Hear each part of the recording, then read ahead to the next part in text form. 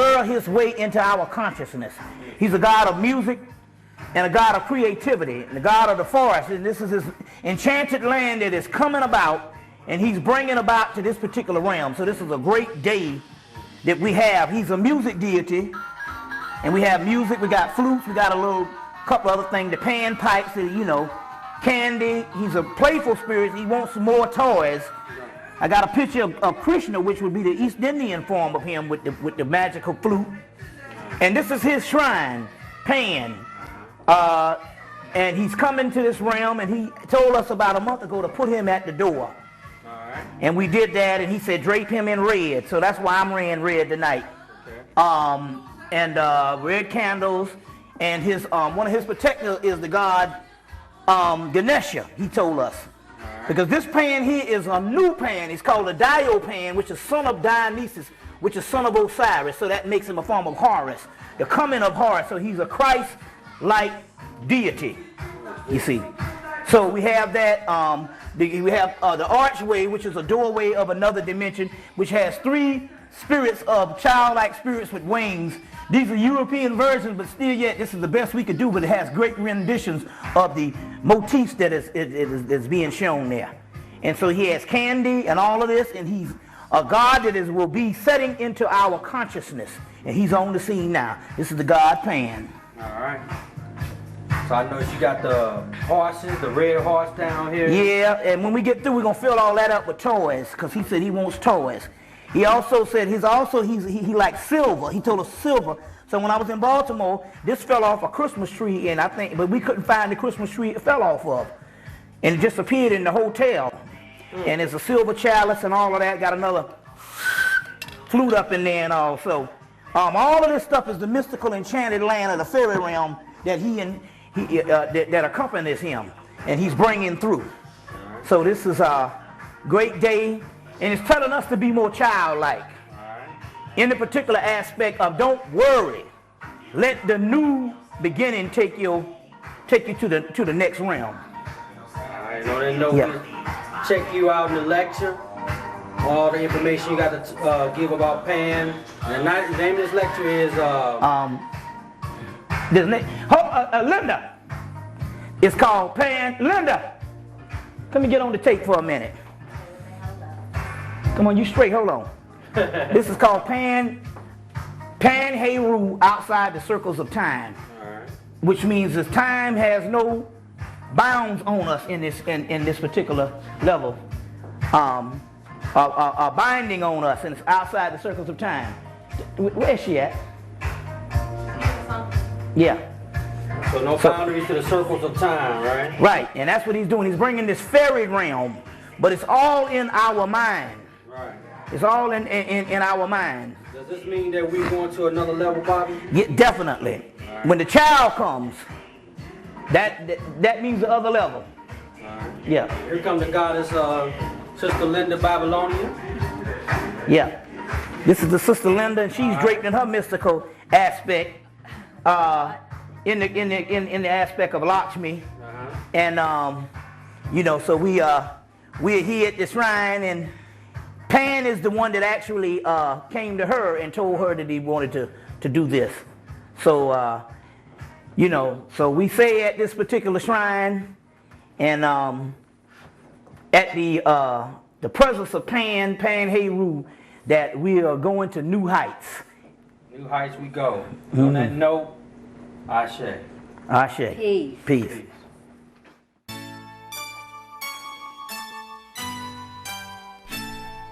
Shuklam Bharadaram Vishnu Shashivarnam Chadurbhujam Prasannavadanam Jayed Sarva Vignoparashyantaye. This chant comprising of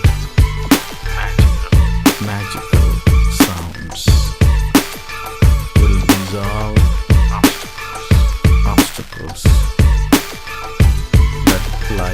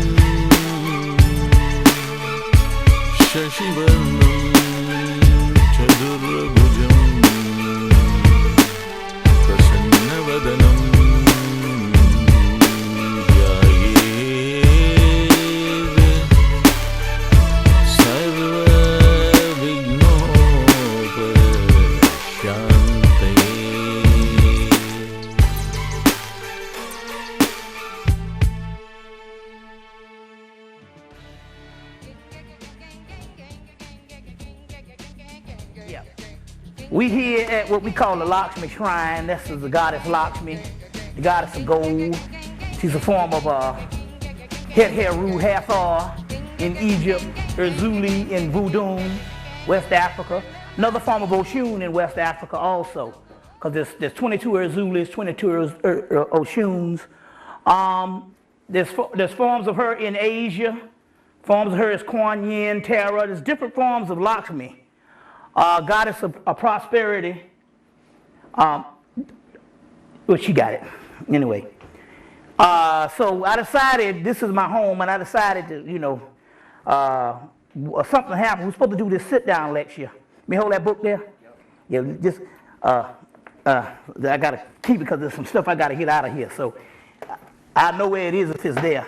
Yeah, anyway. I mean, it's no problem. You can look at it and all. It's just that when I got to find some stuff, I got to know where it is. But anyway, we was going to do a sit-down lecture. If you've seen some of my tapes, sit-down lectures become very popular because they become more detailed. And we're going to do a sit-down lecture, me and the brother Rudra, in October. And we invited about 8 people, and 30 people showed up. So I was like, well, shit, we might as well keep this rolling. So I decided to cut out the middleman because all the places in Atlanta was charging you too much. Niggas just go crazy, charge you too much for a spot. You got to pay damn near $500 for a spot just to rent out a place. So I said, well, you know, hey, we can do it here. And so we cutting out the middleman, you know. And as a result, you know, so we're trying to see how it goes based on the seating or whatever, and it might be a little crowded or whatever, but hey, I've lectured in places way smaller than this, believe it or not. So, yeah, so as a result, we're going to we probably start doing these once a month. You know, I used to do them once a month back in the 90s. So we're going to do them once a month or every other month. Yeah, go on through, there's some chairs back there. And yeah. So there's some chairs back there. Hold on 1 minute. Do me a pause. Hold up. 5, which was actually the sit-down lecture. Now there's an excellent tape on that you can get with the brother Rudra here to get the DVD. It's called The Day of the Dead at the Lakshmi Shrine. And it's very interesting because it shows the Lakshmi Shrine. Now this is the Lakshmi Shrine in this corner. Now this Lakshmi Shrine usually takes up this whole part, starting from this door here to this wall. So it takes up that and it covers this doorway. And also it's a much more elaborate, rich shrine, so we had to condense it. So we just decided to do it here because it got a lot of good energy. I'm going to pour some libation, and we don't necessarily have to wait on people, you know, wait for some building to come about, you know, to somebody get some things, you know. So we could just do them here. Now, Phil Valentine used to do them in his house. He had a brownstone up in New York, and I thought, and I figured this out, that he used to just have these throw pillars, and people would come there and be all on the floor. And I found out you could even get more people in if they're on the floor. You see what I'm saying? So, you know, niggas with false hips and shit. Now you might get down that motherfucker and might not be able to get back up and stuff like that. You know, and might not be able to get back up. And so, you know, so I don't worry about the people taking off the shoes in the house or whatever, because we're gonna Creole in the place anyway. And if you hadn't heard about that, that's some all-purpose cleaner that you can get to clean your house with. It's called Crayolan. And they sell it downtown at Miller's Drugstore down here, and they got 2 different types. So that means that any kind of spirit that come in your house, you got to get up out of there with some Crayolan. Also, it's very key at this time, and I'm going to talk about this, that you need to get some pineapple juice. Now, Linda, if anybody has come in, it's come in, you could also, don't let them miss out on, getting the funds and all, because we don't want them to feel neglected by not paying the money, People get a little upset about that when they're not able to give money, you know what I'm saying? I want to be like Creflo Dollar and them, you know what I'm saying? People got issues when they don't tithe and shit, so, so I don't want to, keep them away from tithing. So, but we got this tape, Lakshmi Day of the Dead. And how many did you bring? I brought 11 of them. Okay, so you can get your hands on those.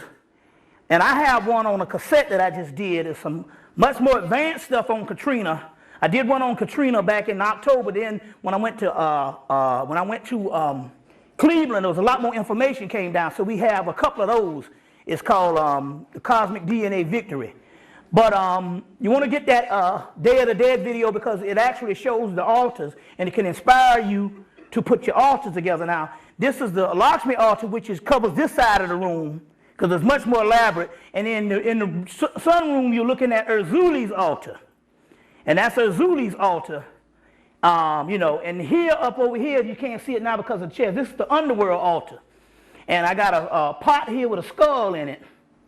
And so the brother said, you know, like I said, if anybody come in your house and break in your house and they see that pot with that skull, you just believe they ain't going to stick around to steal shit or whatever, you know. But then again, black people are creative. I got a homeboy broke in some white folks' house and stole a bunch of stuff, then went down and cut on the TV and started watching TV and started eating, and the damn nigga fell asleep. Watching TV, eating, and the crackers came in and the nigga just sprawled out. You see, so who knows? But I'm just trying to say, it's good to get these particular altars and stuff because it permeates a certain amount of energy. Now, we must understand this particular part about this when you're dealing with this. We're not dealing with religion. We're not talking about you being subordinate to no deity in the universe. These altars only indicate or permeate, or it's a manifestation of what's on the inside of you. So the altar is supposed to be a reflection of you. Everybody's soul is nothing but these gods and goddesses. So that's what. So you don't want to get this twisted on how these altars and different things. We celebrate Lakshmi because Lakshmi is in all of us. Lakshmi sits in the heart chakra, and everybody has a heart chakra. Shiva, the god Shiva, sits in the third eye, or the crown chakra, the third eye. So we got the different entities set on different realms inside of you. And that's the key we got to keep dealing with at this particular time, because at this particular time, the gods that are returning is on the inside of us now. Back in 1999, which started the whole Afghanistan thing with the Taliban, or the Taliban. And the whole Al-Qaeda, which is nothing but a government facility. It's nothing but something invented by the government to be the monkey man or the ghost man for their wars. But a certain incident happened, and you got to do the math on this. A group of people in Afghanistan, which that particular area used to be a part of what is called Kashmir. There's still a form of Kashmir that still exists over there, and that's the land where the Shiva mysteries were taught. The god Shiva is nothing but the god Osiris, the god Dionysus in Phoenicia, later on Greece, and all. But the god Shiva and Osiris is, and this whole Christ complex is this particular energy or this entity or this particular mystery system that was over in Afghanistan. Now, they said in 1999 that they had these celebrations going on. Now, I needed to cut my nails. Anyway, they had these celebrations going on. And they asked them, why were they doing these celebrations? This was in 99. They said, we were celebrating a group of gods that live in some hidden gods that live inside of the United States. And by 2001, this was in 99, by 2001, they was getting the shit bombed out of them. You see what I'm saying? With this whole Taliban thing. And so with the whole Shiva connection, that means that these people know that there's some stuff that's going on here. Not only that, was a group in India that said it. So this whole concept here of we have to understand at this particular time that this thing is coming up out of us. And more so with this particular lecture, which is a very special lecture because we're coming together tonight to celebrate the return of an ancient primordial god called Pan, or Harpocrates, a form of Heru. Now, if you was a Christian, you could say we was coming to celebrate the return of baby Jesus. But in so many words, that's what the whole concept comes from. So we could even say the return of baby Jesus. But that's where that concept came from. So we're real interested in, because we're going to go into this tonight to show you so this is this energy that's permeating, and his rendition or his image is right here at this door. Now this is interesting here because I'm going to pour libation in a few minutes. Y'all all right? This is interesting. Now, do you need to light out? Somebody want to just a little intimate setting, and you want to smooch a little bit of, do some things, pop a feel or cop a feel, or well, we can cut the little light down and make it a little romantic and stuff like that. Everything's possible. We don't want you to feel not welcome. You see what I'm saying? Nobody's above you. Here's a book called Ancient Christian Magic. Now, how the hell there could be some ancient Christian magic, or what they say pre-Christianity? That means that means there's a Christianity that somebody stole and reworked it. You see, so we're talking about the Coptic religion known as the Gnostics. This particular book, Ancient Christian Magic, it says Coptic text of ritual power. And I want to put this in here. I'm going ahead of myself, but I want to show you this. The Gnostics worship a deity called Abraxas, another form of Horus, another form of Jesus, you know what I'm saying? Another form of Hercules that is the same. See, you thinking these are, mystical stories, and it's all the same thing. You can go and find the Christ. I don't want to put the word Christ other than the whole Jesus thing, or Christos. But one of the ancient Egyptian forms is called Abraxas. Carlos Santana did a record called Abraxas back in the 70s, and what's on the cover? A black woman, charcoal chocolate black. You see what I'm saying? Butt naked. I should bring that cover out. I got it in here. And she got a dove sitting right where her thing is. You see what I'm saying?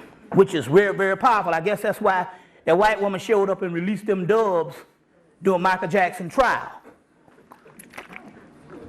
Dove meaning another form of the Heru energy. Now, it's interesting here. I want to show you something here. And I should have blew this up too, but you can't think of everything. Should have blown this one up. This is on page 272. And it is a ritual to a recipe, and it's named Our Lord Jesus Christ. Now, try to understand this. What's confusing people is the Jesus of 2,000 years ago of Rome, even the name was stolen from ancient Egypt. But we don't want to get, because it's got several names. Horus, Khonsu, there's several names. It's not one person that had the monopoly on this Christ form. It's just that everybody else in the world understood that the Christ was to come inside of us. And that's the difference between what the people are dealing with now and giving the preachers all their money. You see what I'm saying?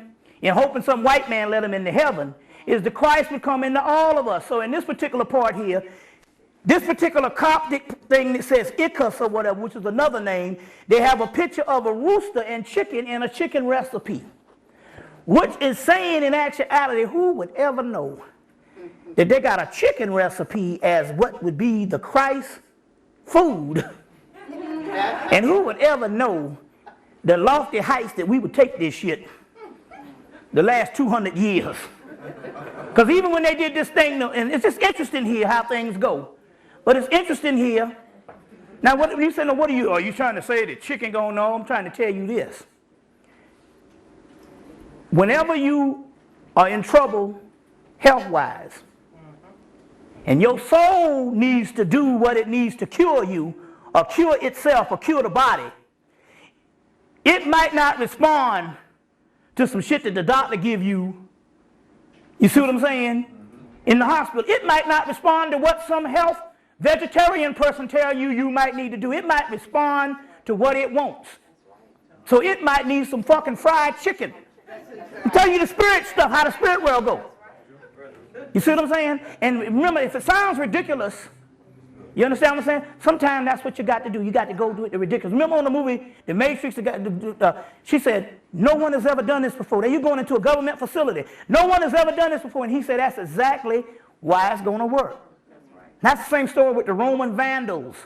The Vandals was a bunch of illiterate Germans. And Rome had kicked people's ass for damn near 1,000 years. And the people would say, you just don't go up against the Roman Empire. The Roman Empire. You know, so they were weak for about 100 years and nobody ever challenged them because they made such a reputation of kicking ass. Until it became a mythology. It became a religion. It became a form of consciousness that you can't win against the Roman Empire, about like America. You see what I'm saying? And here goes some people that didn't understand the mythology because they were from Germany and they were illiterate. So they couldn't read. So they went up in there and kicked Rome ass. And people said, oh shit, Rome fell. So this is the same concept when it comes to your healing sometime. Your healing sometime means you sick. The Spirit might tell you to do something outrageous, and you always pass that off. It's just on the phone calling all the so-called experts, but the Spirit told you what you need to do. You see what I'm saying? Spirit told you what you need to do. And it's just like we got a friend, Nathan. Nathan weighed about 400 pounds. And the Spirit just told him, you know, you need to start drinking that vinegar in the morning, drinking vinegar in the morning and vinegar in the evening. And he just started losing weight. You see what I'm saying? The point I'm trying to make here is a lot of this stuff is going to come up out of you because you are already advanced. And so what we're dealing with here tonight to try to understand this is it's got to come to this point whereas we start totally having faith or start having faith in the inner self. And it might be something ridiculous. It might be some music. Like take for instance, okay, I used to get up at night and pump my music. Well, since I lived in a house, it really didn't resonate because it's an old house. That means it means that it's got what you call it insulated. It's insulated at a certain level so the neighbors don't even hear the music. And I used to pump this music late at night. So when Linda came, you got to be considerate of a person that's asleep, and I can't pump the music like that, you know. And so she said, oh no, you know.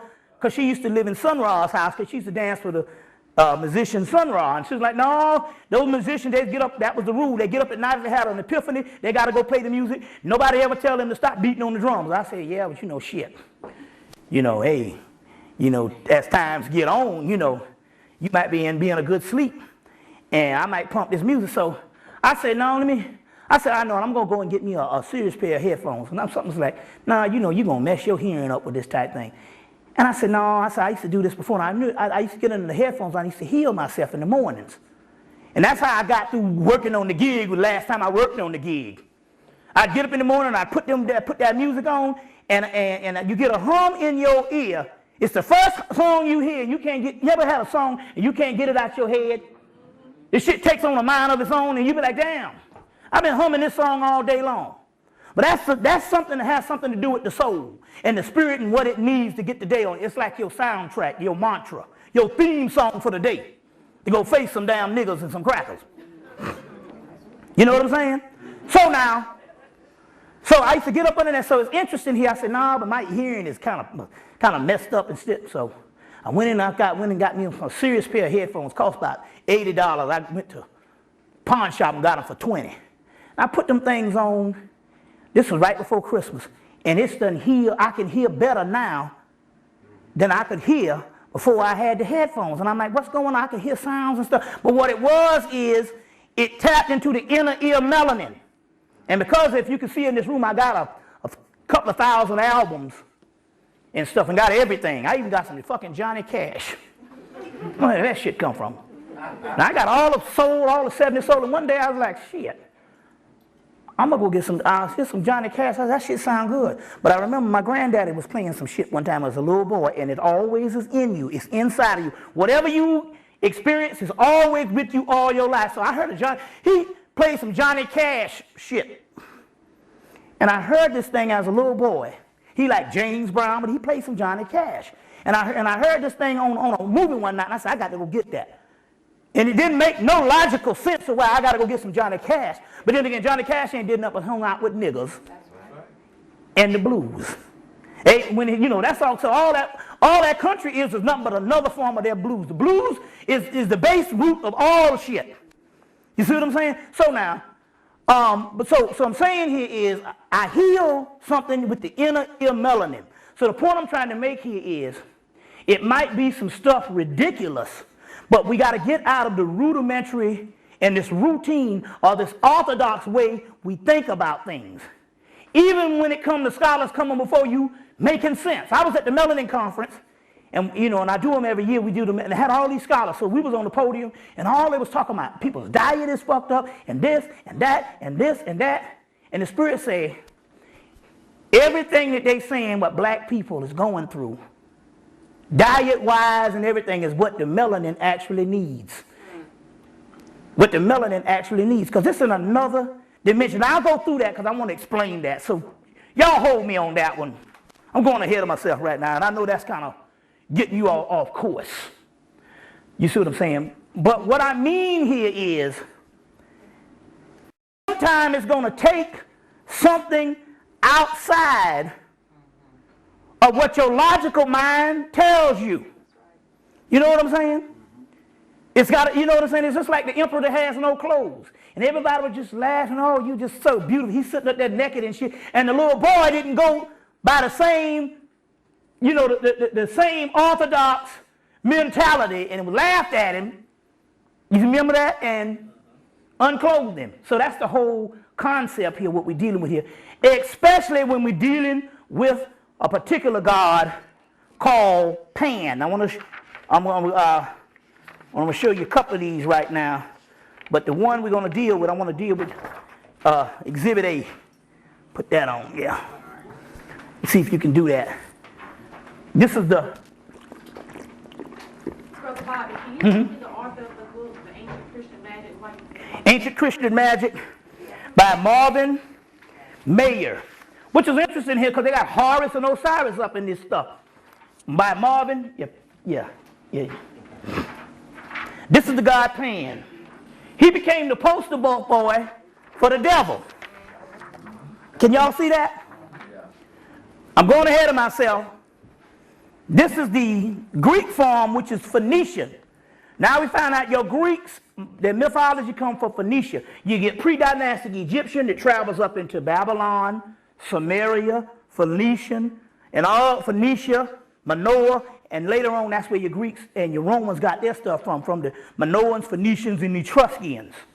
So this is one of the earlier forms, and he has little goat feet, if you can see, but I just want to show you this. Now this is an earlier form. This is the Greek form, and this is the Egyptian form. Now I got these for sale too also, for $5. They got a lot of magic to them, a lot of magic.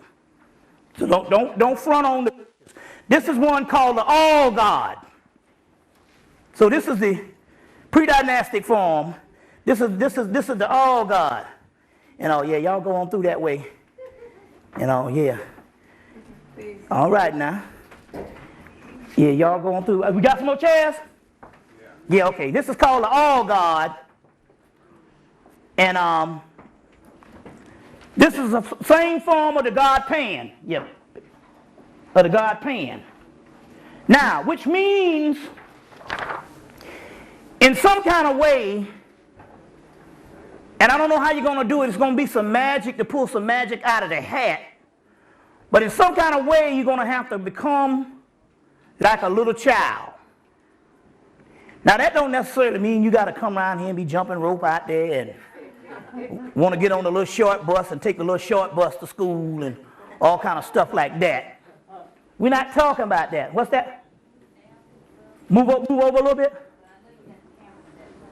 Yeah, well, this is about, well, you know how it is. They can hear a nigga voice now. Think of me as Michael Baisley. You see what I'm saying? The Michael Baisley show. Y'all don't know how this nigga look. Speaking down to y'all with that little bit of commentary. And y'all thinking that's worthwhile, y'all want to hear some shit a nigga speaking down to you about. White folks is two white boys wrote Good Will Hunting, 22 years old. And y'all listening to some shit speaking down to y'all. Oh, is the telephone in here? Or you can just put it in there and that way, because I know some of the people still, you know how it is, wait the last minute trying to get directions and shit like that. But anyway, you're going to have to become as a child, because these particular entities is the dwarf entity that represents the other world. It also represents the child is not talking about the baby that comes into the world and incarnates that you are thinking it is. This child is talking about the potential of the future. It's talking about something that hadn't been born yet, but when it is born, it's going to be the new future. It's going to be the gateway. It is the new reality outside of the matrix. That's why it's called Pan, outside of the circles of time. Now, what this means is, because this particular energy is on the planet and it came through within the last month or so, last 2 months, that means that we are really stuck inside of this particular time of a new beginning. This is a great time. Like, take for instance, I went to Baltimore and was doing this lecture, and I did a little sit down the next day, and the guy said, I don't want to put you near the Christmas tree. I said, yeah, no, you don't need to. We don't need to put me near the Christmas tree. We done talked enough about that. And then Pan came through, because Pan came through and said, well, all of that stuff is my symbology.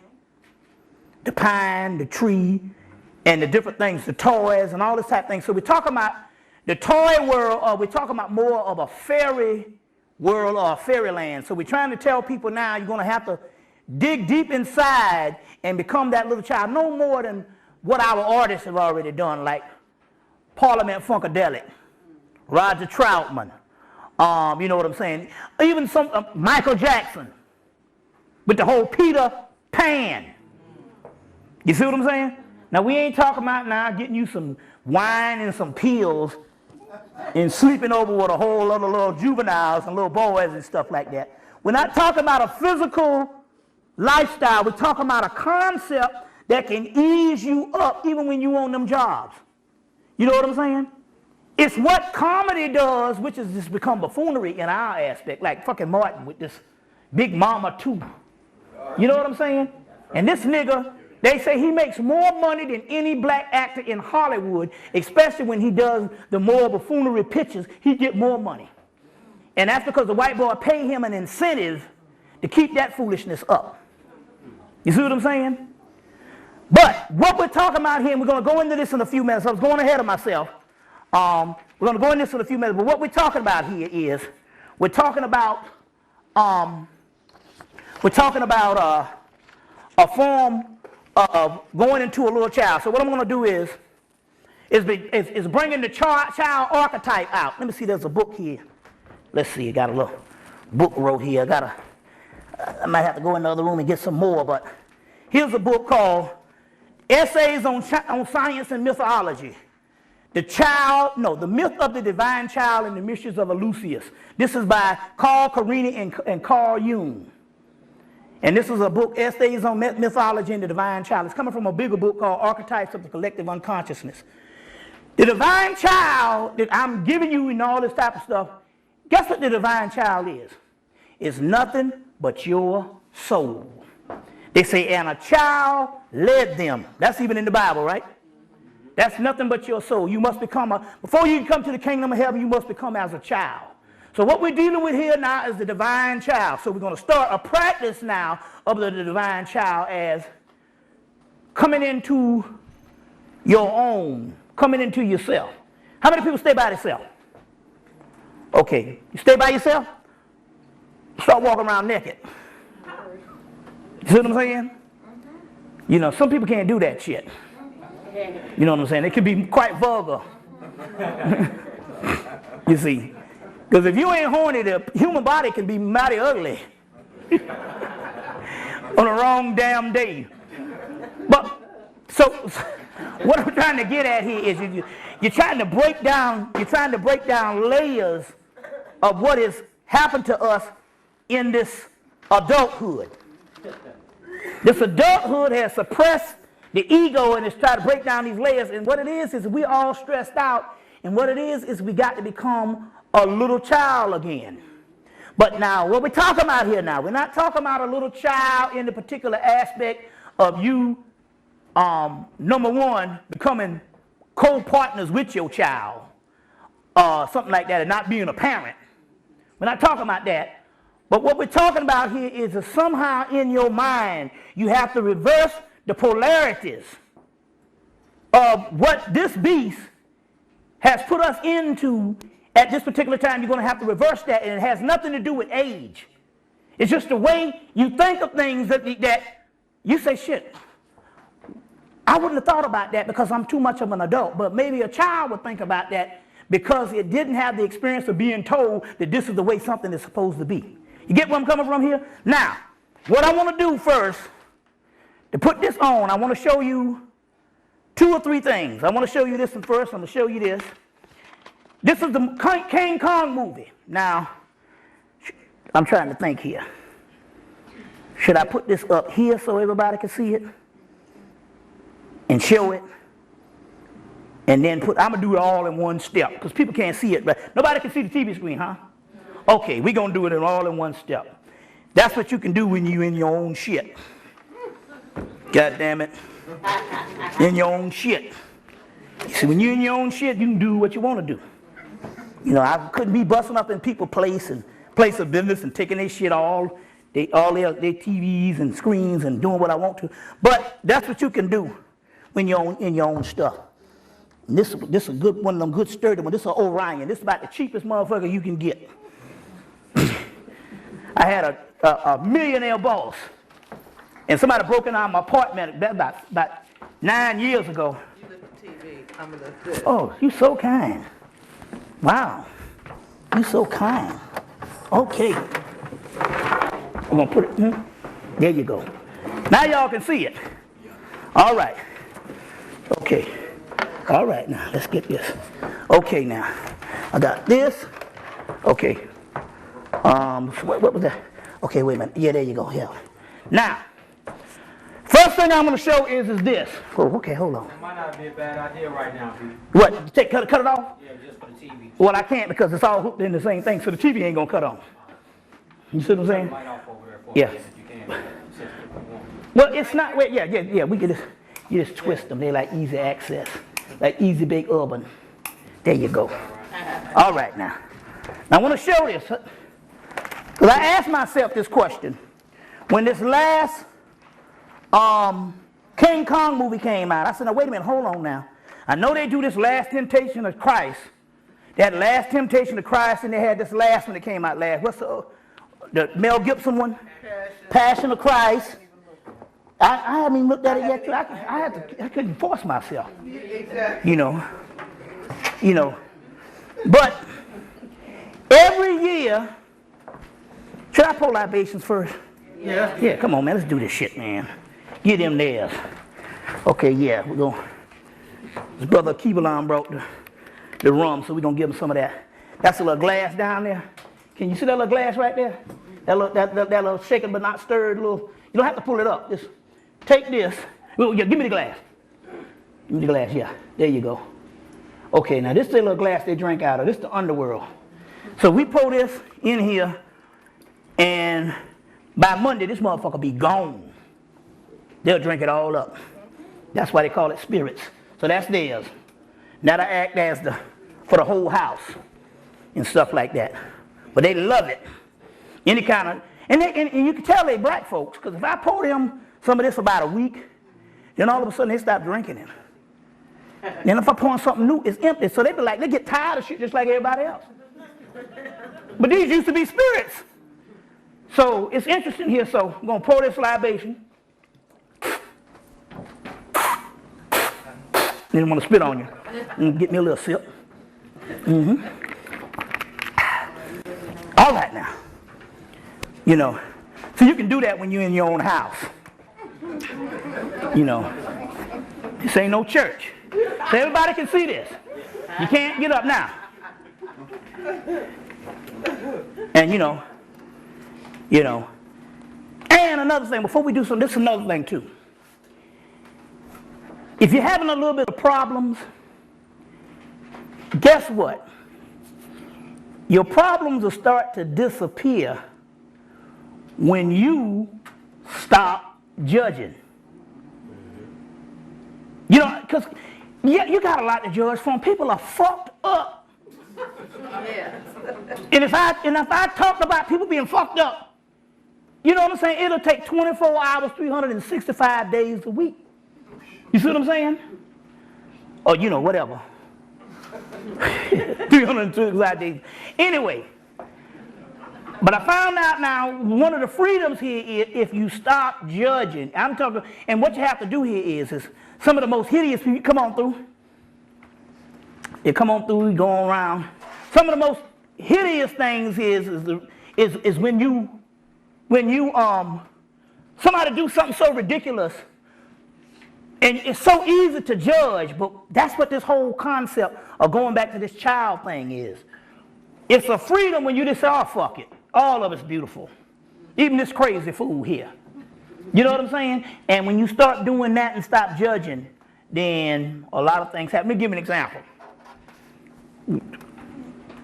I'm gonna come to the age and stuff. Well, I'll do that later. Let me put this damn King Kong shit on. Anyway, this did I bring that other remote control out here? We got another DVD remote control. Hold on 1 minute.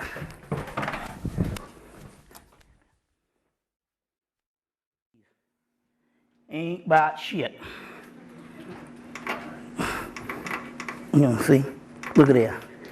Damn shit, damn near brand new, and you can't even get the fucking door open. Ain't had it a damn year. The door won't even come open. VCR is much better. Go back and get that movie, White Noise. When they had to contact them spirits, they needed a bunch of VCRs, because you can't do it with this digital shit. Yeah. Now, this is a King Kong. Put this shit over. This is King Kong. This is one of the bootlegs. Thank God for the Africans. Now I'm gonna click this thing down. I'm gonna click this thing down to the end. Before we do that, hold on, let me do one thing. Wait a minute, before we do that. Now here's a movie about a black man falling in love with a blonde white woman. Now in the movie, when they capture him, to let you know it's a black man, they say, in his land, he was a king, but now he's nothing but a captive. Now I'm going to set this thing up. I'm going to go to the end of the movie. When he sacrificed himself over the white woman, he's on the Empire State Building. The little planes can't kill him. You know what I'm saying? So he just sacrificed himself because he was in love and she was in love with him too. You know what I'm saying? You know, she was in love with him too, as the white woman is when it comes to the black man. You know that shit. But the point here is, I want to show you how blatant when they make these movies, they just don't make a movie in Hollywood just for entertainment purposes. They make a movie because they're trying to reinforce a cycle. You see what I'm saying? Now, he's on the Empire State Building. He's all in love with her. Now, he's throwing his woman and bouncing the black woman around, killing them all up. They got bones all down there. You know what I'm saying? Well, he done ate the black woman up, but he in love with his white woman. But like some black motherfuckers I know, shit. That's right. Goddamn Rick James went to prison for torturing the black woman. You understand what I'm saying? And when them niggas all died, they always had, you know, just like Richard Pryor now. They held that nigga captive for about 4 or 5 years. He was supposed to have been made the transition. But that white woman held him captive. That's a ritual. Understand this. Nigga couldn't walk or talk. And it kept that nigga alive 5 years more, you see, because that's the ritual. Try to understand this thing here. It was on South Park. They had one on South Park. The cartoon South Park, and Isaac Hayes get married a white woman, and they said, you better, and they tried to stop him, and at the end, the white woman turned into the damn devil at the wedding. You know what the white man trying to say, but anyway, at the end of the movie, I'm going to show you something at the end of the movie, and I'm going to explain it to you. Now, he's going to sacrifice himself, King Kong, for this white woman. He's down there dead, and I'm going to show you this to you. Okay, now, all right. We're going to go all the way down. Go down to the end of the movie. Let's hope this shit don't freeze. It is a bootleg now. Hold on. Want to go? I had all the rest of the stuff queued up, but I couldn't queue this up. But I want to show you this. Okay, hold up. Okay, now, hold on. Let me just keep on going. Hold on. Hold on 1 minute. Okay, they're in New York. This is the end of, no, wait a minute, hold on, wait a minute now. Hold up. Hold on. Let me see. He's going to sacrifice himself for the white woman. Let's see. That's the little white girl.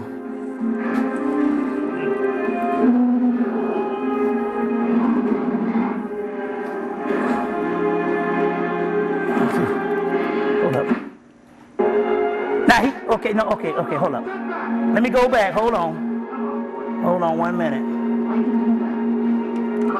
Okay, no, hold up. Anyway, he's going to sacrifice himself. So you get the gist. Damn, if I had my remote control, I could speed the shit up. Hold on, I think I know where it is. Oh, here it is. Okay. Now watch this. Now I'm gonna fast forward this thing. Fast forward it. Now she's going up on the building. Fast forward this shit. I'll put it on 32. Y'all all right? Okay. Now, she's all in love with him. She's waving. The planes are coming, they shooting, but the planes can't kill him. Because they're too small, and this is 1938, so, or whenever, 35, 32, or whenever. That's when the film was supposed to have taken place. It just was made this year. But I want to show you this. Now he's looking at her all in love, and he's going to put her down, and then he's going to sacrifice himself. And then I'm going to show you. She talking to him and all, you know. He all in love. Now I'm going to show you this, and this is going to be amazing. Let's see. He's going to jump off the building. Now here you go. He's sacrificing himself. Y'all come on through. He go on around that way. All right. Now watch this. Okay. He's getting ready to jump off the building. And then I'm going to show you what happens here. Right here. She all hugged all up with him. Like Lou Rawls and shit, you know.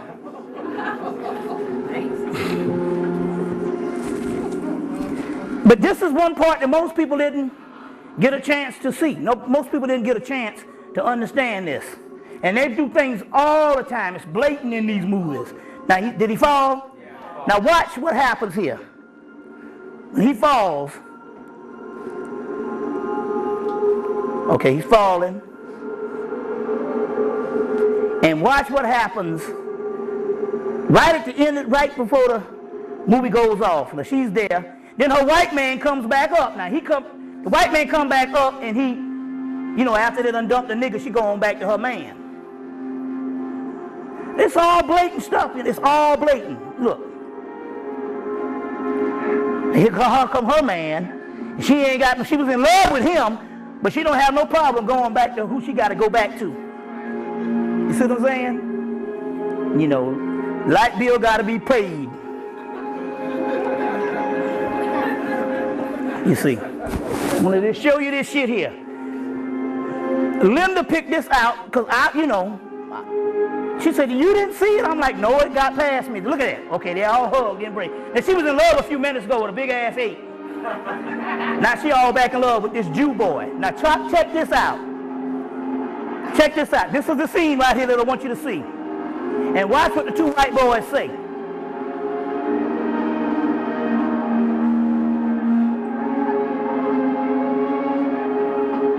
These two guys. Now watch what they say.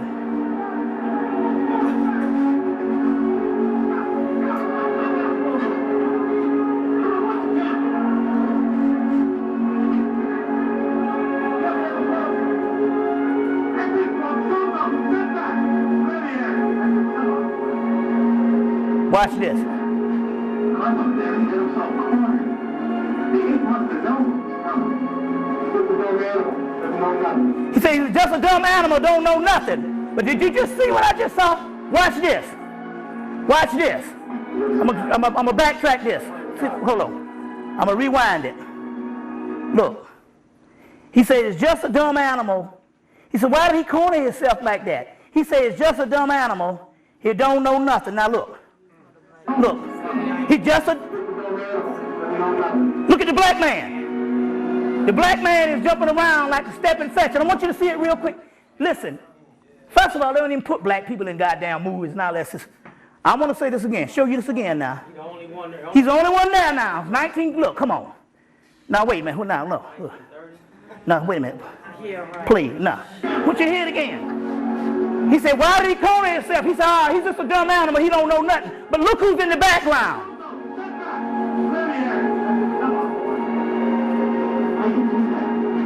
I'm up there and get himself cornered.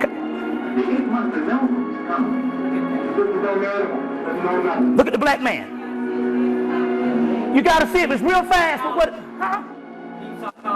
Deep psychology. I don't want to do it again. Anyway, what I was trying to show you was when he said he's just a dumb animal, don't know nothing. Although the black guy's trying to see the 8, he's jumping around like step and fetch it.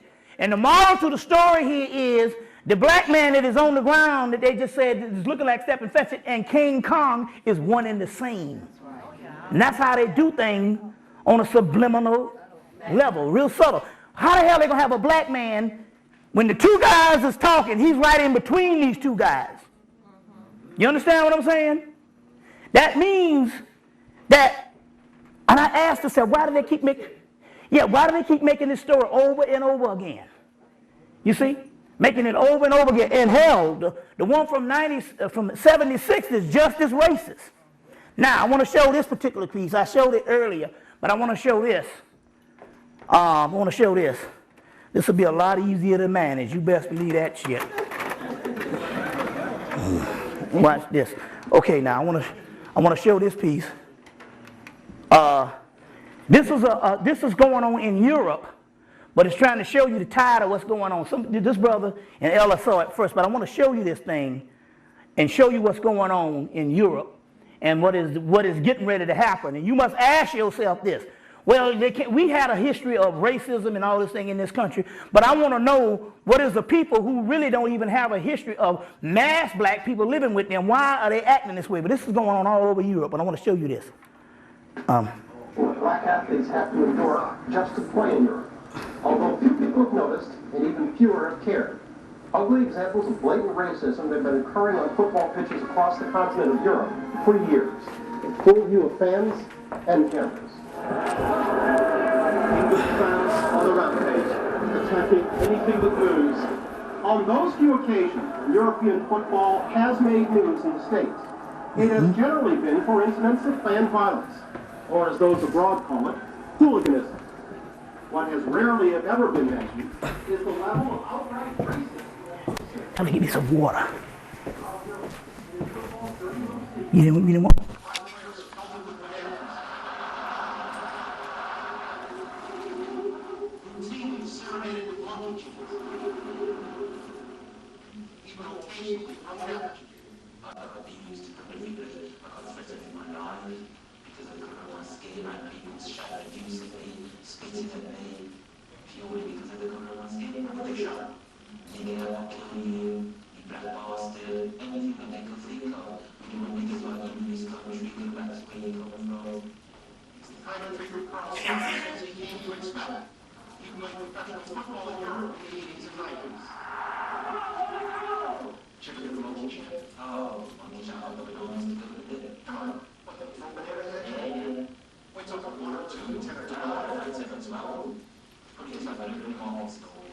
Saunders retired from the game in 1997. Racial abuse is still the norm from right-wing sightings of various stadiums. Bananas are still being thrown. Monkey shit is alive and loud. Do you have something like that to be in my response? 2005? Yeah. Exactly. 1955, yes. Not 2000.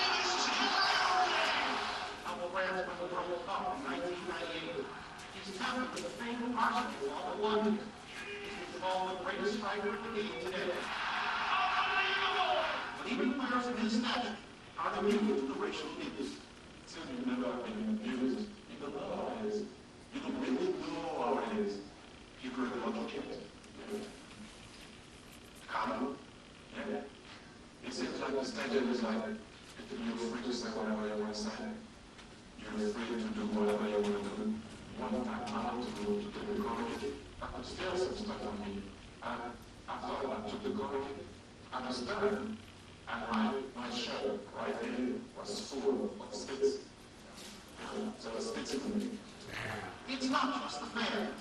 Last year, our array was on the receiving end of a racial slur leveled by one of the highest profile coaches in all of Europe.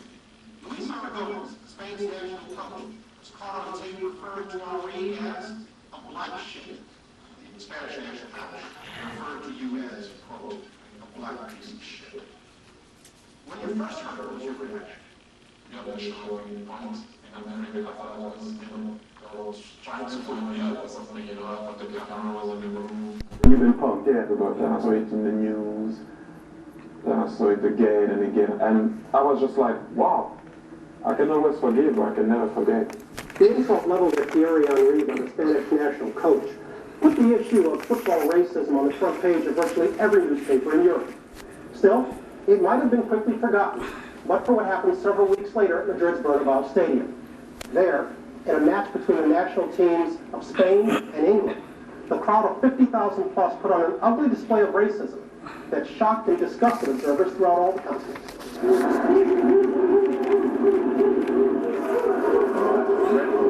Shouting every time Sean might put a chip anywhere near the ball. Every time one of England's black players touched the ball, monkey chants rained down from the stands. What made this night so different was that it wasn't just a few thousand right-wing fans shouting the abuse, but the vast majority in the stadium. We saw in most of the stadium, about 80 to 90% of the stadium getting involved in racial abuse of one kind or another. Piero Power runs Kick Out, Now, the biggest anti-racist. I just want to show you a little bit of this, He was at the game that just to show you in Madrid. what is going on and how powerful this thing is getting to, is going to. If I can put it in those terms. And Australia, all over France, everywhere and stuff, you There see. were other racist taunts from the crowd as well. Throughout the game, some fans bounced in rhythm as they chanted, "Jump up if you're not black." You chart these incidents. You see, I just wanted to show you a little bit of this.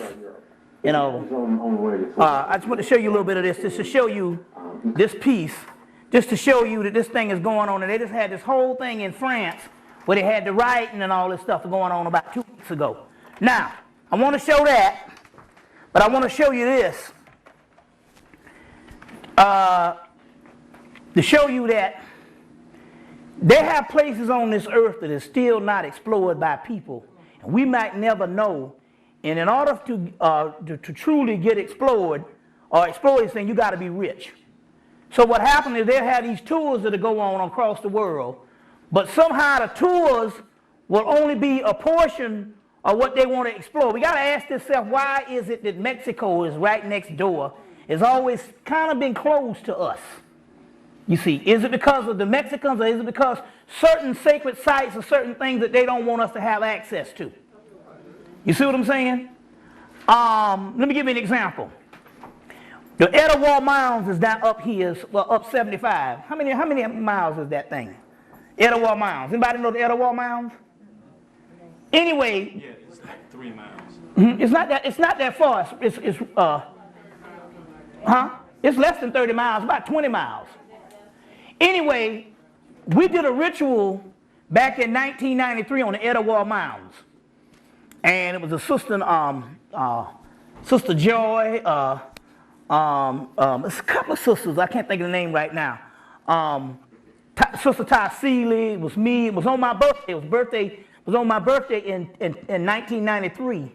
And at the time, there was another sister. I think I was like 32 or going on, I think like 32 or 33, and the sister was 62 or 63, because I just turned 44 and now she's 74. So the energy, there's another sister named Shakira, she moved back to California. So the energy was real powerful. So what happened was we went to the mounds, and so they decided, and they did something, and I wish we had it on camera, where they all bent over, and you would go up under these sisters as they was bent over, and it would almost be like it was a, now I'm getting ready to show this other piece. Can you still see me? Yeah. And it was like going back into the womb and being rebirthed. And we did this on this Etowah Mounds.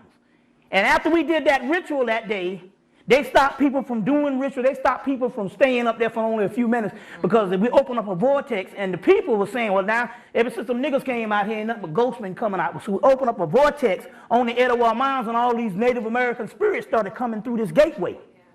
And after that, they got real strict. So I'm saying about these particular sacred sites, this particular thing is only been shown in history last Tuesday. This is amazing. I was fortunate enough to see one of these things about a year ago when I went and had to go buy a $150 book. And I saw a little picture of it, and I said, my God, what the hell is this? Why weren't we shown this thing? And this was the one in India? Okay, right. And so I later on came back in June. I went back to New York and got a decent enough book.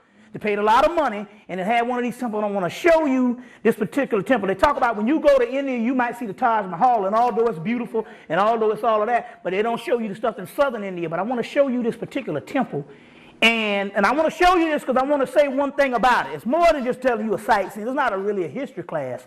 What I want to show you here is I got another tape called The Shadow of Angkor Wat. Now, this stuff is all available. We got it here, too. You can buy it. And on the tape, the guy that was building, the guy that was actually a part of the construction. Now, the Angkor Wat was built in the 8th century. This guy said that he was a reincarnation of a person who built Angkor Wat. Now, apparently, the white people must have believed in it, and the people who did it in documentary must have believed in it, and apparently the people in Vietnam, because when they did the documentary, they said, you need to go find this guy. So this was one of the guys that was talking. And he said, I helped build the temple of Angkor Wat. He said, how was it done? He said, they copied it from the cow stables in heaven. He said, and at the time, and we got this thing documented, he said it was me and a group of workers, and he said Shiva, Vishnu, Vishnukar, he started naming all these particular gods. He said, and they helped come down and build the temple. And I often wondered, how was those pyramids built? How was those Egyptian temples built? And why is it the white folks are still trying to find out, as like Asa Hilliard said, no matter how much them white folks tell you about the pyramids, to this day, they don't know how them great pyramids in Giza Plateau was built. All that shit they've been telling you is speculation. They have no idea. They don't know nothing about the Mexican pyramids or nothing. Now, it's interesting because this is interesting here, because I'm going to show you something on this tape.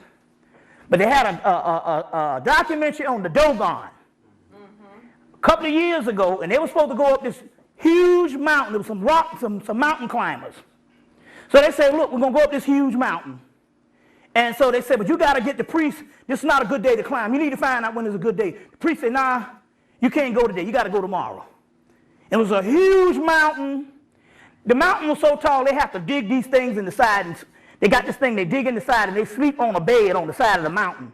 Because they're so tall, they can't climb the shit in one day. Now, before they was getting ready to leave to go to the mountain, they had these little black women. They was milling these things with this little thing they have, milling this grind, this grain with this little round-looking thing. And they was milling this grain. It was black women at the foot of the mountain. When they got on top of the damn mountain, 2 days later, after sleeping there, what did they find? They found them same little shits that the black woman was milling the grain with on top of the damn mountain. Another nigga said he went to the Dogon. He's saying he saw a nigga on some stilts doing damn near 100. Super people. So they build these temples. Now, this particular piece, I want to show you this, and then I have the piece that I got for sale also, but I want to show you this. This is a piece. Now let me get this. Now did that one disappear? I got this one. Hold on 1 minute. Y'all all right? Now this is a temple. They just showed this shit for the first time Tuesday. Because they don't let people go to the I put it in the wrong one. Technology. Put it in the wrong one. Put it in this one. Okay. Now, I want to show you this. Okay. But as he got closer, he was appalled by what he found. This is, they talk about the temple of The lost, derived temples of India, Carmaggio. which even today are shrouded in secrecy. Yeah. So, he talks about, now let me just rewind. He talks about when people go, It's white marble. they see the Taj Mahal. This is the India that people see. And and he talks about the Taj Mahal and how the guy had 500, what did he say, 5,000 harem. You know, but they say, now, I just want to hear this one thing here. And I just want you to just see this temple and show the greatness. But I'm not just saying this based on your sightseeing and stuff, but although you know the Taj Mahal. Now, listen. There is a more ancient secret in it. Well, In its tropical jungles, where one of the greatest building efforts in human history produced thousands of strange and mysterious temples. But today, they are lost and forgotten.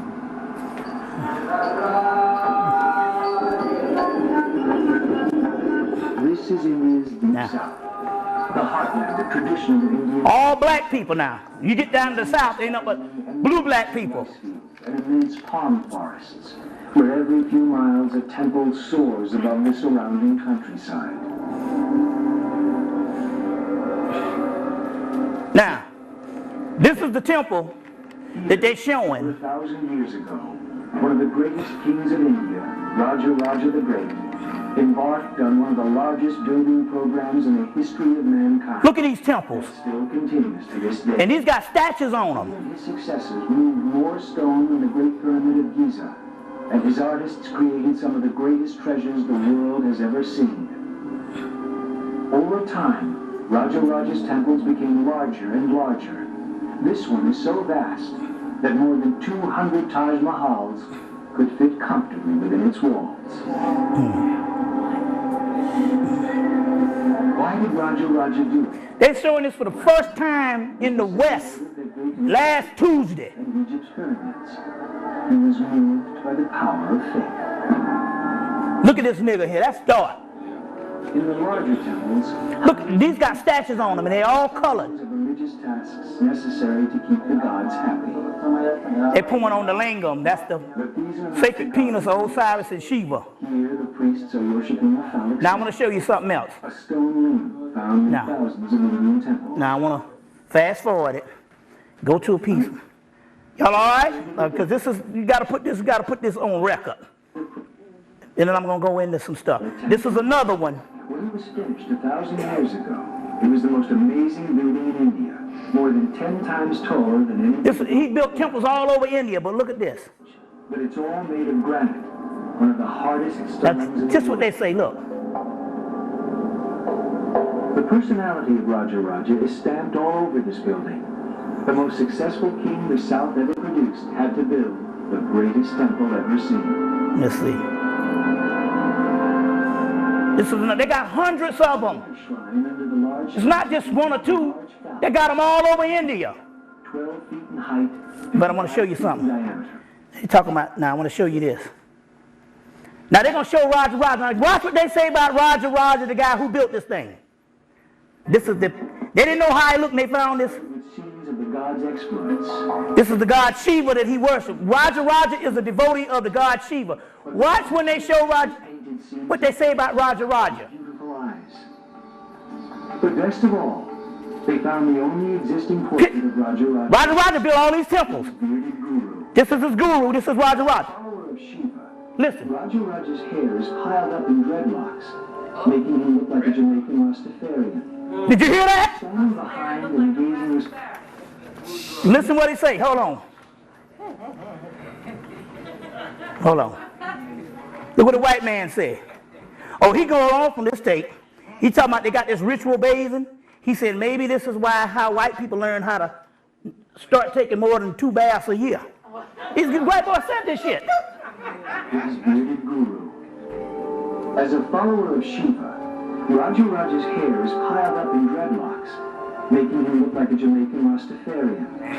He is standing behind and gazing respectfully at his guru, as well he might. Now, we want to show you, that's Roger, but I want to show you this, what they say about this temple here. Wait a minute. I want to show you this. I'll show you one other little piece. Now, they used to fight on these elephants. They used to get the damn elephants drunk. And like most people get drunk, they're ready to fight. They get them drunk with rice liquor. And then the elephants be ready to fight. And they kill up people. I just want to let you hear this little part right here. Wait a minute. Oh, y'all all right? This is... Oh, no, we got this shit for sale now. God damn it. You got to become an entrepreneur these days. Goddamn Kroger. That's the supermarket down here for the people that don't know. It's high as a motherfucker. They got the elephants drunk. Before that, the war elephants were made to drink arak, fermented rice liquor. As in humans, it made the elephants ready to blow. So they said they gave them this wine, this liquor, and they got drunk, ready to fight, and they put these sharp swords on, and they cut through things. But I want to show you this part here. I want to show you this one little part. Anyway, I'm just going to go ahead and paraphrase what the guy said. Because, you know, I don't take out no damn commercials and shit, but I just, you know, yeah. But I want to take out what that, I'm going to see if there was a part in here. Now, this is the part right here. One of the hardest stones in the world were hacked out of the earth. Now listen what he says. Dream Temple. The quarry that provided the granite for the temple was over 50 miles away. So how did they move this huge amount of granite 1,000 years ago? Damn, I ain't got time, but I'm going to tell you what he said. That particular stone capstone that you saw, they say they want to know the capstone weighs, how many tons they say that thing weighed? I mean, it weighed these huge tons, and they wanted to know how in the hell these people got this capstone. Hold on. Wait a minute. Some parts of it. Wait a minute. They wanted to know, how did they get to hear this? Oh. How on earth did you get a 40-ton block of granite hundreds of feet in the air in 1010 AD? It said, how in earth did they get a 40-ton granite rock in the air in 1010 AD? There's only one way, and that's what they're trying, this whole the mystery with this thing, and the reason why I had to say this. The gods used to come down and help them build the shit. The only way they got a big-ass 40-ton rock, hundreds, I mean, what, how many miles up in there? They say what? I'm just saying, but just to get it that so many feet in the air, how can they do it? Who can lift it? You see what I'm saying? But remember, I remember it was talking about the guy, Gardner was saying that the Egyptians had a powder that they put on the powder, and anything that they put with this powder on, it would fly. It would float. And the British had a damn boatload of this shit and didn't huh? It was a white powder gold, but it was the most this is advanced form. And they put it on a ship and didn't bolt it down or didn't cover it, and all of it blew away but a little saucer full. And they got it in the British Museum to this day. But whatever they put it on, it floats.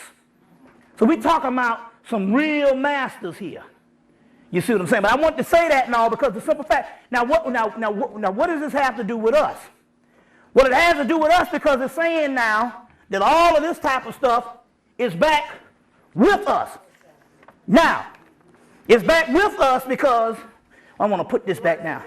Yeah, we're going to set this back down. So you go ahead and do your thing. You gotta move this stuff. Yeah, there you go. Well, you're going to have to hold yours while I get mine. Okay. Now, I'm going to put this down, and you're going to put that back on top.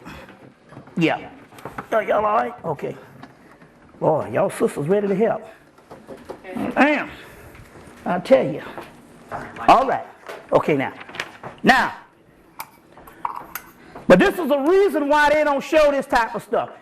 Now, they make all this stuff about the Victorian mind because they had a lot of sexual images on the Temple of Caravaggio, and they didn't want to show it, and to this day they've been suppressing it. It ain't got nothing to do with that. It's got something to do with not showing any type of architecture, any type of greatness outside of European design. And because it was dark-skinned people that built this, you see, they can show you easier because they're still lying and telling you it's white. I'm looking on History Channel and all of them, and in Discovery Time, they still got all of them white. So they can, because the Egyptians are not around. But when it comes to these particular people, the East Indians, but we talk about the ones from southern India, which is black, this is the reason why they won't show these things. Now, it's the same thing that's going on over in what's that? I think it's what's the tallest building in the world? Where's Malaysia? Malaysia has 2 of the tallest buildings in the world. Put that on there. I want to show this. Has 2 of the tallest buildings in the world. Anybody hungry? Because we got all this food up in here too now, so. Huh? So some of y'all niggas want to eat now. We done went through some painstaking shit. So we got, Now, this is the Temple of Angkor Wat, the size of 2 Manhattans. You get the picture. Somebody's head, but you don't know what that is. But the size of 2 Manhattans. Oh, yeah. Okay. Oh, I see. Yeah. That's your noggin. Okay. Mm-hmm. It's the size of 2 Manhattans. You can hug up to it and stuff, all this. Now, the thing about this is, if you go to Malaysia, do you see these now? You see, well, first of all, let me show this to show you what it's inspired by. This is the size of 2 Manhattans, but when you go to Malaysia, first of all, kind of superimpose that right by it. Keep the on it. Just kind of put it on the side a little bit. Let's see. Now, this is the goddess Lakshmi. If you can see her crown on her head, later on was built, the same crown that's on her head is built with the Temple of Angkor Wat. And this is Lakshmi's crowns. Now, it's interesting here because there's a bit of history about this, because the tallest building now is in Malaysia. They had it on a movie with Sean Connery and Catherine Zeta-Jones called Entrapment. And they show one of the tallest buildings in Asia, in the world.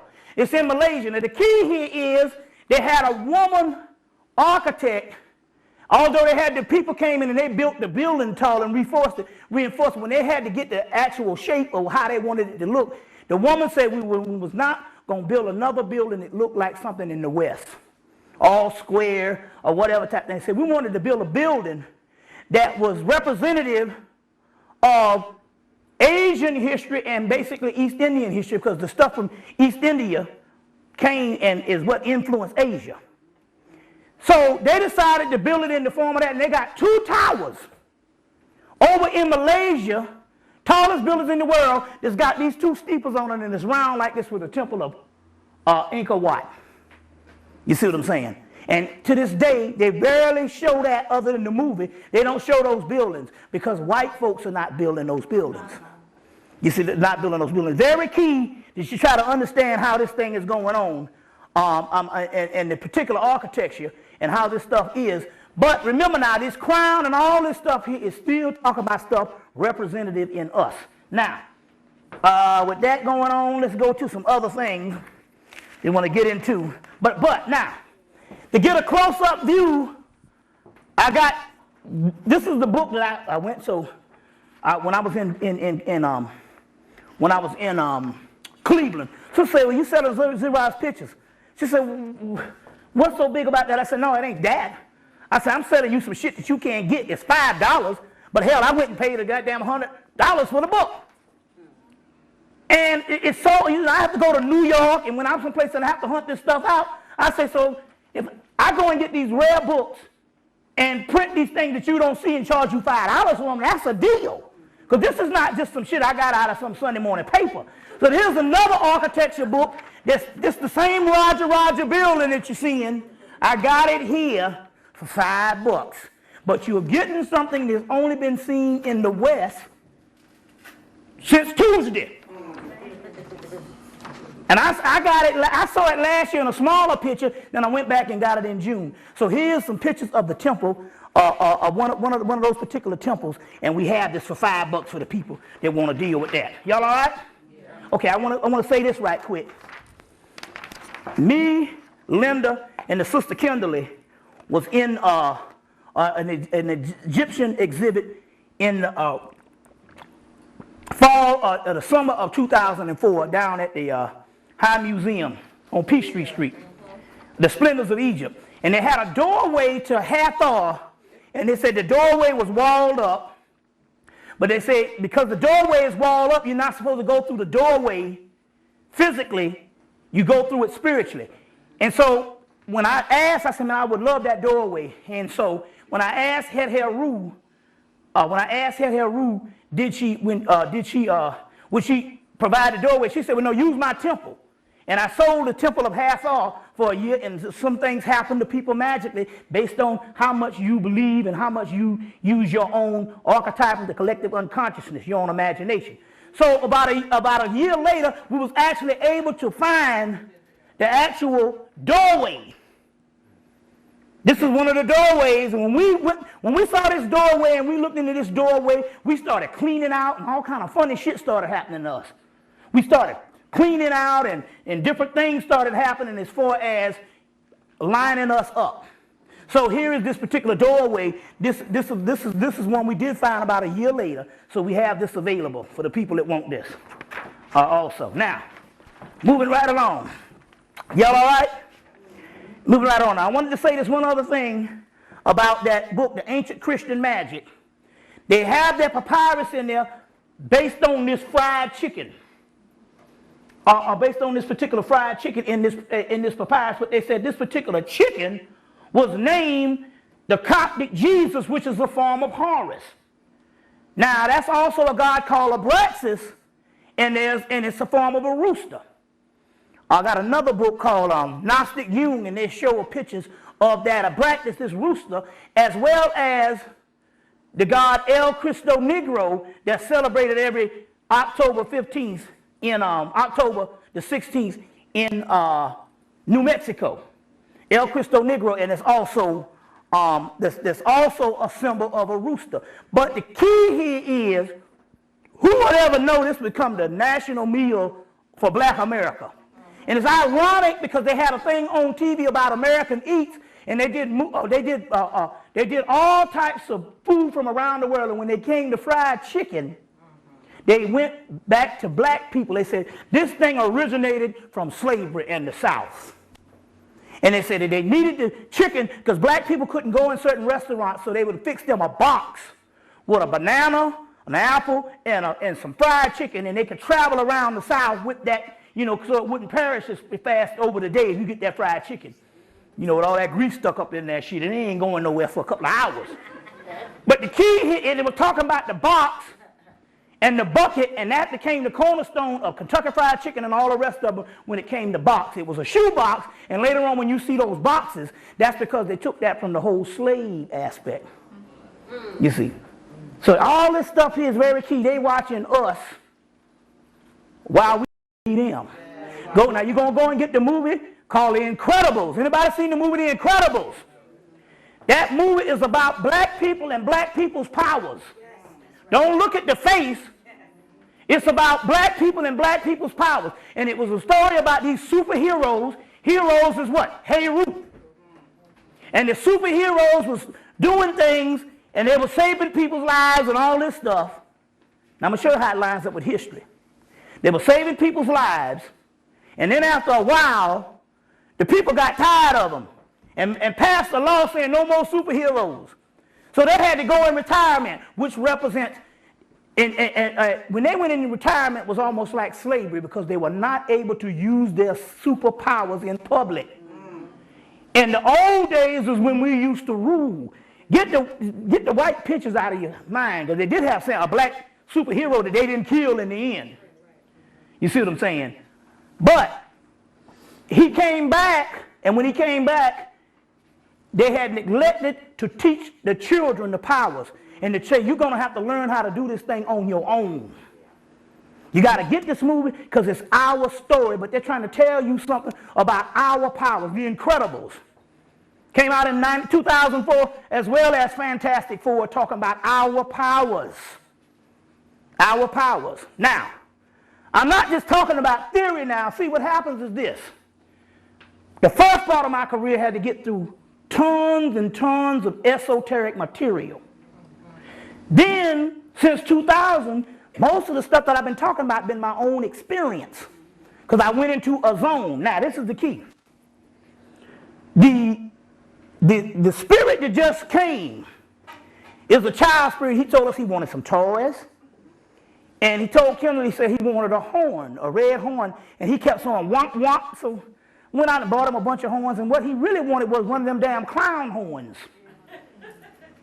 You see what I'm saying? But we got him a bunch of toys, a bunch of musical instruments, and all of that. And it's some real powerful stuff that's going on. Like, take for instance,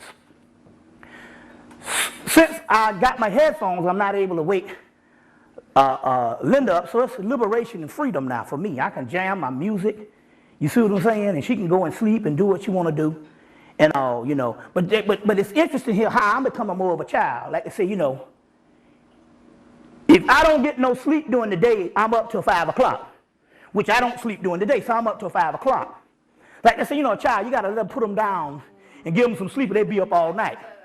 So when I'm up at 5 and I'm going to bed, and she's getting up at like 4 and waking and all. So I didn't want to interrupt our cycle and stuff. So I'm a night person. So, but since 2000, I started listening to this music in the dark. And show you, I was talking about how powerful the records are. I got up the Sunday night, and I went to go and change the record, and these green sparks shot out. Shot out my fucking hand and shot out. And then I started rubbing the albums, and this green sparks just started shooting out. So I said, well, wait a minute. Now, this happened in 2000. This happened in the year 2000 when I was up in Detroit. I was in this guy's bed, and he had one of these little blankets that had that little peas on it. You know how them blankets get all peased up? So he had a wool blanket and had them peas on that shit. So when I woke up, one of them nappy blankets. So when I woke up, I rubbed something and the spark shot out. And I did it all that night and I never could do it again. The thing about it was, when I did this Monday night, I said, well, it might be one of them spirit things like it happened Monday night. It might not happen again because that's the way the spirit gives you things. I went back in Tuesday night, rubbed it, sparks flew out. Wednesday night, rubbed it, the sparks flew out. Then I realized what's going on here. We are changing.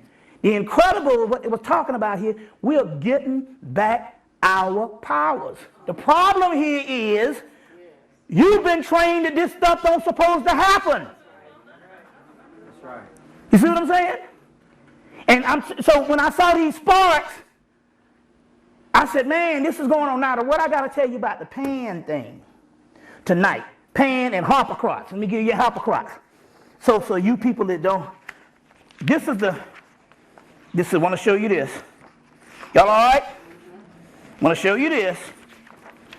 What we're going to get into, and I got the pictures too, so you can take one home if you want to. When you want to, when you want to break.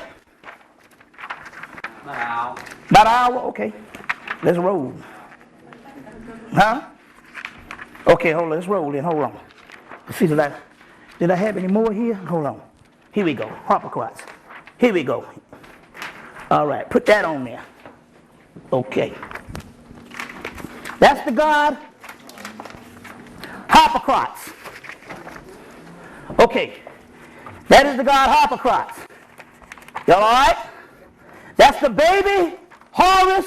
You know him as the baby Jesus. Okay? The baby Horus, you know him as the baby Jesus. Now, this God and the all God This is the all God I just showed. And the picture of Pan is different representations of one's self. This is the baby Harpocrates. Now, the key here is people are looking for stuff outside. Like take for instance, this is what the deal is. Let me show you some traditions. Now, people are now, we got a group that's doing the Agnihotia now in Atlanta. You see what I'm saying? And, you know, that's spurred off, and that's pretty good because the simple fact is anybody doing any damn thing these days, god damn, is great. Agnihotia, where you burn this cow dung, changes the atmosphere. You know, it's a whole ritualistic practice of this smoking, whatever. But the key here is, the mystery here is in ancient India, the priests used to deal with the Kundalini energy. And what they did over the years, the Kundalini energy, the energy on the inside of us, that raises up, brings us back to Godhead or whatever, the Godhood or whatever.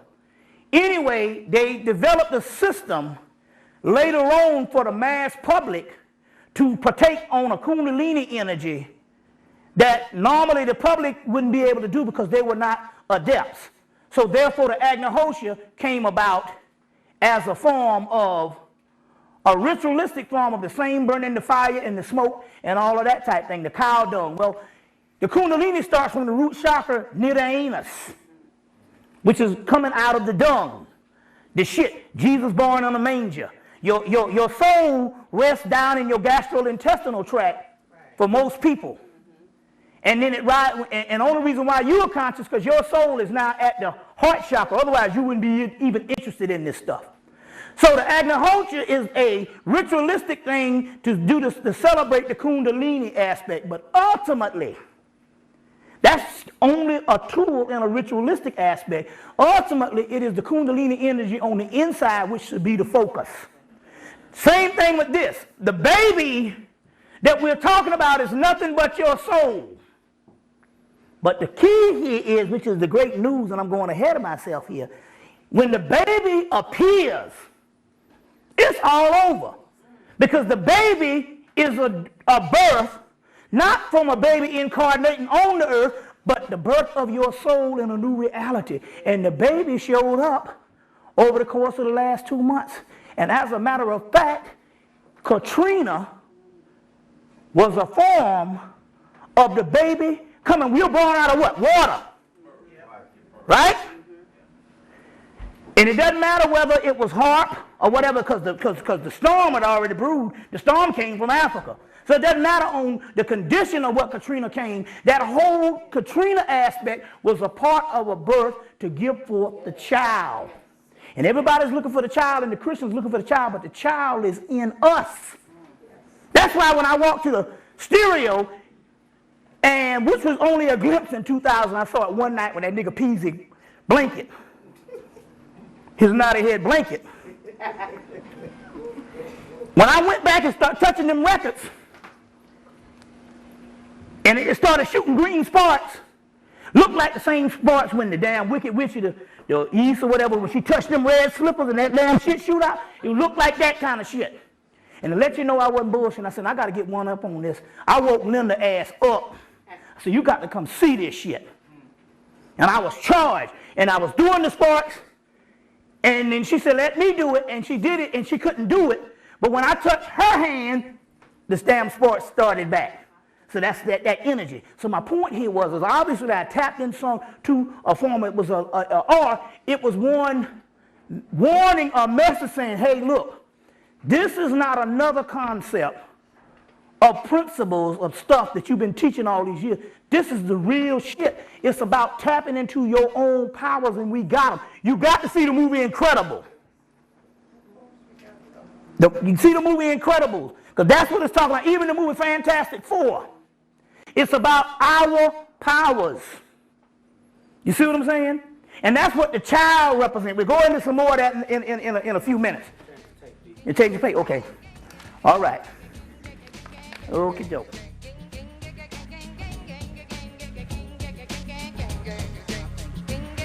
This is a picture of a woman, and I should have put this on one of those too. This is a picture of a woman doing dancing with a chicken. And she's possessed by the goddess Urzuli, which is her altar in there. By the goddess Urzuli. And I blew this up from a small picture out of a book. And this is a captain about her being possessed, and then they eat the chicken, they sacrifice the chicken and all this. And it's a woman. And then I took her emblem, and when I put her emblem on here, her spirit came and got inside of the actual Xerox machine, and there's certain pictures here, little things look like smoke, and that is actually Urzuli's spirit.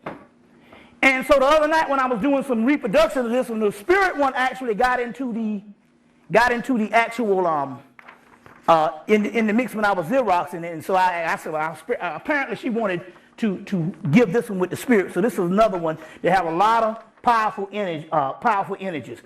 A few other things. Like I said, I do have this one of that temple that you just saw. We have that one for sale, as well as we got a limited edition of these, which is the King and the Queen. I don't know if I think you have them in the back room. Of the King and the Queen, which is a color picture of a King and the Queen that they did in Africa in the 1800s. So what we're going to do is, you can come and you can get the pictures. You can see Ruja for some videos, and then you want some people to get something to eat. We're gonna pump up a little music, and we're gonna come back in about 20 minutes or whatever type thing here, and all. So you get you something to eat. What's that, sister? Can you tell us what the prices are so we don't have to keep asking? As far as the prices of the pictures, the pictures are okay. The pictures are $5. Okay. The videos, he can tell you, huh? 10 for singles on the DVDs. I have some videos that's 10 for singles. Also, my last one I did in Ohio, but he has the DVDs, and I have the videos. So they're 10 for singles and also I think doubles. I don't know what your doubles are. 20 for doubles and 20 for doubles and stuff. So we give or take. So we're going to do that. We're going to come back. We're going to get something to eat. Get something to eat. And now, the reason why I said about you can't judge things is because these times about judgment, because we are in the realm of the apocalypse of the heart. There's a book, I think I got another room. It's called Theosophia by Arthur Verse Lewis. It's the stuff that the Pope and them. Hey, y'all chatters boxes up in there. What's up? Okay. I can't concentrate when I hear talking. Throws me off. So anyway, it's a book called Theosophia by Arthur Verse Lewis. It's a book where they reveal the stuff that is behind what the Pope and them actually worship. Not the stuff, not the fake stuff they give you, the stuff that they actually, because whenever they line up with some stuff, it's serious. So the book called Theosophia, and it's all based on the goddess Sophia, which is the real Virgin Mary that they deal with. So it's a book, and in that particular book, they talk about a realm that is coming is the apocalypse of the heart. So the apocalypse that you hear in the Bible is not necessarily talking about physical things. It's talking about inner aspects of judgment. And the apocalypse of the heart is the key. If you can basically, we talk about this inner war within us. And you talk about, so in so many words, it's like, if you win this war within yourself, then the gateway open, and that's when you get those magical powers. True that. You see, that's when you get the magical powers. Whenever you win the war with yourself. And basically, it's the apocalypse of the heart. So basically what you do, and it's a great one. I told the sister Devonna this, a sister from Chicago, and it's a good one you can do as being conscious people. And it's one that can really put you at ease and can really open the gateway on a fast level. And that is, whenever someone upsets you, and especially now, we're not talking about, we don't have a few conscious people that we know that's in a certain amount of consciousness that you can talk to. So you can basically, you don't necessarily have to talk about them. We're talking about zombies, dead people. Yes. Okay. Dead people we talking about is the walking dead. Now it's interesting here because in Sally Ann Glassman's book, Voodoo Visions, they kept talking about zombies. And even in the book, The New Orleans Voodoo Tarot Deck by Sally Ann Glassman and Louis Martini, they was talking about zombies. And I'm like, wait a minute, they can't be talking about this person that's made into this walking dead that they do with some ritual down in Haiti.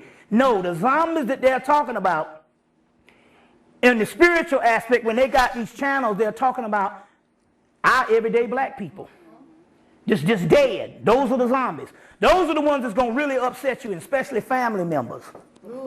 The problem here is, and this is one that you can really do to set things on. Just remember that we're talking about children. And when you're talking about children, grown-up children at large, they're all children, then it automatically, you can forgive a child because they don't know no damn better.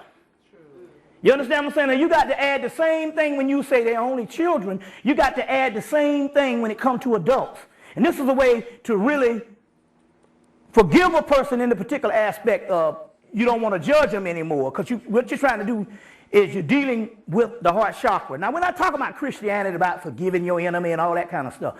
We're talking about neutralizing the people that give you these problems. You see what I'm saying? And make your system shut down so that the gateway can open and you can get your powers.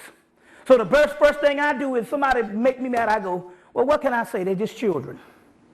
Because what we're talking about here, we're not talking about God take care of sick people and fools. The God that we're talking about is us being the God and overlooking that. So it's like saying they're only a part of an illusion in the first place. So again, this apocalypse of the heart. This apocalypse of the heart. You see, that's one of the keys. It's in that book, Arthur Verse Lewis's book, Theosophia, if you can still get it. It's the stuff that the papacy and them worship when it comes to the mysteries of the divine Sophia. It's more to it. It's more to it than just the forgiveness or whatever type thing here, but it's in so many words, we're talking about a science of neutralizing the world around you, this particular matrix, and reducing it down to nothing. And that's what we're talking about. And so we in this apocalyptic culture right now, but where we're dealing with, we're thinking it's outwardly, it's inwardly. Now, one thing I can say is this. You ever see these movies, all these future movies where they got people living on the streets, eating rats and killing you for gas, and the civilization is shut down. And that's the white man's rendition of what the civilization is supposed to be, because he's still ruling things. So he figures that the true apocalypse will be whenever he is toppled or his particular civilization has been leveled. But in actuality, these particular sci-fi movies that we get over and over and over again showing the same thing, it's not necessarily talking about him and his civilization. It's talking about what we've been going through the last 20-something years. The desolation and the desolence of black communities. So in so many words, when you see these movies and you see all that, you say, man, I don't want to live in a society like that where all, they're killing each other for gas and doing different things. But if you look and try to understand and get it out of the Hollywood version and understand what happened to us, especially the last 20 years, whereas we have plummeted down to nothing, then you'll understand that that's got to be the apocalypse that these movies is talking about. The plight of black people. That's the difference. You see, so in so many words, if that's the apocalypse, then we can laugh and say, well, hey, we are on the inside of that because this shit has already gone down because black people have lost it. And so the apocalypse that they're talking about is talking about us and our condition. The other one that they're talking about, when you said something about the church, what was the definition of the church? And I heard you was talking about it. What was the definition of the church? A building where people congregated and they become swines. Become swines? Right. Wow. That's interesting. That's in the old English dictionary. Well, that's about right. The sheeple. But one of the keys here is when they talk about, the apocalypse talk about, and all the Christians are waiting on, oh, well, the apocalypse is going to come and there's going to be this particular church getting taken up first. You've heard this shit. Now, they got 12,000 denominations of Christianity alone in this country. So, shoot, I want to know what God's going to distinguish between all that foolishness. The church that they're talking about in the taking up, it was not talking about anything physical. It was talking about the rising of the consciousness, the taking up of the consciousness. So in this so many words, the last, let's say 10 or 15 years, or 16 or 17 years, and although some people are new into consciousness, that particular part about being taken up, they even talk about you will be caught up. That's talking about consciousness. It ain't got shit to do with nothing physical happening or some particular organization. So in so many words, this stuff has already happened. So the mere fact that we are in here on a Saturday night talking about this stuff. So that particular church that they're talking about is the church they're talking about consciousness. You see what I'm saying? So in so many words, they're all waiting on this apocalypse and all this type of stuff, and it's already happening. That's why the people in Kashmir, or later on what they call Afghanistan, which is a part of that, said that we're waiting on a group of gods, some hidden gods in the United States. You see, in the United States. The key here is damn, I was looking for that. Yeah. The key here is, like I said before, is to try to find some type of way to gain back the powers. And that's what we're going to go into deeper into this divine child in a few minutes. This particular divine child. Let's see here. Few other things right quick. Let's see. I want you to take this particular, I want to take this overlay and put on there. See if I can find this thing right here. In 1919, British occultist Aleister Crowley showed this at a somebody reach in there and get me some water and pass it up. I think there's maybe some still in the refrigerator. Yeah, some. Any in there? Yeah, cool. Okay, yeah. This is lamb. That's good enough. This. Yeah. Okay. Yeah. Now, this is lamb. His name is actually, you get the llamas in Tibet, but his name is actually Lamu, come to find out. Now, this particular picture was shown in Greenwich Village in 1919 at an art show. It's a picture that Crowley saw in an astral image, in the astral realm, and he drew it, and then they showed it. Now, this became the prototype of all your big head aliens you've been seeing. That's right. Only thing they did is they made the eyes bigger. Right. Now this was way before there was any alien thing. The alien thing, or what they call the whole UFO phenomenon, didn't come about until 1947. So this was in 1919 when he showed this. Now, when he showed this, it accompanied a book when they was talking about the inner self, and this is called Lamb, which is also called the baby of the egg. And it has an egg head. You see, what this is really talking about is a rendition or some type of archetype of your subconscious or your true self. The alien that they're talking about is nothing but your true subconscious aspect of yourself. Now, if you go and get the movie Men in Black, and the Jew man was walking around with the diamonds, and he was walking around with a cat, and the cat, they said that the universe was on Orion's belt. But Orion's belt, okay, you got the Star Series and you got all that in Orion's belt, but the real belt is in the pineal region of the brain. The belt. So the universe is on Orion's belt, that's the pineal gland. Or the pearly gates, which is the pineal gland. The gates of Zion is the pineal gland.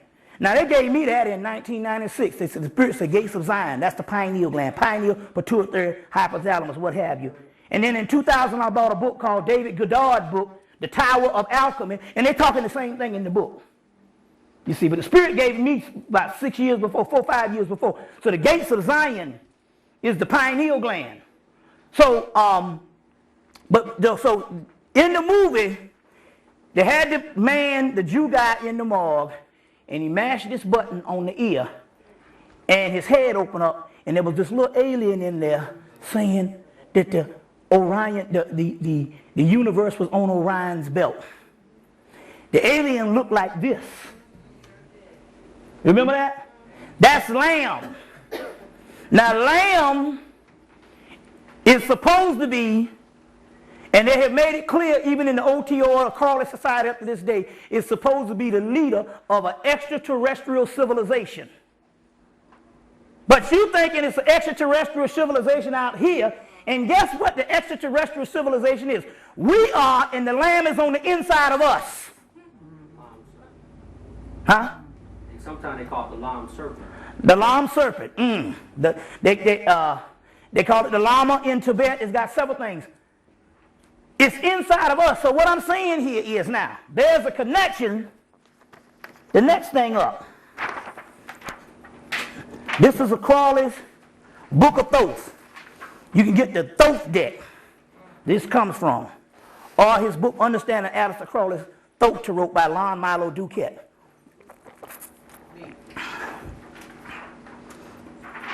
Okay. Push that up. Let's see. Now go over a little bit. Go over. Keep on going over. Like you're doing it. That's as far as it can go.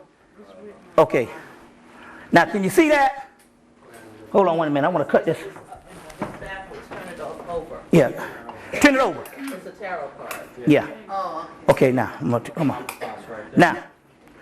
Now, this is the child Harpocrats. It's the same baby Horus that I showed you before. This is another rendition. This is Crawley's Tarot deck of the child Harpocrats. Same one. The baby Jesus, the baby Horus. Now, this is so powerful until I just realized what they was talking about. Now, the story goes that Crawley had married a woman named Rose.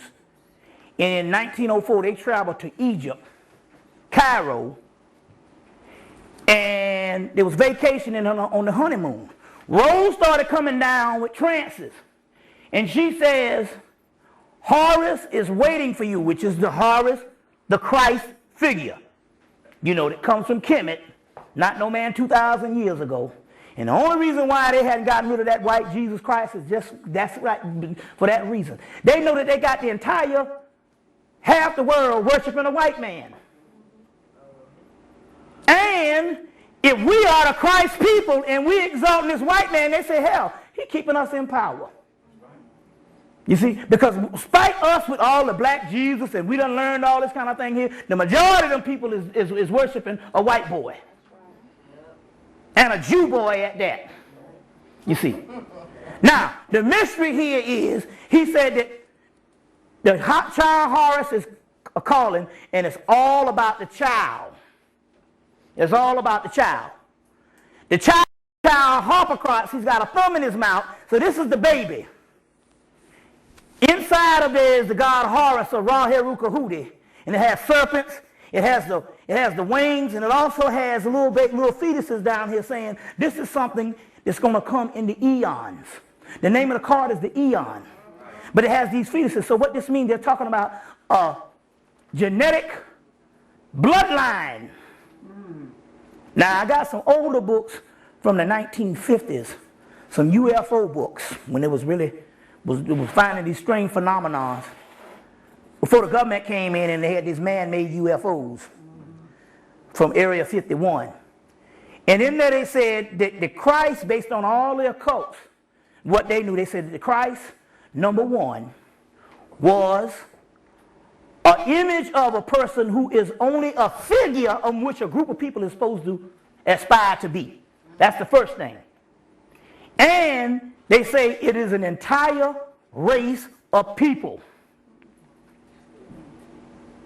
The white people now is calling it the Indigo. Well, we'll see this thing about the indigo thing, because they keep everybody's still looking for some children to be born. God damn it, look at your children right now. And that question is motherfucking answered. Because if it's them, we fucking in trouble. We are the indigo children. The ones that it's a consciousness. Newt says, I am black to the blind, but I am blue to those who can see. We're the indigo people. That's the consciousness. If you look at the third eye, you will see it's a deep indigo. You see what I'm saying? That's right. So it's us. You see, so they say it's an entire race of people. And they got a new name for it. They call it the Horus species. Had everything to do with the DNA changing. The DNA changing and the Horus species. Now, we was here the last time, and what you said that the doctor said, we're going to put that back on the tape. Oh, yeah. I had a guy, he was 38 years old, used to run a lot, and he come up with high blood pressure. Mm-hmm. So they put him on some medication, and he got sick from the medication. So he went back to another doctor, a Jewish doctor. He didn't tell me that, so he just said a doctor. When he went to the doctor, he said, I don't know how to diagnose your African Americans anymore, because DNA is constantly changing. That's right. So you don't have to take the medication, because it just changed. I don't know what to prescribe for you. So he didn't take the medication. He's fine. He lost 10 pounds. Exactly. Now let me get into that while you said it. But the DNA was constantly changing. Now, I tell a story how my mother got in a car wreck. My brother knows how to buy these Mercedes-Benz and get them real cheap. Had one in my yard about 2 years. Anyway, he shipped her a Mercedes-Benz down to her damn thing. I don't know, he get $2,000, $3,000. So she's cruising around town in her Mercedes and got in a car wreck, and they ain't left nothing but her in the damn seat. The car was gone. Ain't left her but her sitting on the damn seat. So they took her to the doggone doctor, and they couldn't find nothing wrong with her. Couldn't find shit wrong with her. They said, we don't know what's going on. This woman done got in a major car wreck, the car gone. And they ain't got nothing wrong with her, but her blood pressure was extremely high. And they said, we got to get that down. And they convinced my mama to take high blood pressure medicine. Now, let me tell you what's going on with this thing. Yeah, this book, I'm going to put this on the thing again. This book, and it has to be, this book, Lillian Silburn's book, Kundalini of the Depths. No, Kundalini Energy of the Depths. Lillian, Lilian, Silburn, Silburn. In the introduction, they talk about how whenever your heart chakra is activated, it starts to give you a whole nother pulsation, a vibration. So in so many words, the high blood pressure is coming from people that is activated, their heart chakra and the other levels are activated to a certain level. And as a result, your blood pressure has to rise in order to get the hormones and all of the alchemical components to go throughout the whole body to make you into a superhuman. So the war is within the blood. You see what I'm saying? Because your blood pressure has to rise. Now this is the other thing. So what they're doing now here is this. Now my mama, then all of a sudden she cool, next thing you know, this summer she started going through dementia. Going all crazy and stuff, couldn't figure out what it was. She saw her mother and she saw her great-grandmother and all this type of stuff. So as a result, she got worse, and they brought her down in October, and she was walking on a walker, and they had to feed her. Now this woman ain't had no heart attack, ain't had no stroke, we don't know what the fuck is going on. And my brother came down here, and all my brother did was got her off the high blood pressure medicine for 1 week. They had her on 5 different high blood pressure medicines. And for 1 week, when they got her off that, she became completely normal. Her birthday was yesterday. I was talking to her, and nothing wrong with her. She's completely normal. Driving her car. As a matter of fact, she was hollering because they brought a Mercedes back up here. When they brought her up here, to nurse her back to health, and she was hollering in to bring her car back. So they had to go back down this weekend to bring her car back because she's well. But they got her off of the high blood pressure medicine, and she came back. Another sister named Belinda, a nurse, talk about her on the tapes. I saw her a month ago, and she walking on a cane. She looked like an AIDS patient. I mean, she's almost near death. We saw her. I said, what the hell is going on? She had no stroke, no heart attack, but she's on that high blood pressure medicine. The high blood pressure medicine, they give you the first dose. The second dose and the stuff is AZT. And AZT is the stuff that kills you that they call AIDS. Right. The high blood pressure and all of that is the same as the goddamn AZT and the AIDS. It's the same shit. But what they're doing is trying to stop a war, a blood war of the coming and rising of the DNA in what they call the Horus, what did I say? It was the Horus species. So this Horus thing, remember they talk about species in the movie? The Heru shit that they was talking about, they're talking about a Horus species. Is what they're talking about here. Now, the key here is it all starts with the baby. Once the baby appears, it's over. But the key here is, the good news is, the baby is appearing in us. Well, see, the thing about it is this. They don't know it in one way. They can tell our blood system, they can tell all the stuff, but they don't know when the baby going to show up. This is the mystery on this. They became, so what happened is this, because I also, Spirit came and said, look, your people are doing the right thing. When you see your people out there and they just fucked up, you know what I'm saying? Half of them Uncle Toms or they nose up the white man ass. You know what I'm saying? The other ones is just all kind of crazy shit. They say that is a decoy. Because of that decoy, this made this white man assured that there ain't nothing coming about us. So now he's gotten so infallible. You see, till he figures there's nothing that can topple me.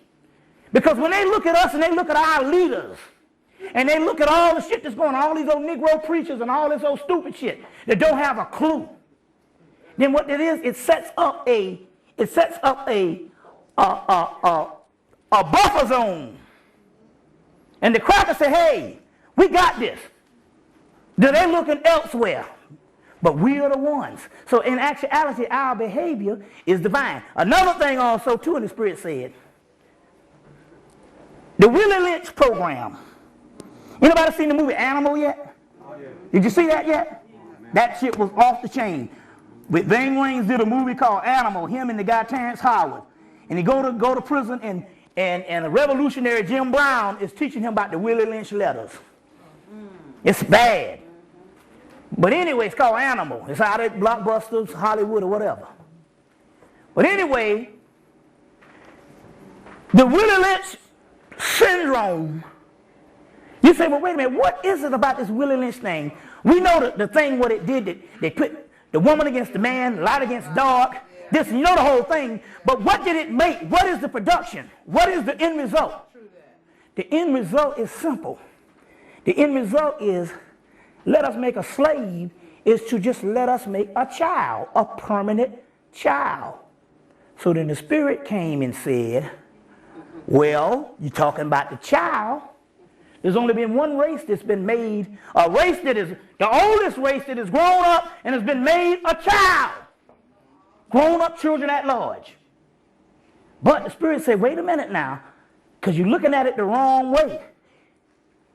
The child is a person that not only is it this particular person that has a behavior of some particular baby, some type of adolescent or whatever, it is also a person that is shirked of responsibilities.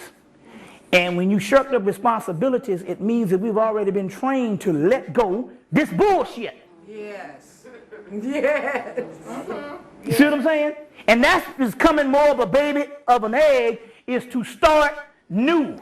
Yeah. Half the country already did it in New Orleans. Motherfuckers got the slate clean. Yeah. And they begging to be slaves again. Here's a motherfucking nigga that got his whole Social Security number wiped the fuck out. Yeah.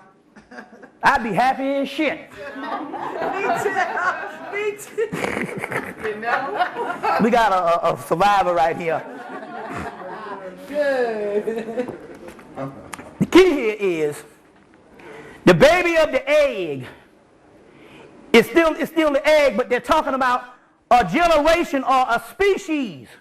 That's the species that we're talking about, but it's in the blood. It's so much in the blood until it's all about the high blood pressure. That's the number one shit he talking about now. And he got niggas on high blood pressure, which leads to the doggone diabetes, which they make, and then they put you on that damn dialysis, and it's over. Major high. So in so much the war that they're talking about, they're fighting it right now.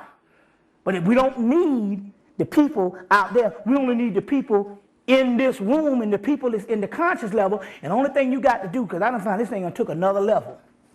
The god Shiva, which is a form of Osiris, which is also a form of Horus, says all these multiple things came back this summer, and he said, eat the pineapple. Yeah.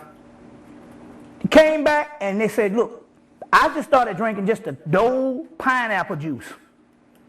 And there's something in the pineapple that stops the high blood pressure. Yes. Well, it doesn't stop the high blood pressure. What it does is it regulates. It's going to be high. It's supposed to be high. If you spiritual, your shit is supposed to be high. My shit is so high until I ain't had a blood pressure since. It ain't no pressure. You know, they can't track it either way. But the point I'm trying to make here is, it's not based on no food, not based on none of that bullshit. Because one sister was an extreme vegetarian. They coming down and they say, what it is? I don't eat nothing. But their blood pressure is high. That's because it's supposed to be high. That's spiritual. And so we're talking about a war, but we're also talking about this thing happening in this Horus species. Now let me break this thing down on what happened.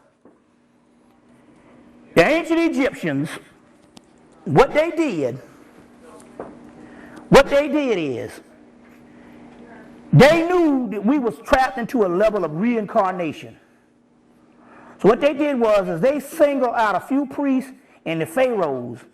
And you know when you see the funerary scene where they got to have all that writing on the wall and stuff, and they got to remember all the stuff when they pass on so that they can remember who it is. In so many words, what they did was they designed this level of a certain amount of spirits that can get past reincarnation by remembering who they were after they died.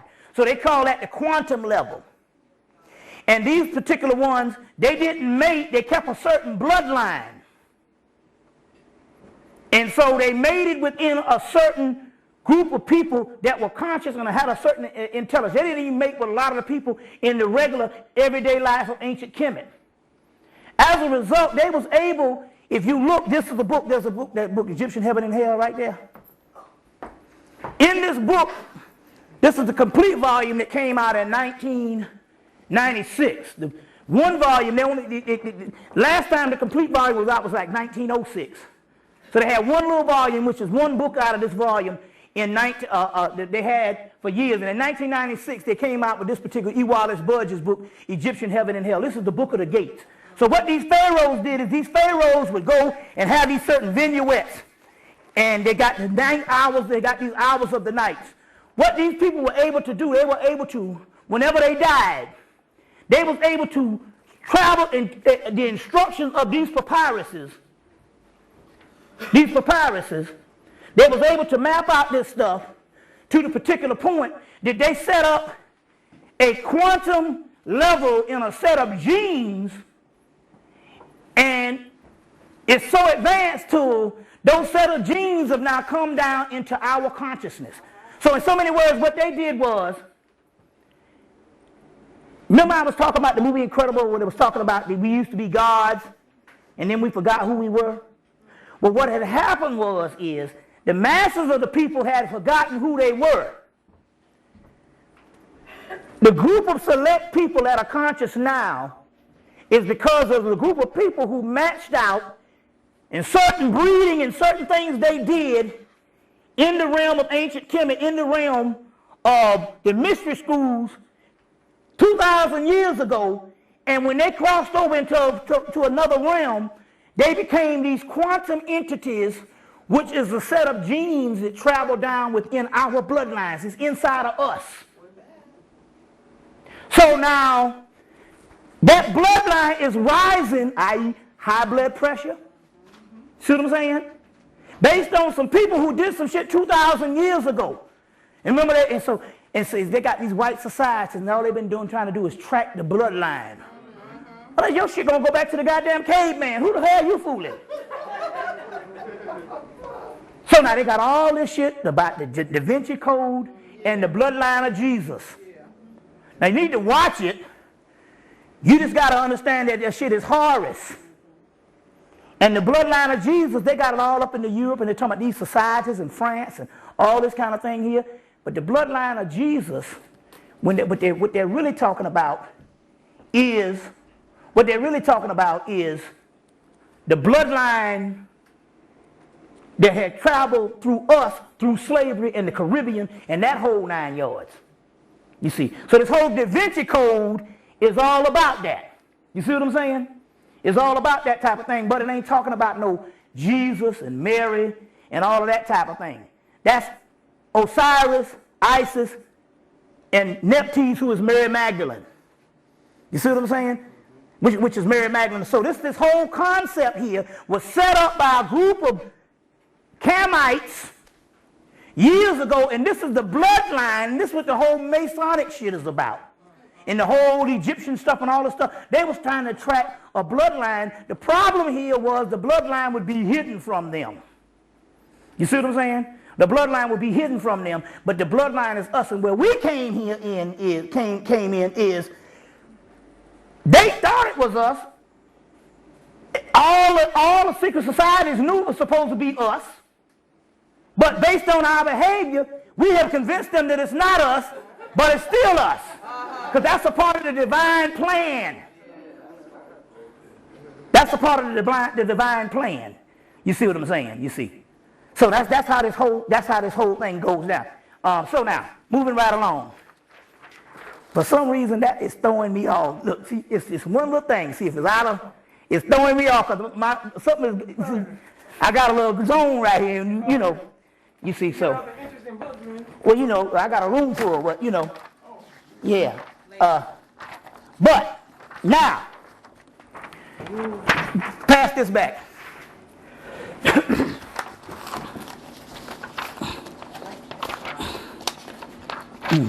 Now.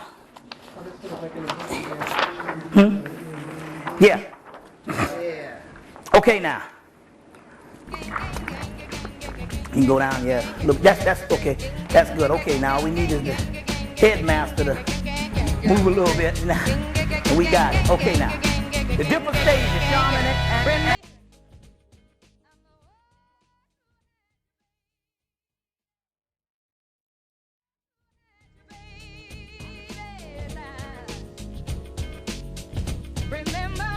now all we need is the headmaster to move a little bit. Now, and we got it. Okay, now.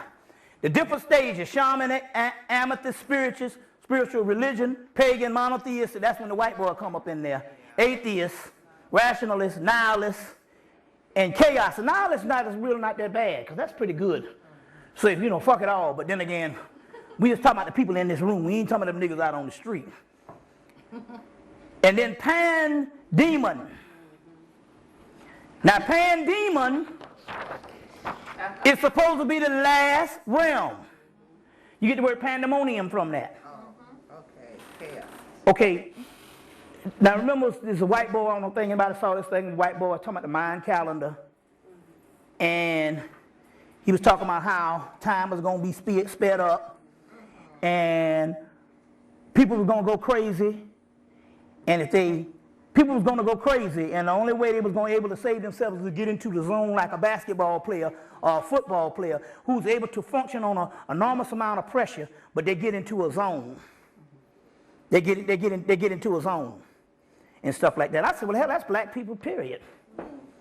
Just be fucked up to be in a zone, gotta laugh about the shit. I said, well, we good to go then. And they said if they didn't get into the zone, they were just going to just disperse and just go crazy. Well, in so many words, that's the realm that we in now. It's the pandemon realm or the pandemonium realm, which is named after the god Pan. Okay. Let me give you this one. Put this one on there. which is the god Pan. Put that one on. It's named after the god Pan. Anybody step and check this altar out in the living room? Right here? You see, he did that. Yeah. Now this is the god Pan, the goat god Pan, and we're talking about that because we are what in what? Capricorn. You just go down some a little bit. Can they see? Because just take it on down. Take it down past it. Yeah, that's good enough. The goat god Pan. Now Pan is teaching Olympus, which you get the word the Olympics. It's coming from a god Olympus. But what is he teaching the god Olympus? The god Olympus is going to be a great hero, Heru. He's teaching him the gift of music. He's teaching him the gift of music, which is one. But see, his realm is the realm of Pan. Pandemonium. So how do you get through the pandemonium? Through the gift of music. You see what I'm saying?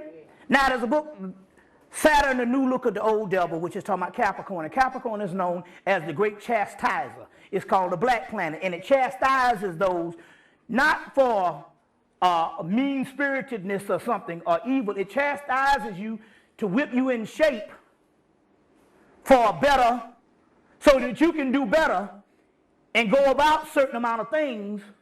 You see what I'm saying? By having this chastisement. Well, Lord knows we know about that. But he's the panic state.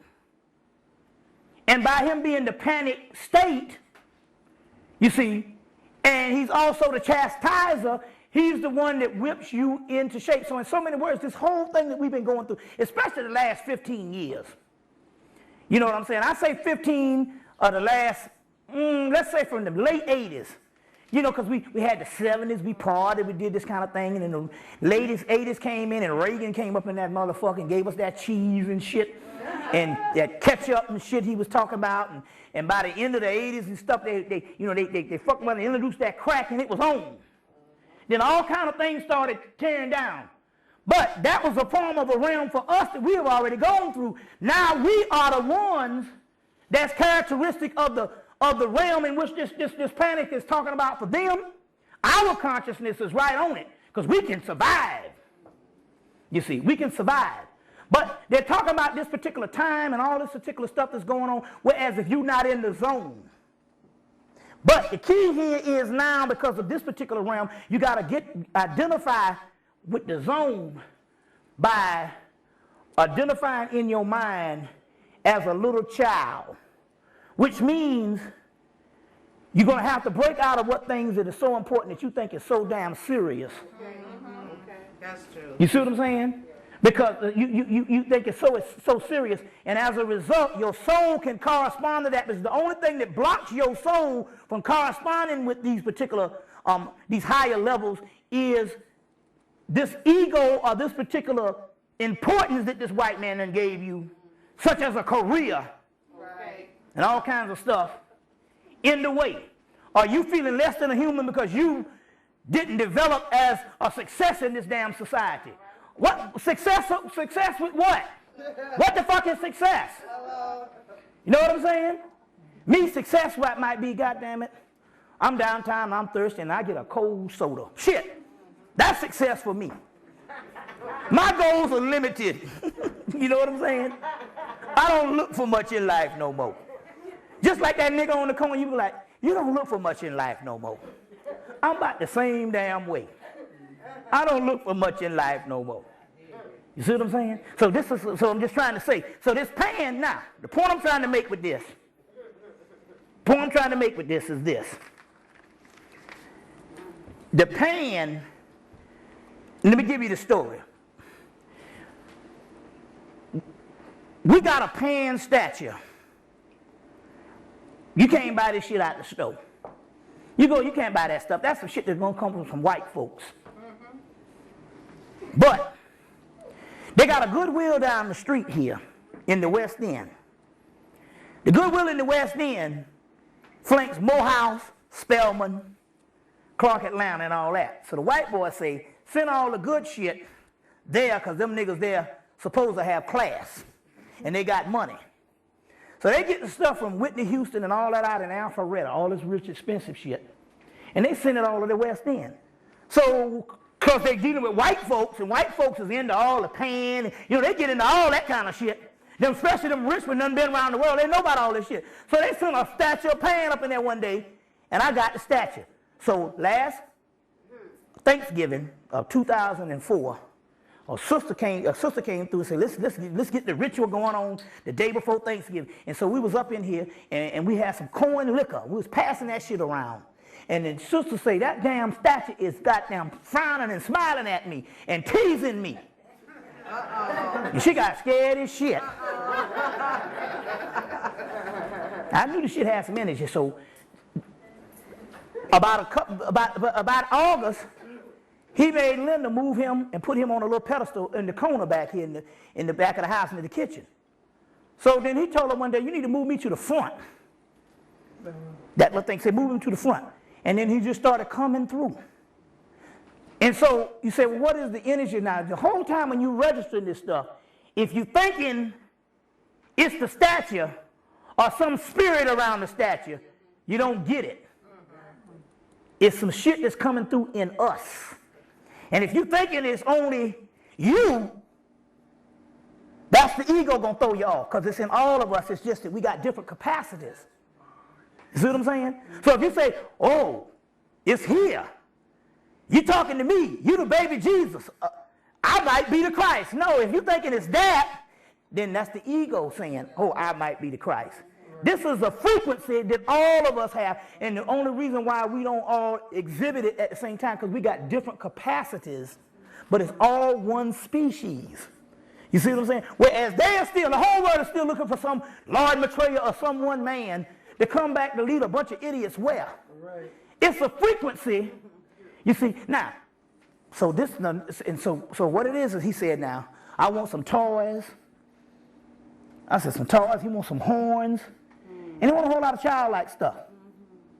And all, because he's a baby, the energy is a baby. Then he says, I'm going to set up a whole realm. So although I'm having the experience, it's not me, this house, or anything that has something to do with me. You see, this is when you fuck up.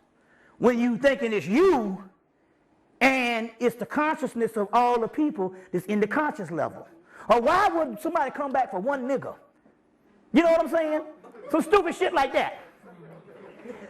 So there's just so see, he's sitting in an arched doorway in the thing. So the doorway is not necessarily talking about, oh, you special, this is about you. No, he's saying the doorway is open, and the only thing you're doing is you are being privy to view what's happening to the rest of the people. Yeah. You see what I'm saying? So it's in us. We're in Capricorn now. You see what I'm saying? We're in Capricorn now, and sometimes it's best when you don't have this facade that you got to put on around people that you will meet every day, that you got to be a certain caliber or a certain type of a certain status to fool people. Sometimes it's just good to, like, you know what I'm saying, just fuck it. You know, let your hair down. That's a white person terminology. But I'm just trying to say, you know, it can be that, the concept here is that childlike behavior. So now, the point here is this. Now, going back to Christmas, he said, you know, that used to be my holiday, but it was lost and then was later on picked up because a group of people that traveled up into Europe and taught the Europeans this. They preserved it with the trees and the green and the pine, and he said that used to be my holiday thousands of years ago, because Pan is a god. The goat just means a forest or a nature god, or a nature god. You know, yeah. Take that and put that. It's a nature god, you see. And so what he's saying here is that used to be my time. And I said, oh, I get it. They've been celebrating this birth of Jesus and all this stuff during Christmas, and all of a sudden this motherfucker come through. So in so many words, what I'm trying to say, to break this down and reiterate this, it's nothing but the ultimate form of your consciousness coming through. When when Horace told Crawley, he said that Horace is waiting for you and it's all about the child. The child represents the new beginning. When the child shows up, that's the beginning of it. And the child was birthed out of trauma. Remember now the Katrina thing? They had the Katrina, then they told them they had till December, then they was going to stop paying the bills. You see what I'm saying? They were going to stop paying the bills. See, all this stuff coincides. Let me give you an example. Now, they know some stuff is going on because they killed Luther in June. Now, look at this. Now, Luther had a stroke in the spring of 2003. Survived it, lived all of 2004, and most of 2005. Go to the hospital for a routine checkup and end up dead. And he was 51 or 52. And yet, we got an old, decrepit ass American Bandstand motherfucker, Dick Clark, get a damn stroke, had to learn how to walk and talk all over again. And the next thing you know, he missed a year because he had the stroke right before Christmas. A year later, this motherfucker hosting damn the dropping of the ball of Times Square. And he's 71 years old and made it back from a stroke. And yet, a stroke from a year later, and Luther went 2 years damn near and get killed in the hospital. Right. Took his ass right out of here. And took him out. I don't know where that came from. I guess he must have wanted me to say something about it. But one of the keys about pain here now is you can't judge. Now let me give you an example. Pain here in India with the flute is a god named Krishna. Now Krishna, they say Horace got thousands of things where they can look at Horace and Jesus and say, well, Jesus came from Horace. And they say they even got more than that when it comes to Krishna. Because the tradition survived to what they have now. They still live it. The people who worship Krishna. This is the key. Krishna, I saw this thing on National Geographic about a warrior named Arva. Now Arva was this warrior, was the greatest warrior ever. And so they say, warrior, Arva, it's time for you to go on to the next realm. So Arva said, I don't mind dying. I don't mind dying. He said, hey, yeah. Say, I don't mind dying. And you just step on round and you'll find your way on round that way. That's Bob and Juliet. Hey. So he said, I don't mind dying if I could get married and have a night of passionate love. So Krishna, Jesus, now this is Jesus now. I'm listening to this story. Turns himself into a female and has a night of passionate love with Arva. Then the next day he turns himself back to a man and kills Arva. So they got all these units. I'm going to show you what the thing of the story going on how they got Christians and all these kind of people that's locked out of the shit. And how we grow up judging. So, and we the main people be judged all the time. They judge black people all over the world. So, they got all these eunuchs and transvestites and all these things. And they travel down. You see, and I'm telling you this because I have to reiterate this shit. I'm a heterosexual telling you this goddamn story. See what I'm saying? I want to tell you that.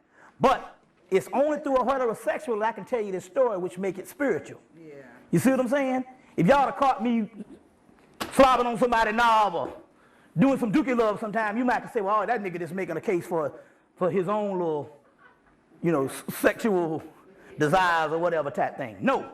I'm a heterosexual telling the story because I'm listening to this damn story.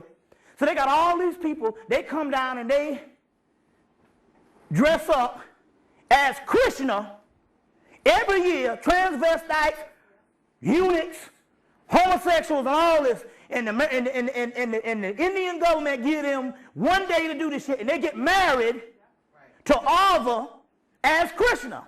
Now I'm looking at this damn story and I'm going, well, what is the damn goal with this thing? I'm saying, oh, I get it. This is a much more ancient religion. And what they was doing was saying that you can't judge nothing down here because you don't understand the realm of spirit. This is all physical. There ain't no such thing as male and female. Now let me show you what she was talking about to let you know that this got something to do with something spiritual. They had a brother Panic, there's a brother named Panic, called me, and he said, you remember a tape, a movie called Paris? Because the Christianity will tell you, not only homosexual, they will tell you that everything is based on a series of judging anything that ain't considered in the realm of their dogma or their Christianity. So what happens is you set up a level of judging everything around you and everybody who does not adhere to your philosophy. You see what I'm saying? And as a result, it enhances the damn ego and shuts you down, and you can't never get to the spirit realm. You see what I'm saying? So it does the opposite. It's like one guy said, they said, what was you doing when you was a great Christian? He said, all I know is I had a whole group of friends around me. My crowd was larger. He said, and we raised ourselves up by leveling others outside of ourselves about how these motherfuckers is going to hell. You see what I'm saying? So the story was here about Krishna. If Krishna could turn himself up into a woman, you see what I'm saying? Now that's the Christ. But see, they would rule all that type of stuff out, and it ain't got nothing to do with no homosexuality. It's got something to do with you going inside of yourself and saying, not even just homosexuality, not even judging nobody around you, not judging nothing. They say, oh, fuck it. They don't know what the hell they're doing. It's an illusion. You see what I'm saying? It's an illusion. I don't know where the hell I was going with this shit, but about this Paris is burning. This is where I was going with it. The government studies our people. There was a movie called Paris is Burning that came out in 1993 about a bunch of gay motherfuckers in New York nightlife. And these guys could sew, they could dance, they did everything, the art shit. They would sew clothes, they would do all kind of shit. They would put on these galas. And I said, I heard about this thing. So you know me, I'm analyzing all the shit. About 2 years ago, I saw the shit. I said, let me watch this shit and see what these faggot ass niggas is doing. You know what I said, so I watched the shit. And the brother said, you remember the thing Paris is Burning? I said, I saw that movie. Brother Panic, he said, well, there's something about you saying you can't judge nobody no more. He said, the government done came in, and although you call them all faggots and shit, he said the government came in and every black man that was in that movie, they killed them all. Now, what is it with their energy? What is it with their energy that's got some shit that they're doing that the government has to go and kill them all? Because apparently, whatever it was, there's the white homosexual and there was some black men who had tapped into their feminine side, which the government said, hey, they ain't really homosexuals. They just some people that, because they're gods, they just showing another side of the feminine side. So they're looking at them as gods. They're looking at them as gods. And the government roll in and kill every last one. I'm saying, So you all worried about faggots ain't going to heaven and all this kind of shit. And I'm saying, yet the government is see something in them brothers was so powerful that they roll in and kill them all. Yes. And I'm saying, well, here it is again. You can't be judging when you tracking the damn energy. Point. That's right. When you tracking the energy. You see, so that's what this whole thing is. So Pan says, I'm coming in and I'm setting up a whole new mystical realm. But the mystical realm here is we got to become more childlike. Now, I'm not talking about the difference of, you know what I'm saying, doing something just plain stupid. We're not talking about a physical act. We're talking about in your mind. You know what I'm saying? In your mind, you got to become to a particular point, whereas this particular shit becomes alien. And whatever you have, whatever device, whatever vice, whatever thing you got, whether it's some chocolate cookies or whatever, you got to get it. Whatever it does to take you to that particular realm, that's where you got to go with the shit. You see, that's where you got to go. Whatever it is, it might be some new shit. I'm constantly looking for new stuff to get with that particular child realm. You see, And it might be something that you might not have to stick with it all the time, because if you stick with it all the time, it dies. It might be something that you might just need one time, and then you might need to go to the next level the next time. It might be something new the next month. But whatever it is, it's got to do something that's got to relax your mind, because when you relax your mind and you get in that childlike state, guess what happens? That realm starts to come through, and that's when your magical powers start. You see, if I didn't believe the difference between me rubbing that album last week and the sparks shooting out of my hand, I woke Linda up to see the shit. I said, no, this shit came in 2000 when I was doing that nigga Peasy blanket, had a nappy blanket on his bed, and I was up in someplace, had a lecture. And I rubbed it, and nobody was around. And Ginger said, you don't need to tell that story to nobody. They don't think you crazy. So I said, no, fuck that. Linda, get up out the bed. I woke her up and said, you got to go see this thing here.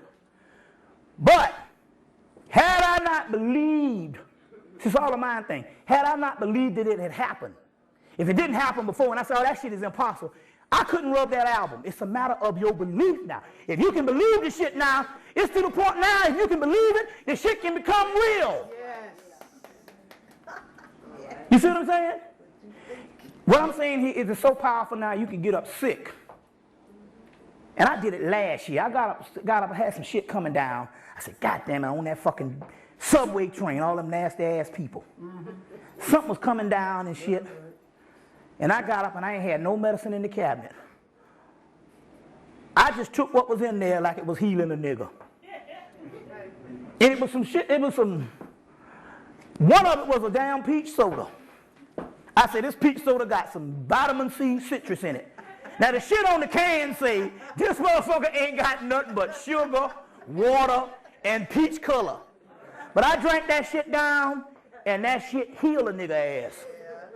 Because I put it up in the brain. Yes, that's right. I put it up in the brain. Now we was up in there one day, and we was up in the 7 Mile, the health food store, and we asked for something, and the little white woman took us to the back. She said, now you know you can do this shit with your mind. True that. What the fuck? I said, you know. She said, you know all this shit up in here and all.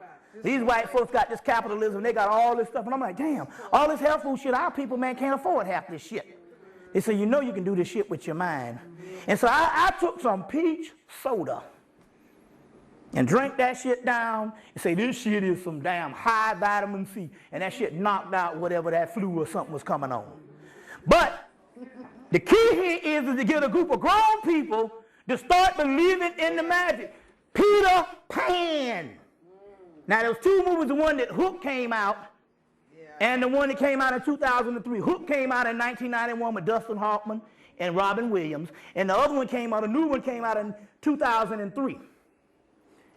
That's why they had to goddamn level Michael Jackson and get him up out the goddamn country. That's right, the power he had. Because he was talking about the Peter Pan.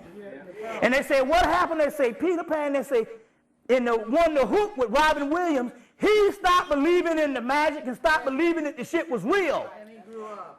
And he grew up. And when he went back to movie, when he went back to Never Never Land, what did he have to do? It took the rest of the movie to convince him that that shit was real. And once you convince yourself that this shit is real, the powers would come. The powers would come. Get the movie Incredible and see them powers. Them was all black people. You see. So once I knew it, so I said, no, wait a minute now. I said, wait a minute now. I said, I can't. I said, because it happened in 2000, I'll never be able to do it again. Because I didn't have a Peasy rug, I figured. I didn't have no Peasy blanket that the guy had a ball up, knotty head blanket on. So I figured because I didn't have a blanket, when I rubbed my hand in the sparks on the man blanket in his house, I figured I couldn't do it no more. That's parallel universe. Yeah. That tape, that's what that's on. Well, must have was, but I went back, and so the second day, this happened Sunday night, I was rubbing them in sparks, and the second day I said, let me see, can I do this shit again? And I went and I did it again. But I found out another thing too. When I would pull the albums out of the stack that I hadn't played, they wouldn't do it. It was only the ones that I put on the turntable and played both sides. Then the sparks shoot out the shit. I said, oh, this is why they had to get rid of all of that stuff. That's why they had to get rid of the stuff in the music and all of this type of thing. But the key here is going back. It's this stuff They tell you right now what it is with us is we got to get back to that particular level, but we are into our careers. And we are into worrying about whether I measure up as a damn success. For a white man that in actuality, the success that he's in now, man, they into buying motherfucking whole oceans. They ain't even into no, well, I got a $40,000 a year job. I make $100,000. These motherfuckers is buying oceans and shit. That we own. What Donald Trump was buying up airspace over the buildings. They couldn't build. He said, "No, I'll buy you got a small building. I'll buy the space over your building to build over." That's the kind of shit these crackers. You'll never be able to match that kind of shit. But then again, on the other hand, you in his shit when you're supposed to be in your goddamn house, and the shit is about the damn magic. Yes. It's about the magic. You see. So I mean, Pan is coming through, and I'm telling you, it's some stuff. And so it's now to the point where, as you know, it's all about. It's just like they said it was gonna rain Tuesday. Now they said it was gonna rain Monday tonight. And I said, nah, that shit ain't gonna rain. Now I used to have to wait till the day it do and say, nah, you ain't gonna do this. But now I put it in my mind on Monday night, and then Thursday they came, so it's gonna be sunny. It's gonna be wind blowing. That's the wind blowing because it was supposed to rain, and because that shit got interrupted and the wind came. You see, so this is some stuff that we're dealing with right now. You see, so, but I just wanted to put that out there. Let's see, let's go on. Got a couple of things. Let's see right here. Let's see here. This is interesting. There's a movie called Earth Sea. It's a movie called Earth Sea. Came out last year. Movie with Danny Glover in it. And he's training this little white boy how to use his magic. But Danny Glover want to take a couple of years to train him right. Now he got on a, what you call that, the skull cap that the Muslims wear? Is that a kufi with the skull cap one too? That's a kufi too? Okay, he got on a Muslim kufi. I want to make a distinction between an African kufi. And the little white boy got on one. And he's teaching him. I'm like, wait a minute. Is this a more that Danny Glover's doing? And then Danny Glover say, I can't, you want to do some accelerated shit. I'm going to take a couple of years. He said, now you want some faster, you need to go to the school, one of my schools that I was trained at. And he sent him to the school, and they was doing all this magic in this particular school. And I said, oh, these crackers done made a whole movie on the Moors in Spain training little white boys. And the only thing they did is they make the teachers white, and you don't get it. And I said, oh, that's what the Harry Potter series was about. Yeah. What's the name of Hogwarts School and shit? That's right. That's right. That was, and those clans, that was all the Moors.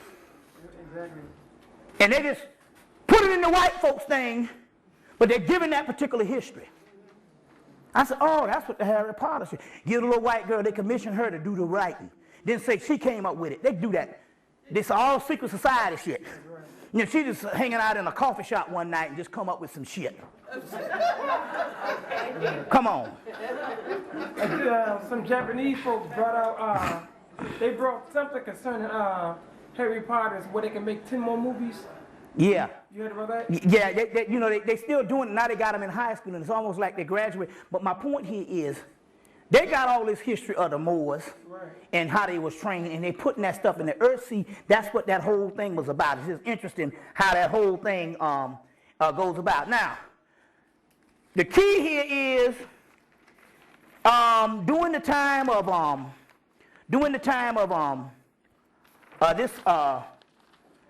this December the 25th that we just came out of, which was actually the birthday of Mithra, which is that same chicken god. Now, when I first came and I told you about that book, Ancient Christian Magic, and told you there's a recipe up in there for Jesus, which is Horus. But remember now, the Jesus, even the name Jesus was stolen from Egypt. It didn't arrive in Rome or what you call it. That came out of Hemmitt also, out of Coptic. In there, when they talk about Horus and they say the recipe for the Christ is some fried chicken, and they got the Christ on the chicken, And then I said, well, and I knew I told this in Cleveland, and they probably saying that's the most ridiculous thing I done heard. You telling me to get to my Christ food, I gotta eat some chicken. Niggas eat chicken every day, man. Get some chicken, but then again, on the other hand, look, I just told you a few minutes ago that if you believe in the right shit, that damn chicken could be healing and illumination too. Now, what is better than some goddamn fried chicken?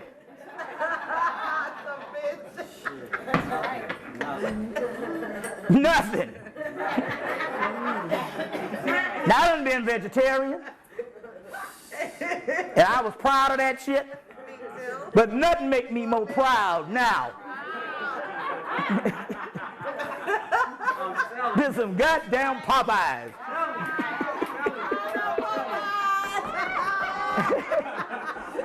And I know it's got to be spirit. I'm eating this shit and I'm like, God damn, this shit is good.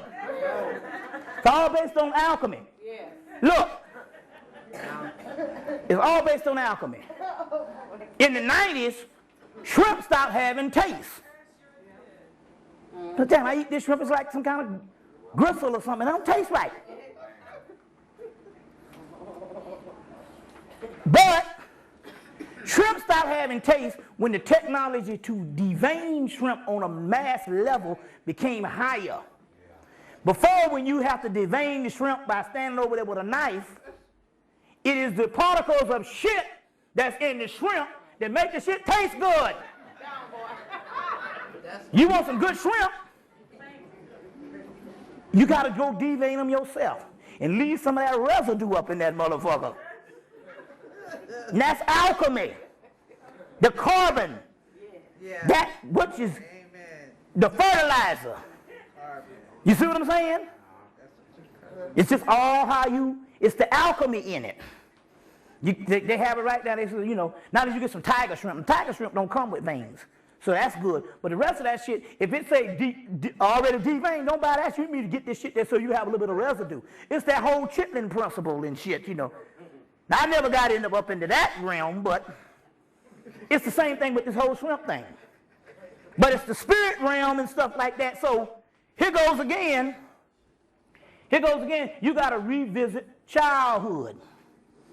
You know what I'm saying? You got to revisit childhood. Go get that movie with Deja Vu. It's a great love story, Deja Vu. And in there, there's a scene where the two people are in their 50s and they reminiscing about all the different candies and shit that came out when they were children. And they said, oh man, remember that? Oh, that was great. But they were going back to that particular realm, that Pan realm. So, Mithra is the god that is born on December the 25th. It's a form of Horus. And Mithra and Abraxas is the same. And Abraxas is the chicken god. The rooster is the chicken god. On December the 25th, he's born in a cave. And the cave just also means the deepest part of the subconscious mind. A cave is a lot of times it's made out of stone, so that's the rock, that's the stone, that's melanin. He slays the bull. Mithra slaying the bull is slaying the physical functions of existence. He's slaying his physical existence, you see. And so that's what the whole slaying of the bull is talking about, is to slay the matrix. It's just like the movie Jonah and the Whale. Jonah is swallowed up by the whale. Well, the whale also represents the matrix, the illusionary phenomena. So this whole thing of a man swallowed by a whale in the Bible, that's Jonah swallowed up by the whale. In the coffin text, they say Ra gets tired and he invites a whole bunch of gods over to dinner and he swallows them up. That means that the gods, that means that we used to be spirit beings, but we got swallowed up by Ra and became trapped in the physical realm. So that's what those particular metaphors are actually talking about. That they're talking about. I just wanted to give you a couple of things. Let's see here.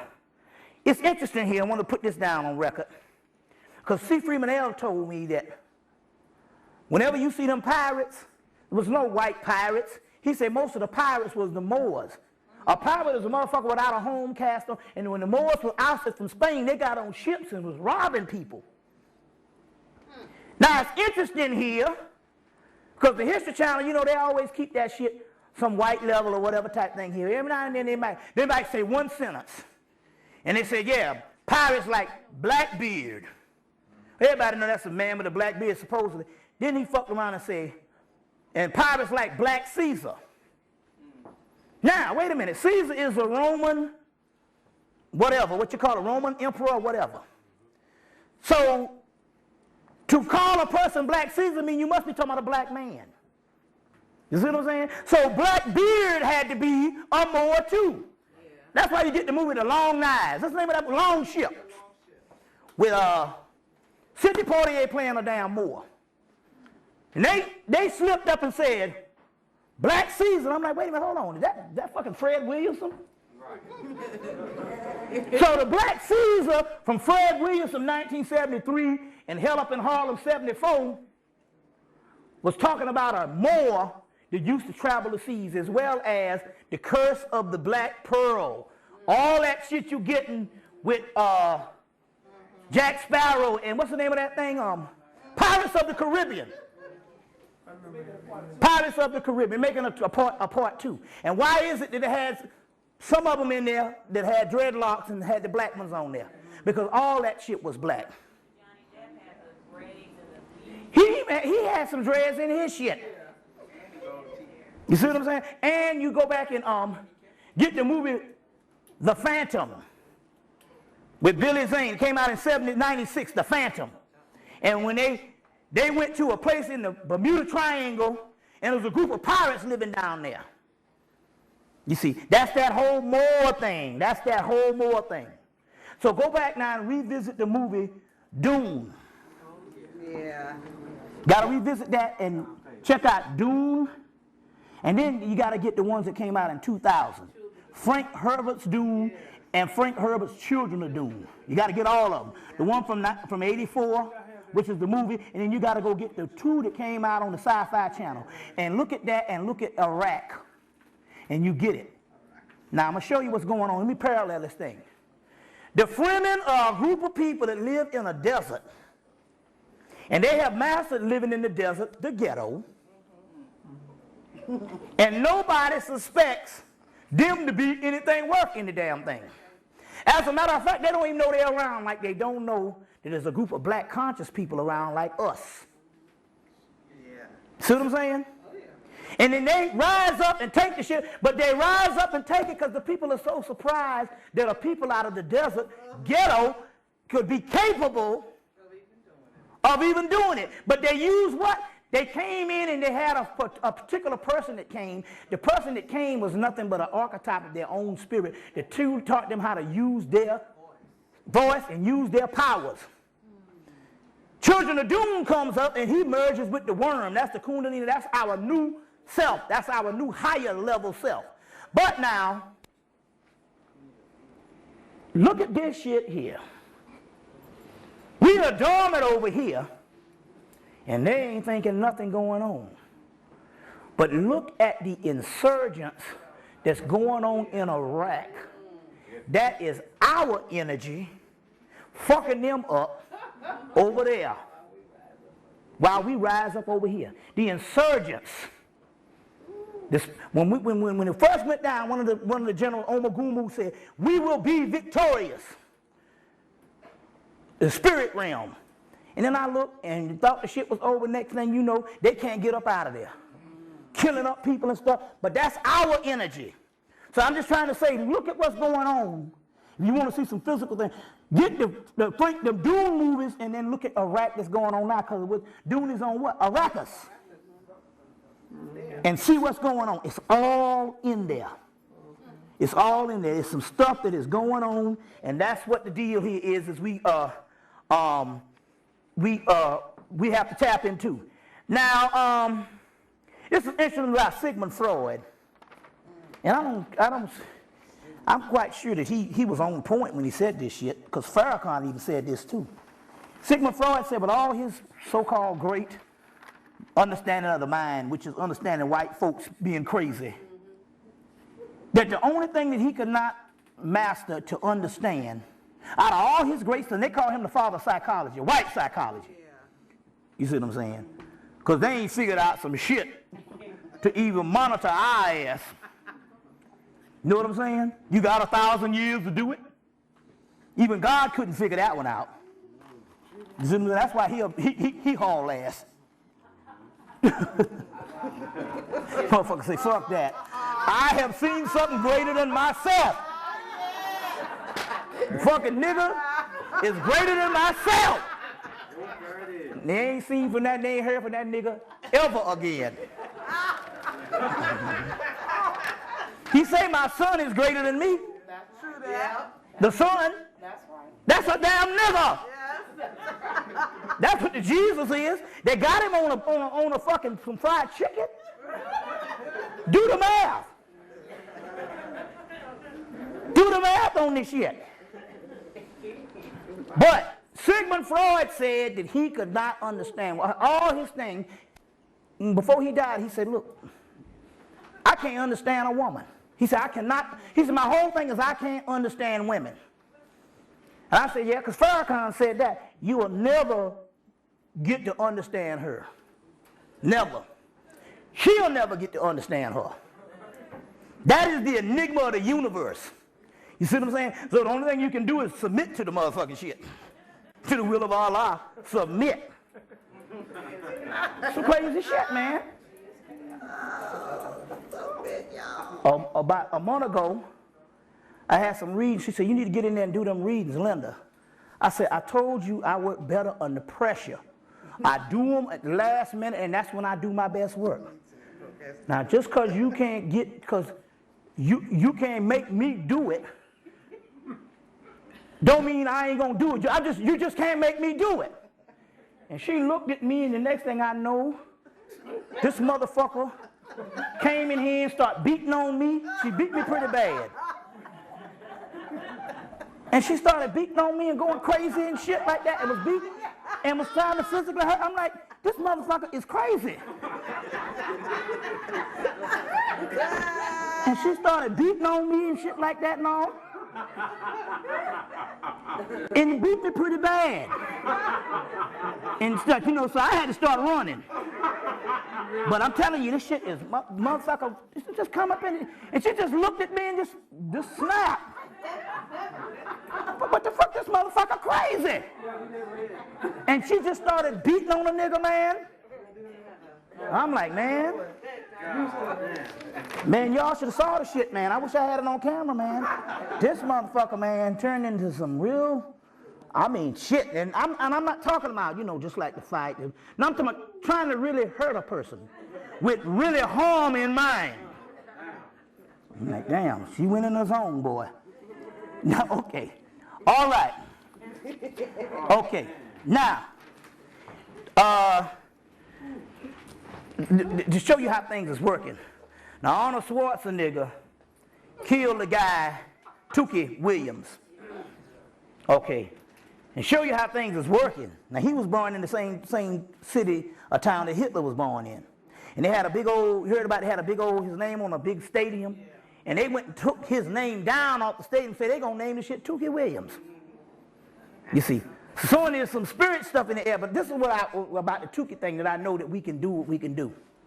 The day after they killed Tookie Williams, and I say Tookie because the simple fact here is I've never seen anybody in the court system and a legal system would get ready to kill a person and will only use his nickname. That's never heard of. Hell, you go down and see one of your boys, Two Rock or a dog, and they might come up with Theodore Johnson. You be like, who the fuck is Theodore Johnson? But in a court of law, they always give you, Vincent Verone or some shit. You be like, you talking about Cooter Pig? You got a nigga in Mullen named Cooter Pig. Now, what the fuck? Nicknames in black. They had a nigga named Boot Nose because his nose was shaped like a boot. A nigga named Shoe Booty. Why? He told Poe he wore a shoe and a boot. Shoe Booty. So, but my point here is, that's a ritual. That's a ritual. They don't So what they wanted to do for the first time in history, they get ready to kill a man. That's serious. They got the whole world watching. And you're going to refer to this man as Tukey the whole time. And his name was Stanley Williams. But to say Stanley Williams, and most white people in their court of law, they never say your name, especially when they're convicting you. It ain't no nickname. It's always Stanley and whatever. You know, Stanley Williams. But here they went Tukey. That's to dehumanize him so that you can accept him being this particular person that they can kill. You see what I'm saying? So this is how they do things to dehumanize you. You see, but this is how I know that black people had power. The day after he died, and most black people didn't know who Tukey was until like 3 days before the fucking execution. They didn't even know who the hell Tukey was. I lived there 28 years. They never heard of no damn Tukey. You know, but for that brief moment, the next day, the energy was so depressing and so intense that black people had gone through this execution just for a few minutes. They was introduced to this shit on Monday or a week before, and all of a sudden, just that amount of time, but that's a ritual. See, they can fuck our spirits up by certain things. Like I say, that the Sci-Fi Channel, I've been watching the Sci-Fi Channel, and every Saturday night, if it's a black person on there, they always kill him. They had one nigga with dreadlocks, they killed him 1 month. He was on another special, they killed him the next month on a different damn show. And I said, oh, that's a ritual, like the Jim Kelly ritual. You're going to kill a nigga in 73 and put him on the movie poster. I can't even watch Enter the Dragon now because of that one shit. And he better than the white man, and the white man lives. And he the karate man. And they kill him and drop him in oil, a one-arm motherfucker. You see what I'm saying? And then they put you understand they put this motherfucker pictures hanging. Anybody saw the End of the Dragon where they got him hanging in the chains, dead? That's a lynching. And it's ritualistic. They always got to kill these black people in movies. And they got better with it in the late 90s. But now they done gone back. They had one nigga in the new King Kong movie. This nigga here was training a white boy, teaching this white boy everything. And at the end, he came up, and they gonna kill the little white boy. He gonna sacrifice his body for all the white folks.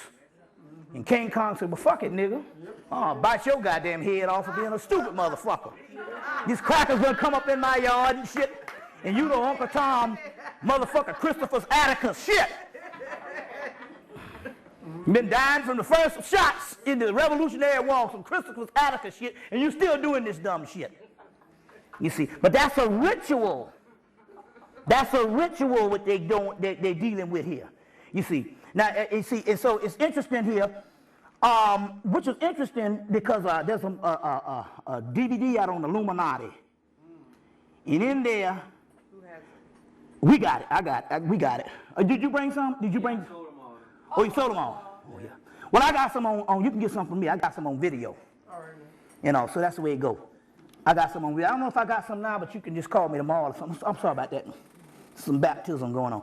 But anyway, in there they give the true name of the god that the Illuminati worship, which is called Jah Bulan.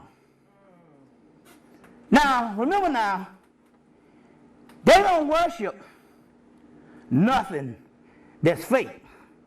And they said, well, they said Satan. They said, yeah, but it says Osiris. We worship fucking Osiris.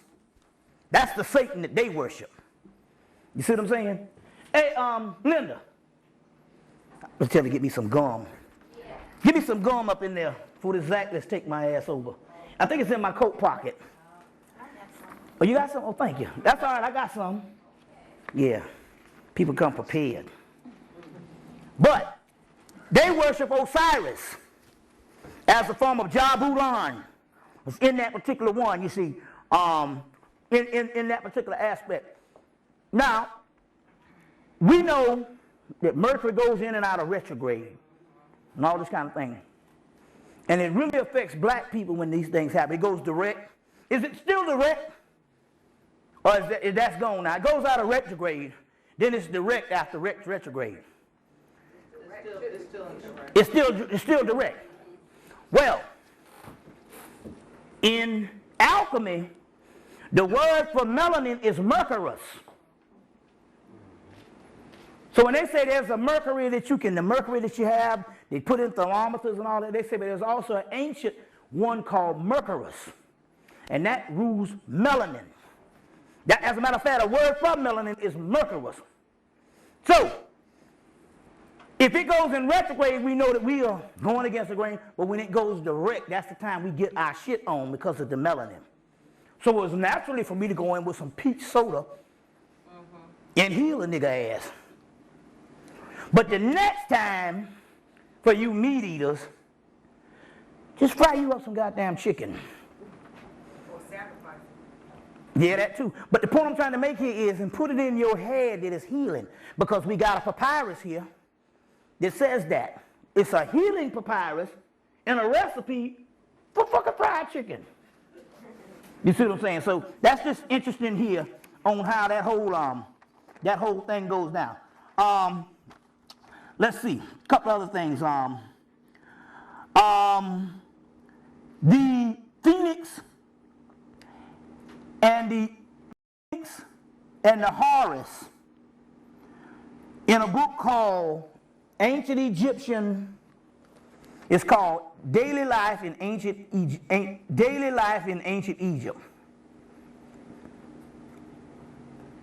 In there, they talk about the Heru and these falcons and all these birds and these hawk heads and all this shit you see in Egypt. And they talk about a whole realm that they call the return of the birds. That's those Horus species in the blood system.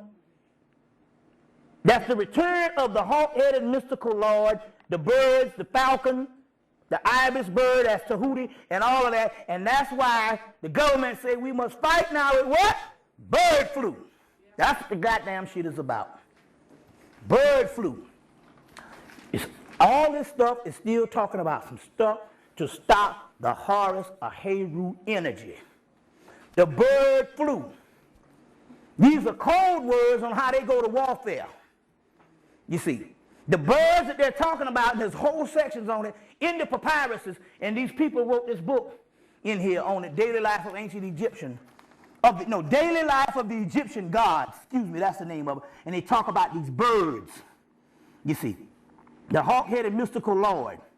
Now, the key here is the hawk-headed mystical lord is called Heru Bahutit, or the winged disc, or the black dot. Now, the hawk-headed mystical lord, change the tape, yeah, okay.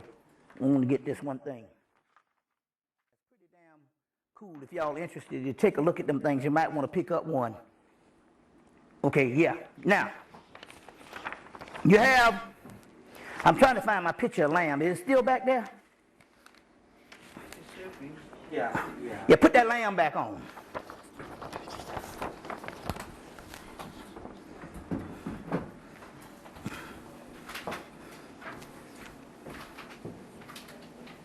Yeah, I'm going to do that, yeah, coming up. I'm going to do this right quick, and we're going to... Okay, now this picture of the lamb, like I say, is an astro entity, and the governments use it, they just put some big eyes on it, and that's where you get all your little UFO thing, your alien thing. But because this particular astro energy here, lamb, is not talking about some alien from outer space, and is actually talking about, called a baby of the egg, and is actually talking about your inner nature. And this is just the image that he saw, and the egg was showing him a representation of this particular lamb. The lamb, they say, is over the extraterrestrial forces. So the white boy took this, put some big eyes on it, and had it for the alien. What are the extraterrestrial forces? The extraterrestrial forces, this is an inner thing. The extraterrestrial forces has to be the hormones, or what they call the proteins in the bloodstream. Now, protein that they talking about, when they talk about biology, it's got to be talking about melanin. It's got to be talking about melanin. You see what I'm saying? You're a doctor, right? Got to be talking about melanin and stuff. Now, in this particular one, show you two of these versions of the extraterrestrial being. Put that one on. Crawley went to Egypt. His wife kept going into trances. Now, he said his wife was dumb as a stump. She was just a little old country girl he married from England. Didn't know nothing about no knowledge or nothing. But she started going into damn trances and said that the god, that's great. The god Horus is waiting for you, and it's all about the child. So he took her to all the museums to try to find out what was contacting her. And at the end of the day, they went through various forms of Horus. And at the end of the day, she told him it was this stela, which means stone, with the god Ankh-Nakhunsu, which is a black man, on it. Here's the original one. Put that one on it. And she said, this was contacting me. This is the original one. It's kind of dark, but to show that the man up there was a very black figure. And she said, this was contacting. Oh, it's so bad. I'm going to put the other one back on.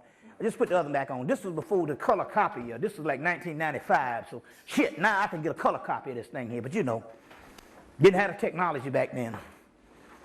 They had it, but they wasn't loaning it out where you can just put it on there. So, she said, no, this is what was contacting me. And it looked at the bottom in the museum number of the stone was 666. Now, which in the Kabbalistic breakdown, it means Jesus. 6 protons, 6 electrons, 6 neutrons, carbon. Anyway, this god Ra-Heru Kahuti, or Ra-Harkuit, is actually, this man is having a conversation to this god. This is the high priest of the 26th dynasty, Ankh-Nakhunsu. He's having, which is a real priest, and we even got his sarcophagus here. Ankh-Nakhunsu. He's having a conversation with this particular Horus figure. The real mystery here is this figure is on the inside of him. This is a conversation to himself in what is called the quantum realm, the mystical realm. So for everybody up in here, there's a mystical God in who we are in just a dimension right next to us, which is in this room. You see what I'm saying? Which is nothing but our souls. So he's having a conversation. And up top here is a winged disc. And the winged disc is the black dot, which is the spaceship. Just as Lamb rides the spaceship, which is the alien. And all this shit is not talking about nothing but some shit that's on the inside of us. You see what I'm saying? So the winged disc, and then there's the great mother Nut arching over. And she's the one, she brings the winged disc that becomes the God, that becomes the man. Now, in this book, the Piece de Sophia, here's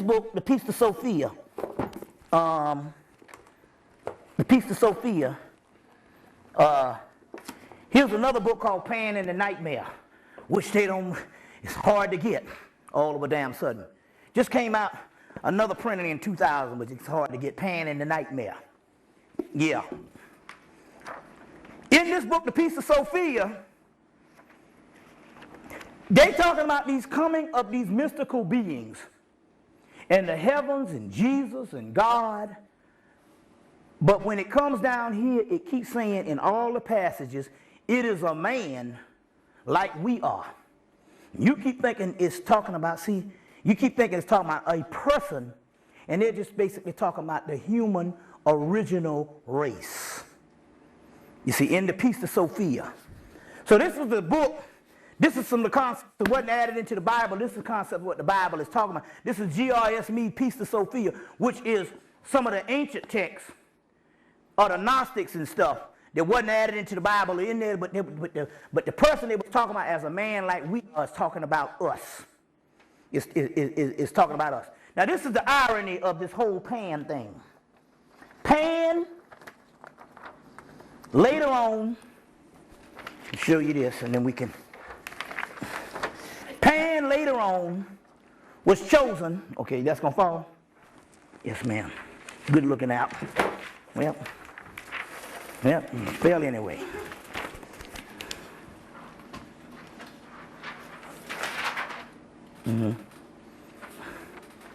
Okay. check this out. Yeah. Those for sale too. Yeah. Yeah, this one. Yeah, all that old tape. Yeah. Now, this is the pan that everybody's scared of, and basically there was no picture of the devil. They just basically chose the ancient Greek god Pan, which is a Phoenician god and an ancient Phoenician god and an ancient Typhonian pre-dynastic god. It is basically chose a symbol of a nature god and made it into the devil because there's no picture, no thing of the devil. And right now you scared of this shit. And the horn god just means the nature god. Anytime you see the horns, it means one's with nature. And it's a goat. You see what I'm saying? Which is talking about Capricorn. The mystery here is the Pan here is a reworking of a Pan. This is the one was drawn by Lippus Levi, a British occultist in the 1800s. There's another Pan called Diopan, which is a little baby Pan, and that's the one that's outside the door, which makes it the baby Jesus. Now this is irony. We have been looking at pictures that they have been calling the devil all these years, and it is in actuality a picture of Jesus. Ain't that a bitch? Now that's some irony. You know, they got an image of the devil, but when you trace that image of the devil back long enough, it's Horus Jesus. You see? It's really opposite Everything you got to flip this shit around. Yeah. Everything you got to flip around. And it's ironic now because this is the stuff that's come back now. And they're all looking for a white man or whatever the deal here is. And because they don't know the motifs and stuff, it's the same thing. So my point here is, this is just irony on how this thing all comes around. You see what I'm saying? And back to the original meaning, and then this thing shows up, and it just so happens to be a form of the Christ energy. And so now, it's interesting here because, where's the Harpocrates picture? Well, hell. Right here. Well, that's one. It's interesting about this particular Harpocrates picture. This is the baby Horus, and on top is the god Bes, which is the original form of Pan, which is this monster-looking devil. They say, well, what is the Bes? Bes, see if I had another picture of this thing here. Where did I put all that stuff? Oh, God. I had a lot of other stuff, but you know how it is. Stuff just get mixed around. Okay. But the god Bes, which is this little short dwarf deity, which was later on, they call it the pygmy is after, or the Twa people is also symbolic of Bes. They say when you see the dwarf person in mythology, that is indicating the other realm. So what the white boys did is, they took the Bes looking figure, the Pan looking figure, and the baby Horus figure, which is naked, and they made it into fairies. Fairies and stuff like that. And put little naked babies with wings on it. Still the same motif, but it's that particular fairy kingdom. The kingdom of the fairies. And that's the kingdom that's coming back. You see what I'm saying? That particular realm is permeating. But what used to, because they've had incidents in England and different things where they had these actual, people took photographs of these fairies. That Photographing Fairies movie is a true story.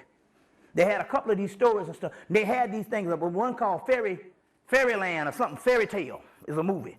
And it was actually literally they photographed these fairies. The great mystery here is this. It's highly unlikely you're going to walk outside your house and going to see some little fairies bouncing around on the damn daffodils and the leaves. Although that dimension permeates the earth and come every now and then. Now it's interesting here because Rosalind Jeffries, the wife of Leonard Jeffries, she started watching my tapes and she became a Bobby Hemmitt fanatic. So she went back to Africa and start telling them about spirits and start telling them something, asking them some things about aliens and whatever some stuff she got off my tape. And the Africans pointed to some trees. She told me this shit in 1994 after she got back. She said they pointed to some trees and she said there was little people jumping around in the damn trees.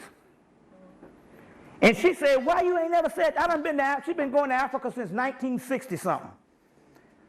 And she said, why you never told? She said, you never asked us about it. The mystery here is they got little people jumping around in trees and they fairies. In these things, they got two stories, photographing fairies and fairy tales of historical events that they made into movies about white folks, little girls that tapped into the fairyland. And the only reason why they come up with white folks is because every now and then the spirit world has to record certain things to let you know it's real. And since white folks are the only thing writing shit, you know what I'm saying? They let them record stuff. You know, we wasn't writing nothing back then, you know. But this is in the late 1800s and the damn well, the early 20th century, I think 1920. Houdini was living, so it was in the 1920s. Because he was over there when asking the question, he didn't believe in it, and he got caught up in the whole thing. It's a movie fairy tale. The key here is the woman saw these fairies in the trees in, Ross and Jeffrey saw that they pointed to these fairies in the trees in Africa. And the Africans used to know about this shit, but they constantly don't know about it now because they got them into Jesus. And once the Jesus come, they forget about all that. That's why they got a Jesus their ass to death. And once they get that bullshit, all that mystical land draws up, just like in the movie Hook. When he stopped believing in the fairyland and started believing in that bullshit Victorian England shit, the stuff disappeared. This is the great mystery. Those particular fairylands that have to bump into this particular dimension every now and then to show us, and mystical beasts, Loch Ness Monster, Chupacabra, all these different things are these mystical beasts. And those dimensions bump into us just to remind us that it's only a hair away. That particular realm now is now opening up in the landscape of this realm, but it's not outside the house, it's inside of you. The realm that they were showing, that when she was seeing those Africans were showing her the fairies in the trees, that was because they was locked outside of a certain dimension. They was locked outside the circles of time. Now those particular realms is coming inside of us. So it's not going to be out there. It's going to be in us. And if you see them out there, it's you actually seeing them in here. Some amazing stuff that's getting ready to go on. Could that be the same thing when people say they see shadows? Right. Could that really be Yeah, it is. Here's one. This is documented from England. That's a picture of a drawing. Put that on there. Of the shadow people coming from England. Right. It's Kenneth Grant documented those two people coming from England. But it's called Black Kundalini. Black Kundalini is what the picture is called. So that's the same fairy thing. Oh, you can't see it over here? Let me see. Let me see. You see how? Let's see. There you go. Yeah, there you go. And you do the head thing. There you go. Black Kundalini. And that's what they see. And that's what we see in spirit sometimes and stuff, and get scared when you stand in the house by yourself. Nothing but fear itself. Well, would it be the same thing as Imaginary Friend? You know, like there's a movie called Drop Dead Fred, an excellent movie. Yeah, Drop Dead Fred. The Imaginary Friend is probably the child is actually seeing it. Right. It's another movie called it's a movie with Robert Downey Jr. Hearts and Soul. It's a movie with Heart and Soul. Okay, I remember the name. And with Robert Downey Jr., and he used to see these spirits around him. Then when he grew up, he stopped believing in them. Okay. You see what I'm saying? He didn't stop believing. They told him he was crazy. So they had years of psychological analysis to get that out of him. So what is that telling you about the psychological shit? Right. You understand what I'm saying? Yeah, I take up psychology now. You see, what are they telling you about the psychoanalysis and stuff? You do this and to tell you that the shit don't exist. And then I think when he turned like 27, they came back. He said, damn, and I had all them years of psychology, and y'all motherfuckers are the psychiatrists, y'all did exist. So the imaginary friend that the children are seeing is actually spirits. And my nephew Aya used to see them all the time. As a matter of fact, he used to talk about his 2 little daughters. Now, that's when he was 5. He talked about his 2 daughters that he had, and he gave their name and everything. And this is interesting about a child. You know it's real when he gives them months and years later the same name. You see what I'm saying? You know. So, and all that's covered up as the development of ego. That's why the hip hop thing was a detriment in this particular aspect. It's got young children acting hard at a young age and acting adult at a young age, so therefore they don't experience the mystical realm because they're all hard and shit. You got motherfuckers all grown up now at damn 2. So as a result and stuff like that, you see, that's what that whole thing did and all. And that's the messed up part. Because a child has to, yeah, they have to grow, they have to have a certain amount of playtime. And most people, and that's how they made slaves in the first place. The child only played from birth to age 7. Then he had to go to the fields. So in most harsh conditions, if a child don't have enough playtime, I'm a grown-up baby now because I had years and years of playtime. A fairy tale life. You see what I'm saying? And money didn't help none, hurt none either. I've come from an affluent family. You know what I'm saying? And that didn't hurt none. Because, you know, but that was for a reason. But I had years and years of playtime. And I never developed into an adult, basically. You know, I still think a certain way, you see what I'm saying? Because I didn't have a certain training. And then the Spirit told me this too.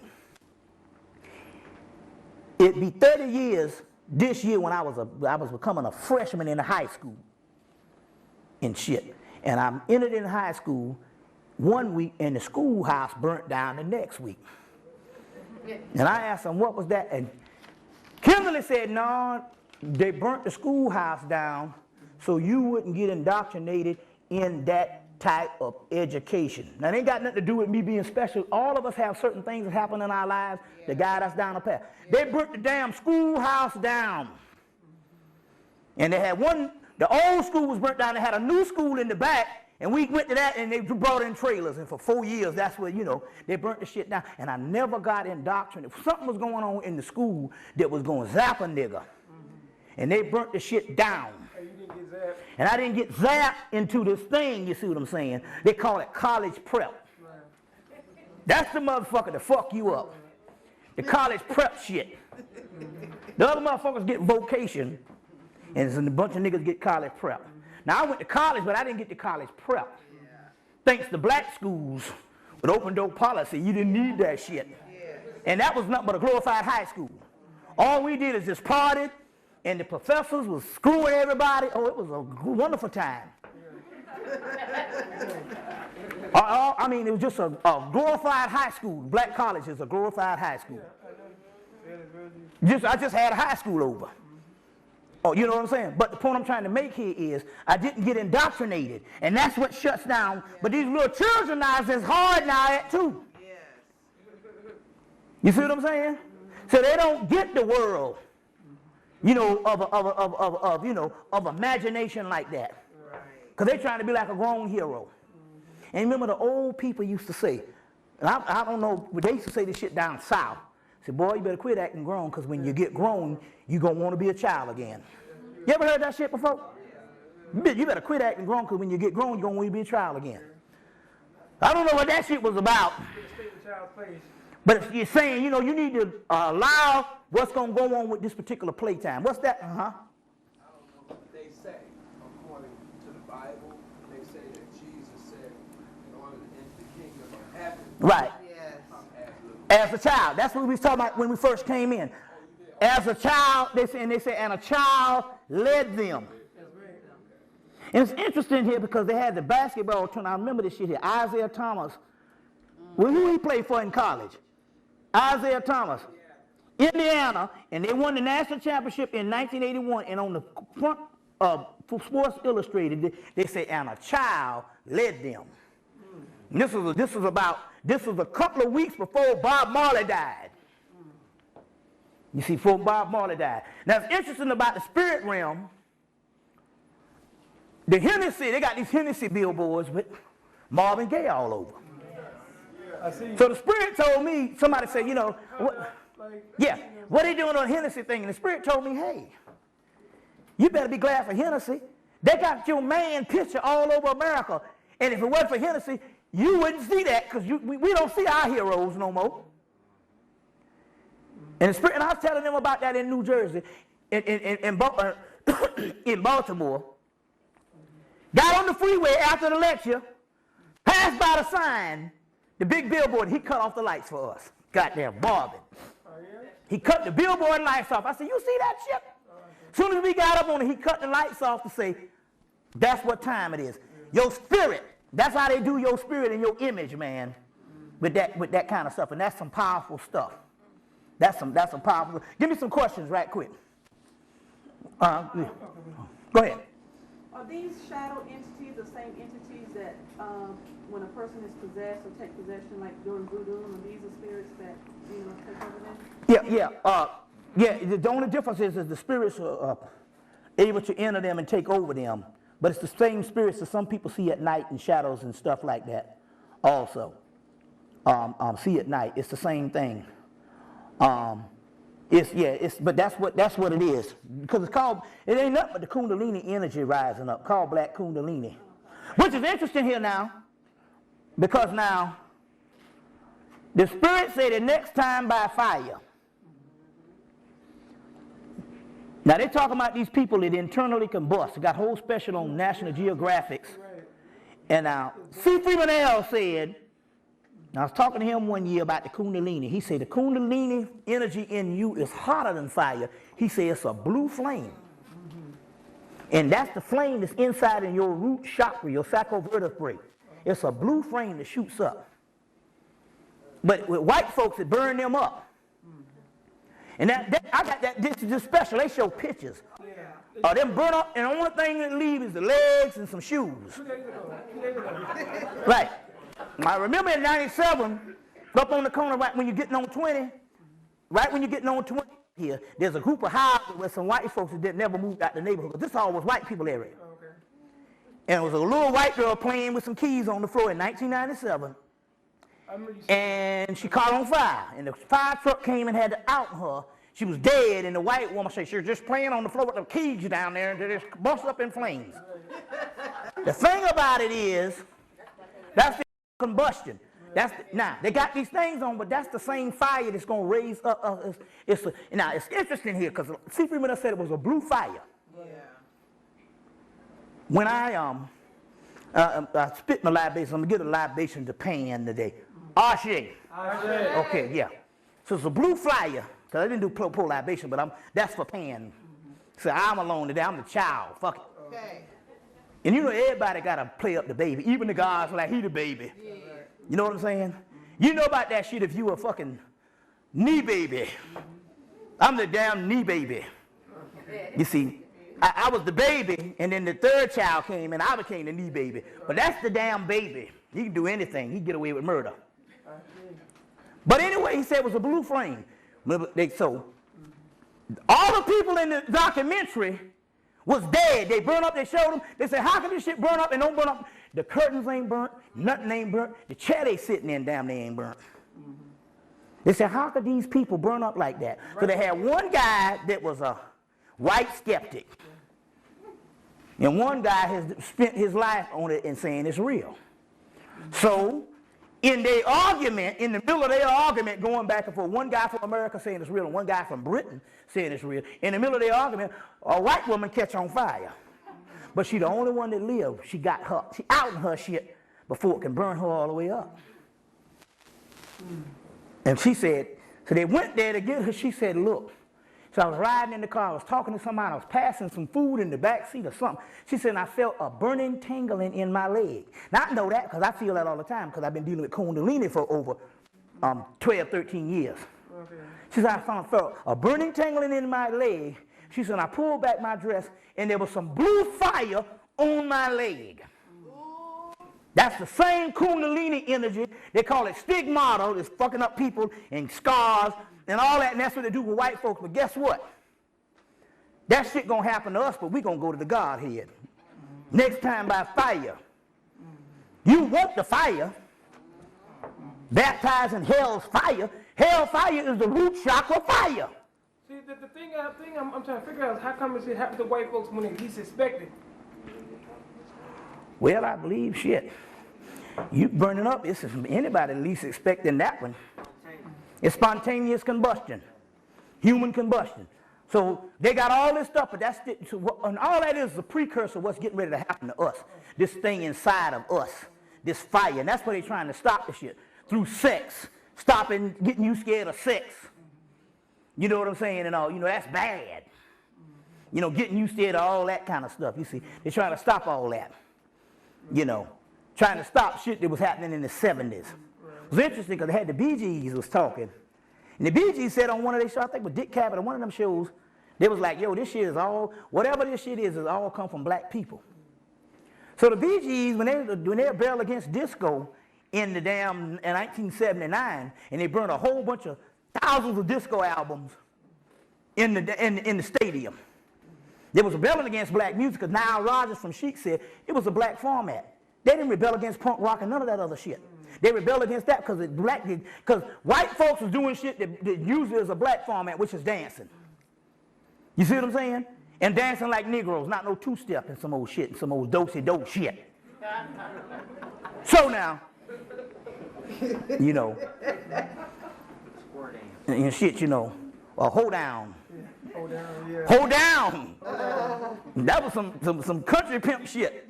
Holds down. No. But anyway, check this out. So, hold down. We having a hold down. That's got some sexual connotation to it. But anyway, they rebelled against the Bee Gees, and they said, fuck y'all, we ain't playing no more Bee Gees on the radio. So I said to myself, well, you said it was black. They agreed that it was black. They had mentioned that.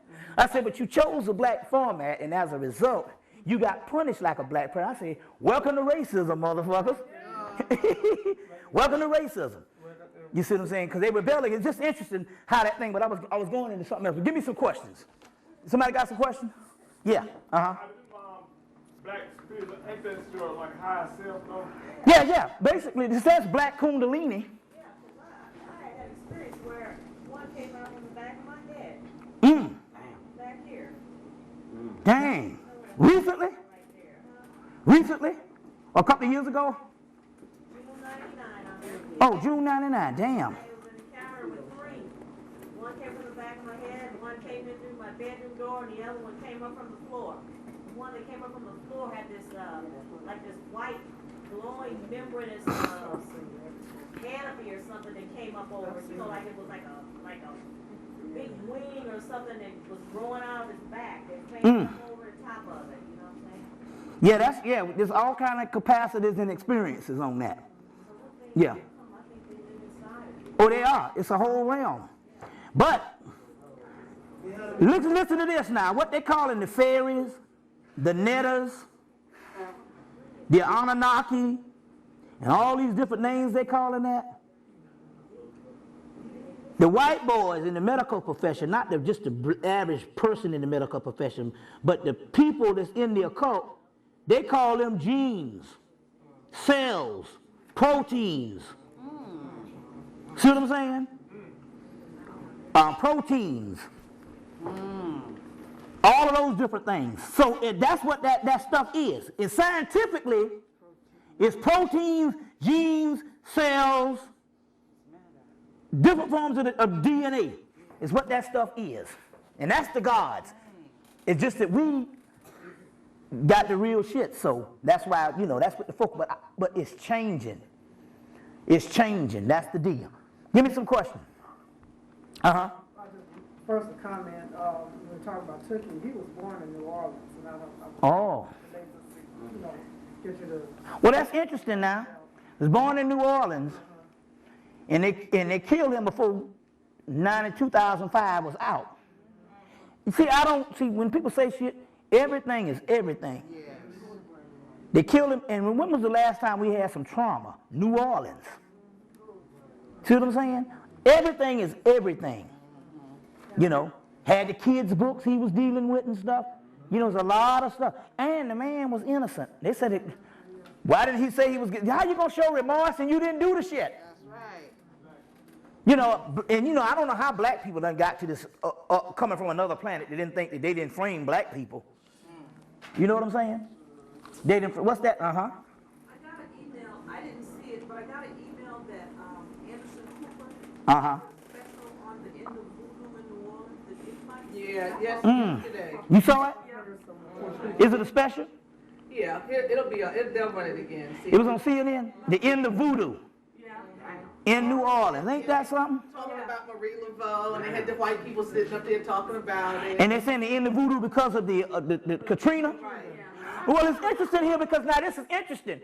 The room in there that I built for her, Erzuli's room, and she came to me and started coming to me and had me obsessed with building her altar. Now this is interesting here and stuff like this. I guess a motherfucker gonna think I'm gay after this shit here when I tell a motherfucker that all that stuff in there that you see all that pink shit, I did.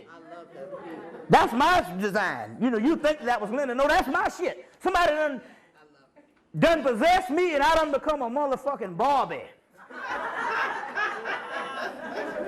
Because quiet is kept. All that little frilly shit you see, that came out of Barbie's section in the toy thing. That all that little them flowers and stuff like Mayweather shit. She possessed me. Well, I became obsessed and I built that altar. But after I got the altar completed, she kept saying, I'm in exile. I'm in exile. And she was talking about a place to stay after Katrina. Not necessarily this only place, but she was sending a message by saying, look, I'm in exile. Now it's interesting here about, remember you was mentioning about Savannah and saying Savannah is like the real place of voodoo? Because, you know, all that, mostly white folks is down there in New Orleans and stuff. There's a brother that was here named Ohm. He just left for not too long ago. He put up the Erzuli where the woman dancing with the chicken and possessed. And Erzuli came to him. I said that the last time. She came to his ass and was wanting to get busy. She came to you too. Erzuli Denta came to him and got busy. But come to find out he's from Savannah. I said, oh, that's the connection, man. She was coming to you. You see what I'm saying? And you know that movie Midnight in the Garden of Eden, Garden of Good and Evil, which he made the suggestion when you go to Savannah. Savannah is damn near 60% black. So it was not a real telling of it when they showed just all them white folks. You know, in the movie, there was more blacks. You see what I'm saying? But you know, that's Hollywood. Yeah. But she came to him and I said, oh, that's a Savannah thing. You see, so it's a lot of stuff like that, you know, but it's surviving in us. There's also who has a friend who's a police officer here in Atlanta, and he said that Atlanta has 200,000 New Orleans. Yeah. Well, see, that's interesting. Here, not 50,000. It was 37,000 in October. See, what they did is, they fooled motherfuckers. And I know what they're getting ready to do. They're going to do some shit here. What they did was they took them all to Houston, and that was the dispatch center. And they took them all around, and they slowly made themselves here in Atlanta. Huh? Texas got about 200,000. Got 200. Well, if they got this, I mean, if they got this many here, I'm telling you. But that means that it's almost like they rounding them up. See, we herding niggas together for a certain reason. See what I'm saying? You know, rounding them up, taking them to slaughter, some stuff. But, you know, ain't nothing going to happen because, goddamn it, we running this shit now. You imagine if, I'm just talking about my personal growth. If I'm shooting some green sparks out my hand Sunday, imagine what I'm going to be doing in a month from now. I just keep on that damn diet of that fried chicken. And that peach soda, it is on, goddammit. But I'm just saying that shit is, but you got to watch The Incredible because you don't get it. It's in all of us. But you got to believe. You got to believe. Like the day that mom, when I talk shit to her and she come up in here and something got to her and she believes she can beat a nigga ass. And she came in here, man, and gave a nigga the beat down. I said, this shit is crazy. It was some insane shit. It wasn't like, see, it's some mystical shit. Because when she came like, I'm gonna fuck somebody up. So she came up in here and started doing some shit, and it was like, It was like another dimension. She gave a nigga the beat down, and the spirit must have had me to take the beat down because it was vicious. Did you do what she said do? Huh? Did you do what she said do? No, I didn't do what she said do. You didn't? No, I had to run and take cover. Shit. I did do what she said do the next day. Ain't that a bitch? 44 years old and held captive.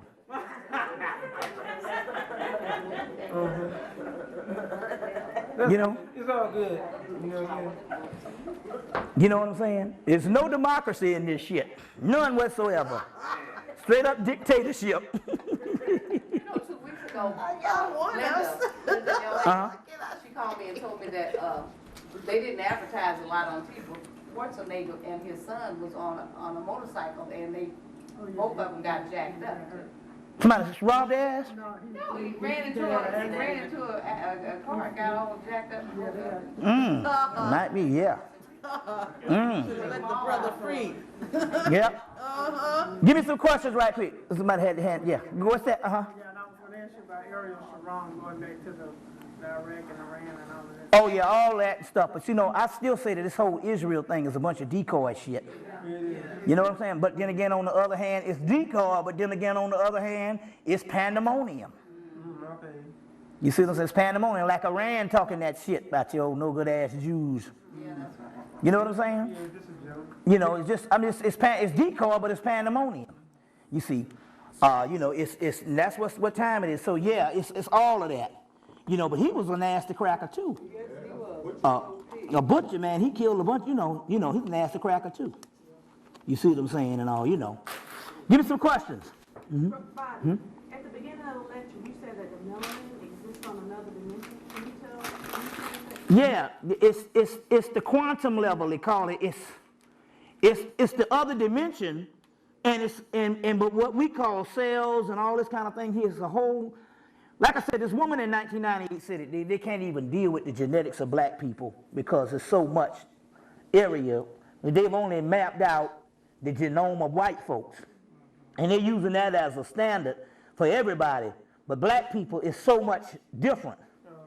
You see, it's so much different. And those are the superpowers and different stuff like that, but it exists in another realm as far as the other realm is within us. You see what I'm saying? It just needs to be accessed and stuff, and it's the superpowers, but it's coming out more and more. It's coming out more and more and all, only if you don't look at yourself as conventional humans and go by your life and go by things that happen to you in a humanly fashion. Next time, go by things that happen to you in a fantasy fashion, even for healing. That's right. In a fantasy level. Psychologically, heal yourself, say the little monster gonna come and heal me. You know, like a little baby would do, and the shit will work. So now I got a whole nother graveyard of stuff that I can do now on a fantasy level that just think about what you would have done if you was 10. You see what I'm saying? It's the same thing as you say, you know, you get hit and they say, let me kiss it, and the shit worked. It wouldn't work for you, but it damn sure worked for that little child because he believed. You see what I'm saying? Even when the children's teeth fall out, they still want to put their tooth under the pillow for the fairy godmother to give them some money. And we see, we battle against all that, but all that kind of stuff is stuff that is supposed to be experienced. Yes. If you're gonna wipe out some traditions, put some together. But remember, all that shit came from ancient Kemet. The Easter egg, which is the finding of when they threw when the body of Osiris was scattered in the Nile, it was the children that Isis used to go hunt the pieces back together. Thus, Easter eggs. You see what I'm saying? The tooth fairy. There's also the tooth fairy is supposed to bring you money.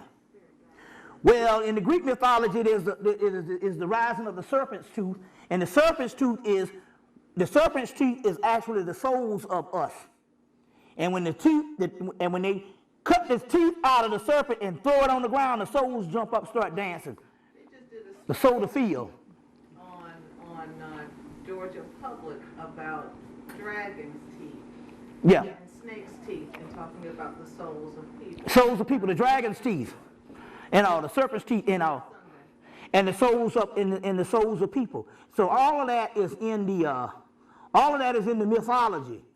Is in the mythology of the serpent's teeth and represents prosperity and all that. So the tooth fairy and all that is not far from that. You see what I'm saying? It's just that the mythology, one of the good things is you got a lot of books on mythology that you can read, and that taps you back in this particular realm. You got to study more mythology. As a matter of fact, I know this for a fact. After studying all of this stuff for about 12 years, all of this hard-nosed, even the esoteric science, in the latter years, especially the last couple of years, the thing that I get the most out of is the mythology, like the movie Narnia. What is it, Narnia? Narnia, yeah, Chronicles of Narnia. Did you see it? The Lion, the Witch, and the Wardrobe, all that shit is spiritual. You know, the Lion is Horus. They told him it was Jesus to get the white folks to go to it. Disney said, oh, it's Jesus. It was mythology, it's Horus. You see. But remember now, the first two that went into the fantasy land, who was the first person they saw when the girl went into the fantasy land? She saw Pan. Yeah. That's the realm. Yeah. She saw Pan. When she went into the fantasy land, she could go, the little boy and the girl could go at first because they was the ones who were still young enough and they could believe. Then the other two came, you see. But even and it was ruled by a white witch that had everything winter. But even her, they did a thing on special on her on HBO. This is the whitest woman in the world. Because she was also in Constantine as Gabriel, the movie. This woman is white, whiter than white. She's shoe polish white. And they was talking, and they said, we got you as the white witch. And that skin is doing it. They said, no, you don't look like you got no powers. It's got to be something earthly to you to make you look like you got some powers. And somebody said, no, we put some dreadlocks on your ass. And she said, when they put them blonde dreads, she said, that's when the damn power. She said, your shit changed. Then they said, now you got to look like you can rule over this shit. Even with the white witch, they was talking about this. So there's a lot of stuff in that particular movie, but the first person they see is Pan. And when the lion, who is supposed to be Horus, the Christ, it's interesting, they got the two children standing, the two women standing beside it when he so-called died. Although he resurrects, he's as Mary Magdalene and Mary, but that's Isis and Nephthys. All that shit, it was awesome. And what happened, they froze Pan up and locked him out of the mystical realm. Yeah. And the whole thing was before after they killed the witch, they had to unthaw Pan. Reanimate Pan. That is the shit movie. I remember the book when I was little. So the book to me is like a whole movie. Yeah, the C.H. Lewis. And at my old age, even though I'm 92 years old, I want to go see it. Well, C.H. Lewis, the same guy that wrote that, said, when they come from heaven to get you from hell, you're going to go kicking and screaming. Same author said that. When they come from heaven to get you from hell, you're going to go kicking and screaming. Because nobody likes change, and change is good. Yeah, that's true. Give me some questions. What about the pineapple juice? The pineapple juice is basically, I didn't know because it took on a life of its own. The pineapple juice, basically, when Shiva brought it, he said eat pineapples, but then, you know how it is, it had good pineapples in the summer, then they start getting kind of messy. Yeah. But I started drinking the pineapple juice, and I come to find out that the dough don't have no sugar in it and stuff. It don't have to. They just make pineapple sweeten up and you get the good one. Anyway, the dough is better than the other. I got some other one. The dough, this shit is working. You drink a can of that shit in the day and a can in the evening, and I'm telling you. You know, they got the little cans for $2. You get 6-pack. And I'm telling you, it's some shit that is working based on, it's got something to do with hooking up with the melanin. Because it's got, what is in it? Enzyme. It's got another, what they call Brahmin or something? Bromelain. Anyway, it's got some shit, but it's the shit for high blood pressure. It's the cure-all. Oh. Okay, remember now, you got Horus in Egypt as the Christ, and Mayat is the Christ. It's a dual thing. Horus and Mayat is both. It's called Har-Ma-Ku. Horus and Mayat join. Or Harmachis. It's still Horus and Mayat. But you also have Hercules. And Hercules, when he does his 12 labors, he passed through the 12 zodiacs and the 12 dimensions of the soul. When he gets his reward, he's rewarded golden apples. Well, the golden apples is pineapples, the pineal gland, pineal. Pineal is shaped like a pine cone. What else is shaped like a pine cone? A pineapple. So, but the golden apples is this particular yellow, the juice. the pineapple, and so he came and said, pineapple, drink pineapple, Shiva. You see, which, like Lakshmi's head. yeah, dropped it, yeah, like Lakshmi's head. She got a pineapple shit on her head. Ain't that something? That's a good observation. Put that on there. And also the temple of Angkor Wat is 3 pineapples sticking up. Okay, yeah, there's a pineapple in the temple. You see, so now, so that's a pineapple. The temple of Angkor Wat, they got some pineapple, so the pineapple is the key. Now, that's when I had that peach juice. But now all I got to do is drink me a can of pineapple in the morning, and the shit worked. The shit worked. But I found out Dole, I done, did the Dole, because they got the more money, they can buy the better pineapples, so they shit work. I'm telling you, but that's the key to this thing. It's on a whole different level. Yeah, I would imagine so. Like $20 a pineapple. Yeah, I would imagine so. Yeah. Give me another question. Give me some more questions. I'm just interested in here how you gonna have. This is amazing. You had Barry White die in 2003. You had Rick James die in 2004. And also Rick James and Ray Charles. Ray Charles. Then you had, this year you got Richard Pryor and Luther, Ozzie Davis, Johnny Cochran, and Rosa Parks. Who else that? And Lou Rawls. Lou Rawls died in 2006. So they starting off the shit. They say, fuck, we're going to get a nigga before the damn morning out. Yeah. And I don't know what it is. I know they're taking them out. But then again, these are spirits of sin them, but it's almost like the Highlander thing. You take on that energy. You done unleash the muse that's more powerful in the spirit realm. Remember they said, Obi-Wan Kenobi said, if you kill me, I'm only going to get powerful. So these are a lot, they was kind of confused in they, whatever their thing is, but then who ain't confused down here? But to release them in this particular aspect, I could use some Ray Charles and some, that energy. But it's like a God. You see what I'm saying? And it's some energy you can also use too. You could also use, so that's, even Tukey ass. Ray, Rod. You see?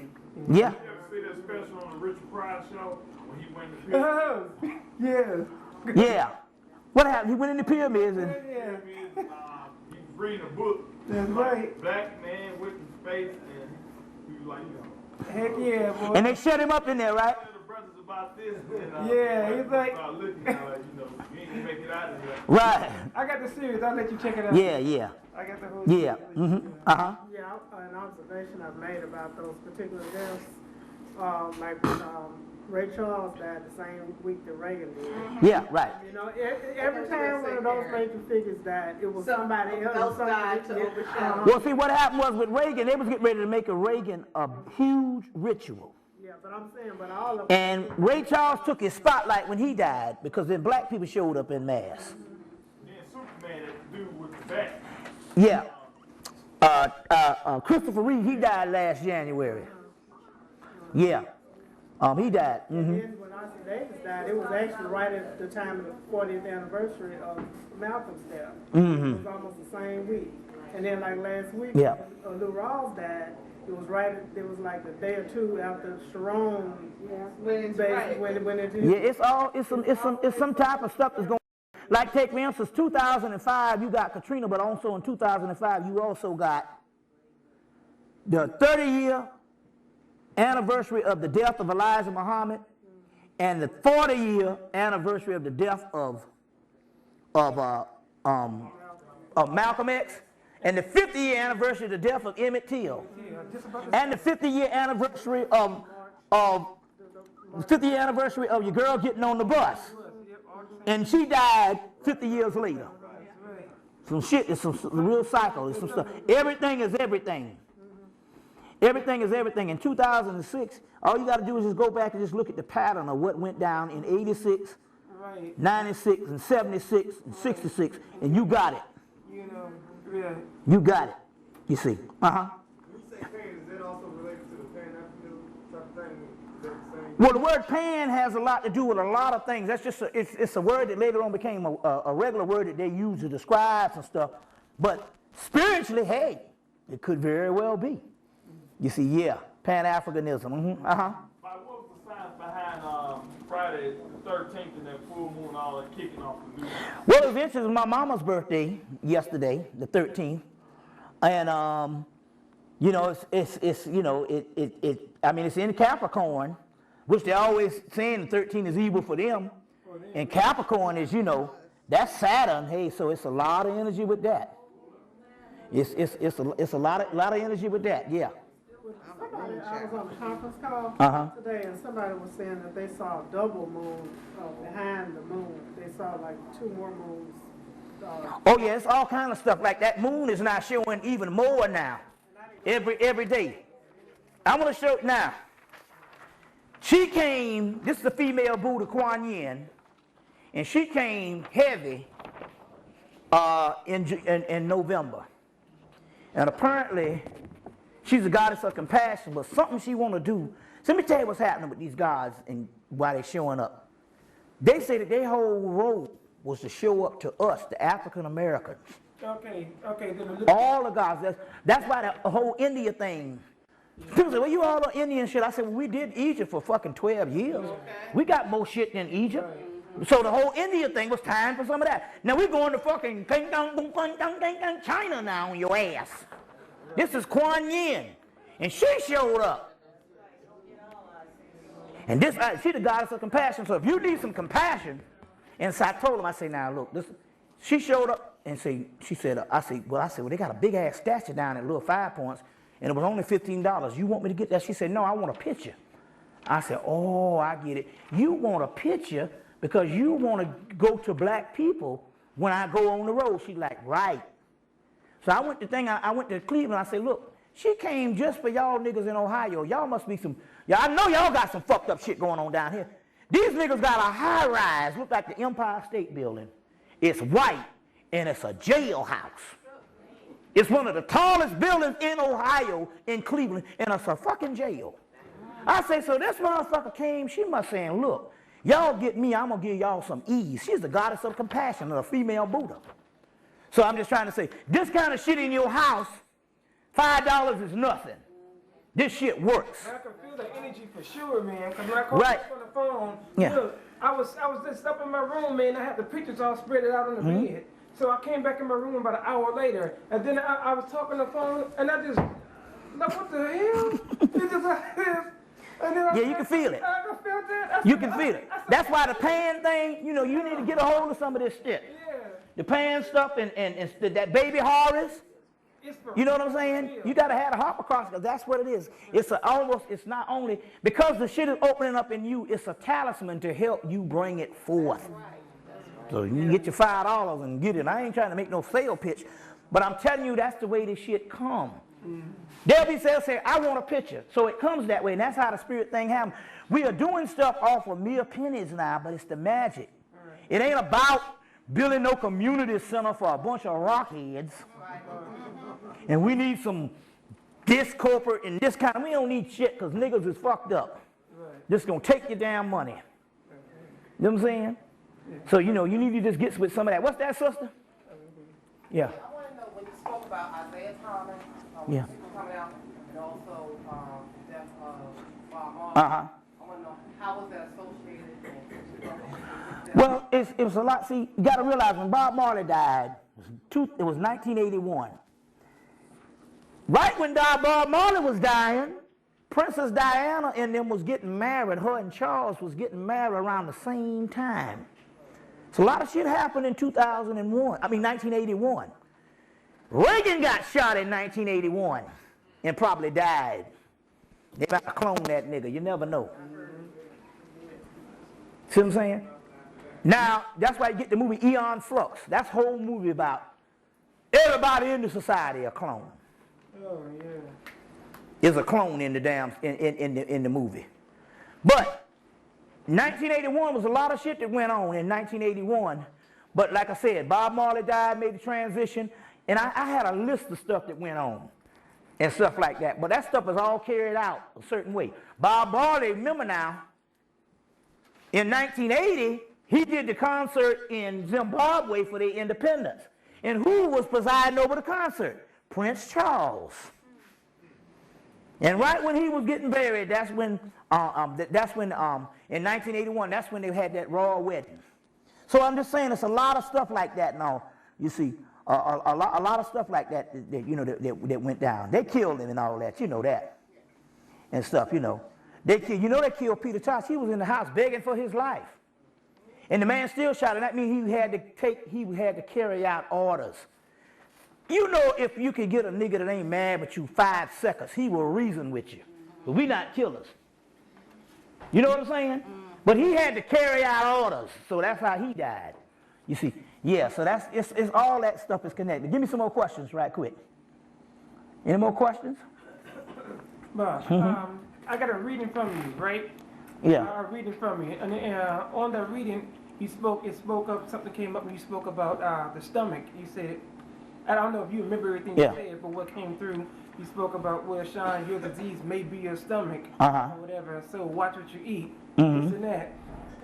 You know, that was early last month. But about 2 weeks ago, I spoke with a little kid I've known for about 8 years. He just turned 11 years old. He's always giving readings to anybody and everybody about everything, right? I asked him, I said, well, what's up with my stomach? This is 11 years old. He broke down everything you said on tape. He broke it down to me. He told me everything that I eat, what happens in my stomach, how everything battles with each other together, the reason my stomach bloat, this and that. He went through the whole 9 yards. His grandmother was like, oh, well, it happened constantly. Sunday, I went to the airport up here because he was going back home, right? Before he got on the plane, he said, I know I can tell you, because he always telling everybody what's going to happen. It always happens. He said, I'm going to tell you something that I do know what's going to happen. He said, Native Americans, they're about to get their powers back.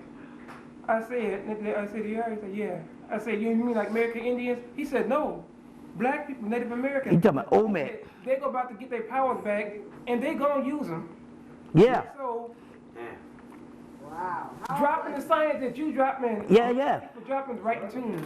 Yeah, that's the OMEC. He talking about the Native Americans. They talking about, hell, even if they went to the ones that got killed off, they was blacker than them white people with feathers in their hair now. He said all that power is coming back to us here. Oh yeah. We're gonna use it. Oh yeah. But it's sooner than we think. Because goddamn it, something's gotta give. That's right. We need some relief. That's right. Do any of you here ever conversate with little kids 10 and under? I mean, even at 2, and ask them questions that you have no idea, and they will answer your question. I'm a witness to it. Yeah. I'm a witness to it. Young. Yeah, I told you my nephew hit the Fantasy 5 lottery, and he didn't go play it that night. Wrote it out on a piece of paper and hit, and he cried like a bitch. I would have too. That was $500. What that? $100,000? How much? Fantasy 5? It depends. Yeah. He said it was. Been a couple $100,000. He said it was up there. It was up there. If you talk with them 3 and 2 year olds even, and you just talk with them, just relax, your voice just comes to them. Just calm, just ask questions. You know. Yeah. And also too, if you know how to decode what they're saying too. Right. Some of them, they tell you stuff, and you just have to decode what they're saying. Yeah, because especially if they haven't gotten too hard, because that just destroys them. Right. You see what I'm saying? Right. That destroys them. Give me some more questions. Any more questions? Ali, what's that, brother? Being that you are as special as you are, and once your powers do show, how does that really fit into the mainstream thing? Oh, talking about me? No, everybody. This period? Yeah, well, it is. It's going to develop on an accelerated rate. Huh? No. No, not an outcast. We're going to be looked at as niggas hauling ass. No, outcast. Shit. Come on now. If you see a nigga, or outcast, if you see a Negro, well, Yeah, anyway, if you see a nigga that's got some superpowers, you see what I'm saying? Ain't nobody be no outcast. Niggas gonna lose their mind and gonna want to get down with some of that. Yes. You know, it just depends on the niggas you hanging around with. You know, if it's Officer Timpson, but if it's some damn, especially some niggas catching all this hell out here and they see a nigga with some superpowers, shoot, they gonna want to get down with that. You know what I'm saying? Yes. They waiting. Now, we talking about this thing is gonna happen, it's inevitable. Because it's not a society thing. This is gonna happen to all of us. But it's gonna happen to the ones that are conscious right now first. And it is happening. It's happening. I'm telling you, them green sparks was for real. Those things was for real. And I said, wait a minute. And I said, well, if I could do it the second day, then I know I'm on to something. And the second day I went in there and started rubbing them music and that shit started sparking. This is when you know it's some stuff, when you start sipping some liquor or drinking some shit and you can't get high. That means you done gone to another level. And that shit won't give you no high. And that's when it happened. I said, damn, I done took about 7 sips of this shit. Now, that used to have a nigga throwing up. Straight hard liquor too? You know, but I was in that music, and what I do is I really don't drink, because really I don't drink. What I do is a little ritual. I get up in the morning with nothing on my stomach, and I turn on that damn music, and I take 3 sips of the shit straight, no chaser, with that music, and I go to another zone. And then I might do it that night, but I can't do it in between. You see what I'm saying? I can't do it in between and stuff. So that's basically what I use this stuff for. Not on a social level and stuff. You know, I use it, I take some sips and I go to another level with that stuff. It's like my boost. And I do with that music and it's on. You know, and it's on, you know. Yeah. Any more questions? Bobby, I know a sister who's, she get visions and she didn't know what they were. She would get like pictures. Uh-huh. To find out when she had these little visions, these little snippets, that would be pictures or images of something she's going to see in a movie. She might see something, or it might be something she see in a movie. I did that last week with those people in the cave. I'm gonna tell you. Go ahead. I didn't mean to cut you off. Go ahead, please. Go ahead. The miners that were in the cave. Yeah. I was in a place. I was at the church, and you know they did not show any pictures inside the building. All right. Okay. Before it was 2 days later. Okay. And I was sitting there, and I told my friend, I told somebody this name. I said I was sitting there. All right. They wouldn't give me any food. I said we were sitting there Okay. with a table full of food. The next day I woke up on the television, and there they were sitting in there passing the food around. Uh-huh. Exactly like that. So could that be an example of the powers coming on? Yeah. And as time going, maybe it's going to get Exactly. Yeah, I know it, because I have one a similar to that, is I'll think of something and then I'll see it come on TV on a special. And I'm like, damn, I was just thinking about that. It's almost like I wheeled it up. You see, I wheeled it up. You see, like when I saw those temples in India, the ones I saw a year ago in a book, and I got the other book, and I said, man, I would play anything to see that action shot of that temple. And then it came on the documentary. You know, and that's some powerful stuff there. That's got Shiva, Vishnu, and all that in it. Before I knew what Dendera was, I saw it in a dream. I mean, the pillars were there. I saw it. Yeah, it's something. You know, it's something and all. You know, and like I said, but you know, let's put it this way. Holy ground is where you stand. There's shit in Georgia that they ain't even uncovered. You know, so holy ground is where you stand. It's stuff everywhere, all over this planet. So yeah, it's right. So any more questions? Yeah, what's that, brother? Have you ever done what you're doing over beats? Over what? Over music. Have you ever made music with your lectures? Yeah, people have put my lectures in front of beats or behind beats or whatever on that level. Yeah, a lot of, there's a brother who used to do it, and a couple of people did it. The main one is Daryl in Charlotte. Yeah, he had a lot of stuff like that. But as far as the hip-hop format, a couple of guys that took some of my stuff, you know, but they had some stuff they had of mine, but they put it on CD-ROM, and they was playing it over Georgia Tech Station and stuff like that, you know. And, but yeah, you know, but it's all creative. It's all creative. Any more questions? I have no questions, but I enjoy being here. It's all good, you know. Well, like I said, you know, we're going to try to do this once a month. We just try to see how much we could do and get in here and all. So, you know, we're going to do it like that. And You know, so I know February is on because I ain't shit. I ain't got no calls from nobody, so February is on. You know, so we'll do that. I feel like something's gonna be happening this year. Oh yeah, shit, it's happening already. It's a high power year. It's all, but see, I can remember 76. I can remember 76, and it was magical. It was a magical time, 76. You know, it was the bicentennial year. It was and that's when he did that bicentennial nigga, Richard Pryor. You see, 76 was hell. You know, so I remember that and stuff. So, you know, it's all going to be powerful, you know. And remember now, last 10 years ago, they had the Olympics here, and they did a big ritual to Zeus. They was trying to maintain their own shit. But now the reversal of that is it could take 10 years for some stuff to manifest, and it's on our side. But then again, they did use Muhammad Ali as the last person you saw up there about to burn his damn ass up on that torch, but they did he was the person that lit that torch, you see. You know, and they did use him, Mr. Herman Monster. Yeah, it is gonna be. Yeah, it is gonna be. Yeah, so it's you know, it's on. Any more questions? You know. Well, I guess we can see you next. You know, next month. Next month? Probably 14. Shit, yeah. All right. You know, so, you know, like I said, if you want the DVD, you got Rouge's number. You can call him and get the DVD. Or you can get in touch with me and get the video.